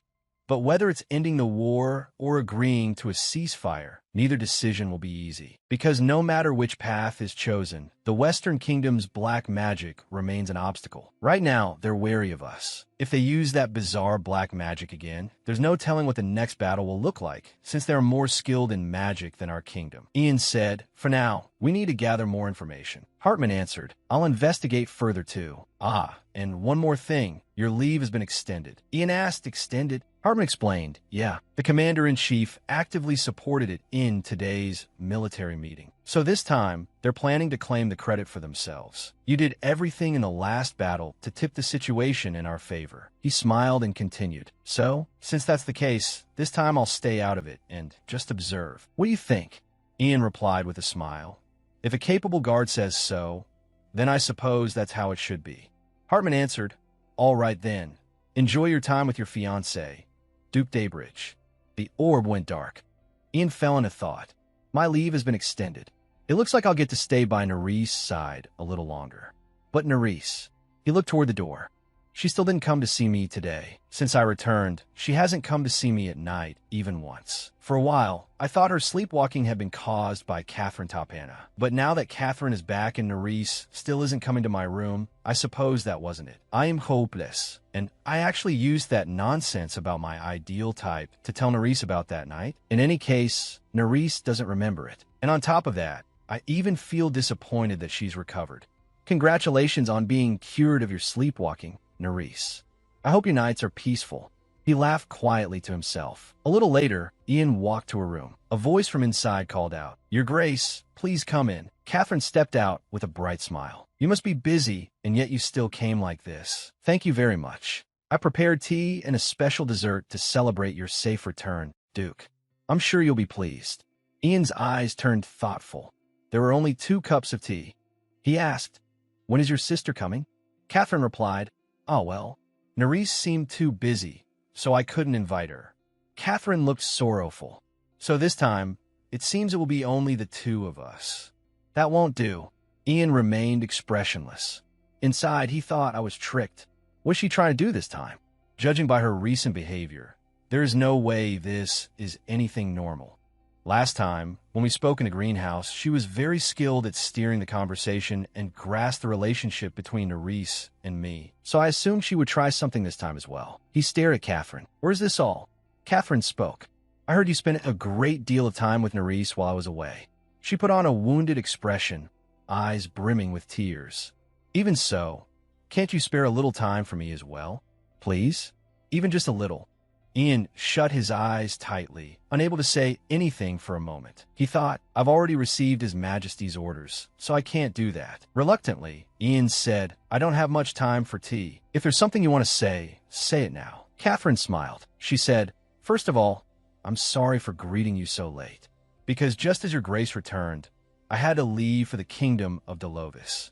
The truth is, I went there to propose a business project to Marquis Hanto. Catherine smiled faintly. It's a magic stone business. This is a project I carefully planned for your sake, Duke. As your fiancé, I also wanted to be of help to the North. Ian looked at her with a blank, unreadable gaze. Catherine continued, I'll explain the project in detail. Before she could finish, Ian cut her off. Miss Tapana, his face was completely expressionless. I think it will be difficult for me to treat you as my fiancé, so there is no need for you to make such efforts for my sake. Catherine's face darkened with sadness. She gave a faint smile and said, Oh, why is that? My family chose me as the Duke's bride-to-be, so isn't it only natural for you to treat me as your fiancé? Earlier, when I spoke with Count Tapana, his attitude was such that it seemed he didn't care who the person was. There's no way my father would be like that. Catherine clenched her hand. She was suddenly startled. If that's true, then it means the Duke chose Nerys. Catherine lifted sorrowful eyes toward Ian. Ian said sternly, as expected of someone famous in high society, You truly are quick-witted. Then you already know my feelings clearly as well, don't you? Catherine thought bitterly. How could I not? Back then, you kept looking at that girl like that. Your gaze was so affectionate, so gentle, anyone would have noticed. But it was nothing more than a pointless concern. Her expression suddenly changed, her brows tightening in anger. I can't lose to feelings like that, she said. But from what I heard, my father was never told that you wished to marry Nerys. So I thought the Duke was still undecided, wasn't he? Ian hesitated. That. Catherine smiled with satisfaction and thought, Look at that. The Duke is still hesitating. If that's the case, I still have a chance. She went on, Duke, I had a very difficult time in Delovis. I worked incredibly hard to sign the Magic Stone project so that the North could develop even more than it does now. Even after all that effort, will you still refuse to hear even one request from me? Ian asked, What exactly are you saying? Catherine suddenly pressed forward. Please let me remain in the castle until the war ends. I want to stay by your side for as long as I can, even if it's only a little. She stepped close to Ian. That is the only thing I want. Catherine reached out and wrapped her arms around Ian's neck. You'll agree, won't you? Then she leaned close to his ear. Please? Won't you? At that very moment, the door suddenly opened. The sight of Catherine sweetly embracing Ian appeared before them. And Nerys, standing outside the door, flinched in surprise, her face darkening slightly. In the room, the fire in the hearth crackled brightly. Catherine sat in a chair beside the fireplace, reading a book. As she read, she thought, no matter how I think about it, I still can't understand it. His ideal type was clearly someone who would kiss him without the slightest hesitation. Then why did he push me away? Catherine recalled the scene. Ian had pushed her aside and turned his face away. She thought again, and on top of that, his reaction was unbelievably flat. The image returned of Ian turning away and saying, I understand. I'll do that. She thought, why on earth did he react like that? Catherine brooded. Strange. Not a single man has ever reacted that way to me before. Could it be because he cares about Nerys? The scene returned again, Catherine smiling as she saw Ian off. Then I'll see you again later. Duke. The door closed, and she exclaimed, Oh dear, you came at just the right time. But what should we do? The Duke said he has work to attend to now. We'll have another tea party another time. Really, the Duke. I never expected him to be so bold. Nerys remained expressionless, listening in silence. Catherine smiled faintly and continued, Perhaps when he imagined that one day I would become the flower of high society, he simply couldn't restrain himself. As expected, the Duke's standards are that high. Catherine smiled slyly. Nerys said nothing and silently walked past her. Back in the present, remembering all that made Catherine laugh happily. I didn't expect the girl to freeze up like that. At this rate, isn't she so naive it's almost idiotic? Alone in the room, she giggled to herself. Then she thought, during the 10 days I was gone, she had the nerve to act proud just because she got to stay close to the Duke. And yet something this small shocked her that much. How ridiculous. Well, it's a little disappointing that I didn't get to kiss the Duke. Catherine raised a hand to her mouth and licked her lips. Since we're at it, maybe I should properly teach Nerys a lesson. She smiled faintly. In other words, I can cut off that foolish attachment of hers. Staring at the orb before her, Catherine said, "This time, let's learn how to live properly. My little sister." Elsewhere, the sound of horses' hooves clattered. Ian and Nerys were practicing horseback riding together. Nerys worriedly thought, "What should I do? I just can't forget what happened yesterday. Maybe I saw it wrong that day." She recalled Catherine saying, "I never expected him to be so bold. Perhaps when he imagined that one day I would become the flower of high society, he simply couldn't restrain himself." Gripping the reins, Nerys thought, the flower of high society. It's true. The position of Duchess suits my sister perfectly. Ever since childhood, she has regularly attended gatherings of high society and gradually built her reputation. As for me, I stayed in my room reading all day, so I couldn't even attend my debut. And on top of that, I used to sleepwalk. If Ian were to find out about that. She recalled one thing after another, sinking deeper into thought. Then a voice suddenly interrupted her, making her flinch. "Nerys," Ian asked, "are you all right? You don't look well. If you're not feeling well, we should go back." Nerys forced a smile. "No, I'm fine." "Really?" Lowering her head, she added, "I was just thinking about the paper I showed you before. It's nothing important. Please don't worry too much." Ian looked at her in surprise. Some time later, dazzling sunlight poured down. Nerys sat on a bench looking out at a yellow flower garden. She thought, wow, I never imagined there would be a place this beautiful. The North really is a very beautiful place. She glanced at Ian, who was stroking the horse, and wondered, but why did he come here with me instead of with Sister Catherine? Could something have happened between them that I don't know about? Ian suddenly turned to look at Nerys. Then he approached and asked, "Are you cold, Nerys?" She stiffly turned her face away and replied, "No, not at all. After coming to the North, I've become much healthier, so I can handle this much cold." Interlacing her fingers, Nerys continued, "I used to get sick often when I was home. If the old me could see me now, she'd probably be shocked." Ian looked at her with deep concern. He moved closer and spoke. "Nerys, did I do something wrong?" Nerys looked puzzled. "Pardon," Ian said, "you've been avoiding my eyes this whole time, and you don't seem happy. If I accidentally hurt you somehow, then you absolutely have to tell me." Lightly touching her fingertips, he continued, "I want us to be closer. I don't want there to be distance between us." "Absolutely not." Ian clasped her hand tightly and looked at her. Nerys didn't know what to say. After hesitating for a moment, her expression darkened as she asked, "Ian, are you going to marry Sister Catherine?" Ian froze for a moment. "What do you mean by that?" Nerys answered, "Actually, I know I shouldn't have, but yesterday I saw you with her in the drawing room. She called me there, but at that moment, you and she." Ian frowned, angrily thinking that woman. She suddenly came close to me, and this was what it was about after all. I can't believe she pulled something so ridiculous. What a vile woman. Ian explained, "Nerys, there's only one person I want to be close to. There is no one but you. That day, nothing happened between your sister and me." Nerys blinked blankly. He continued, "You may not believe me, but it's the truth. And besides, I'm not the sort of man who goes around casually kissing just any woman. I have no interest in your sister whatsoever.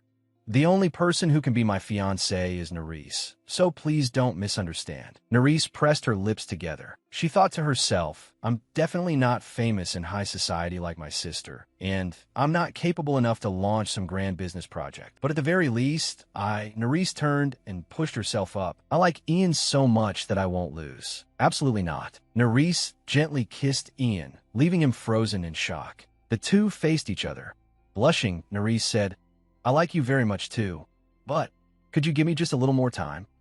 I want to give you the best answer I can." Ian reached out his hand. She continued, "I'll try to answer you as quickly as possible." Beneath the blazing sunlight, in that peaceful, picturesque scene, the two shared a sweet kiss. With his eyes shut tight, savoring the moment, Ian finally pulled away and replied, "All right, I'll wait for you." The two embraced tightly, and Ian kissed Nerys on the head as he said, "No matter how long it takes." In the palace, a voice rang out. "No matter how I look at it, I simply cannot understand." A brown-haired man said, "Your Highness the Crown Prince, if you could not forgive the Western Kingdom's provocative actions, then it was you who declared war despite our opposition.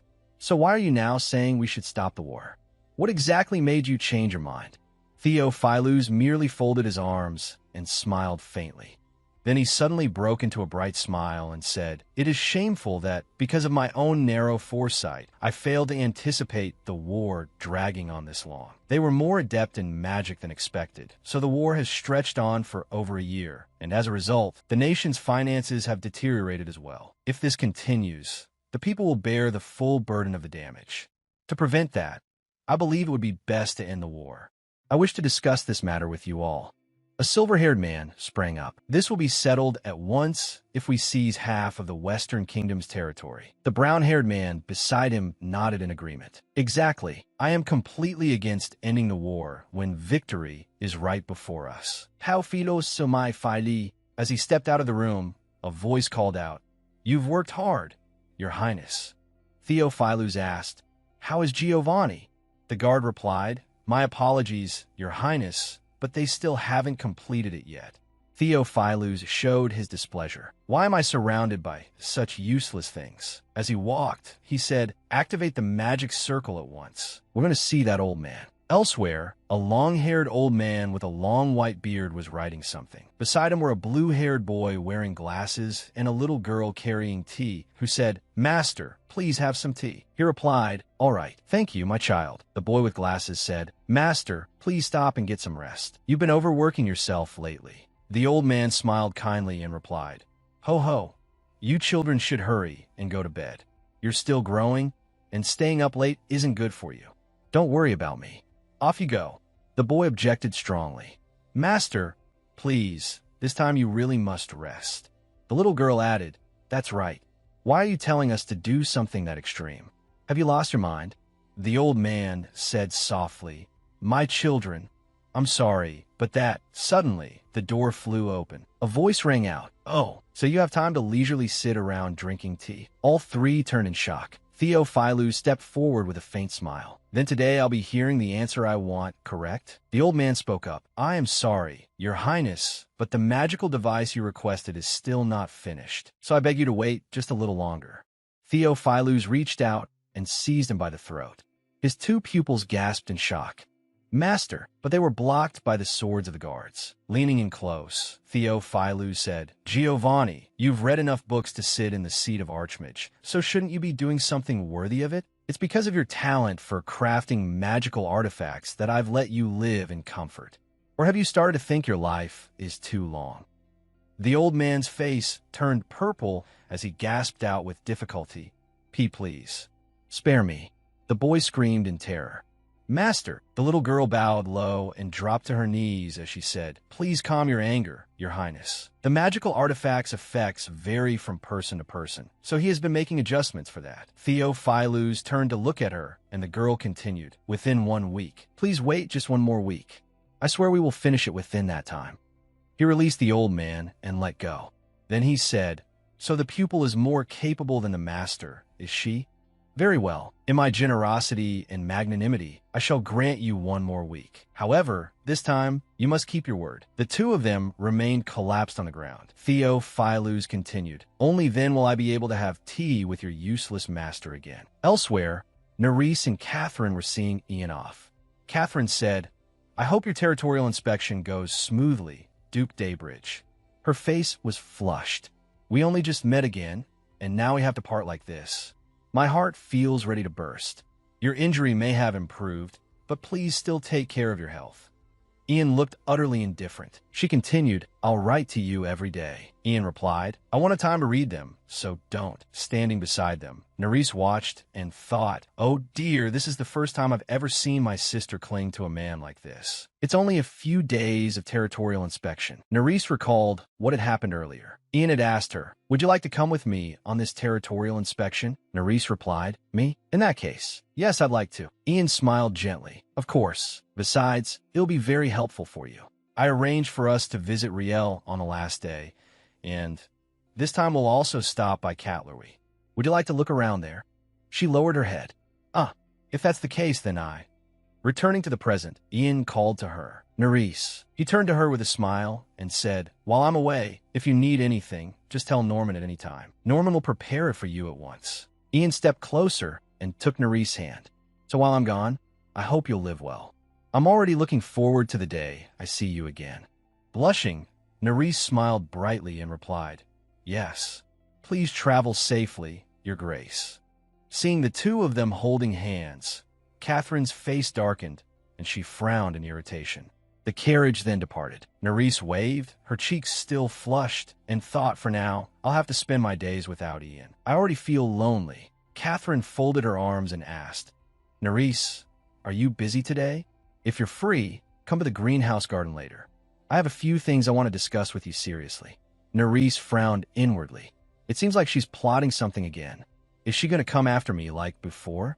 Or try to tie me to another man?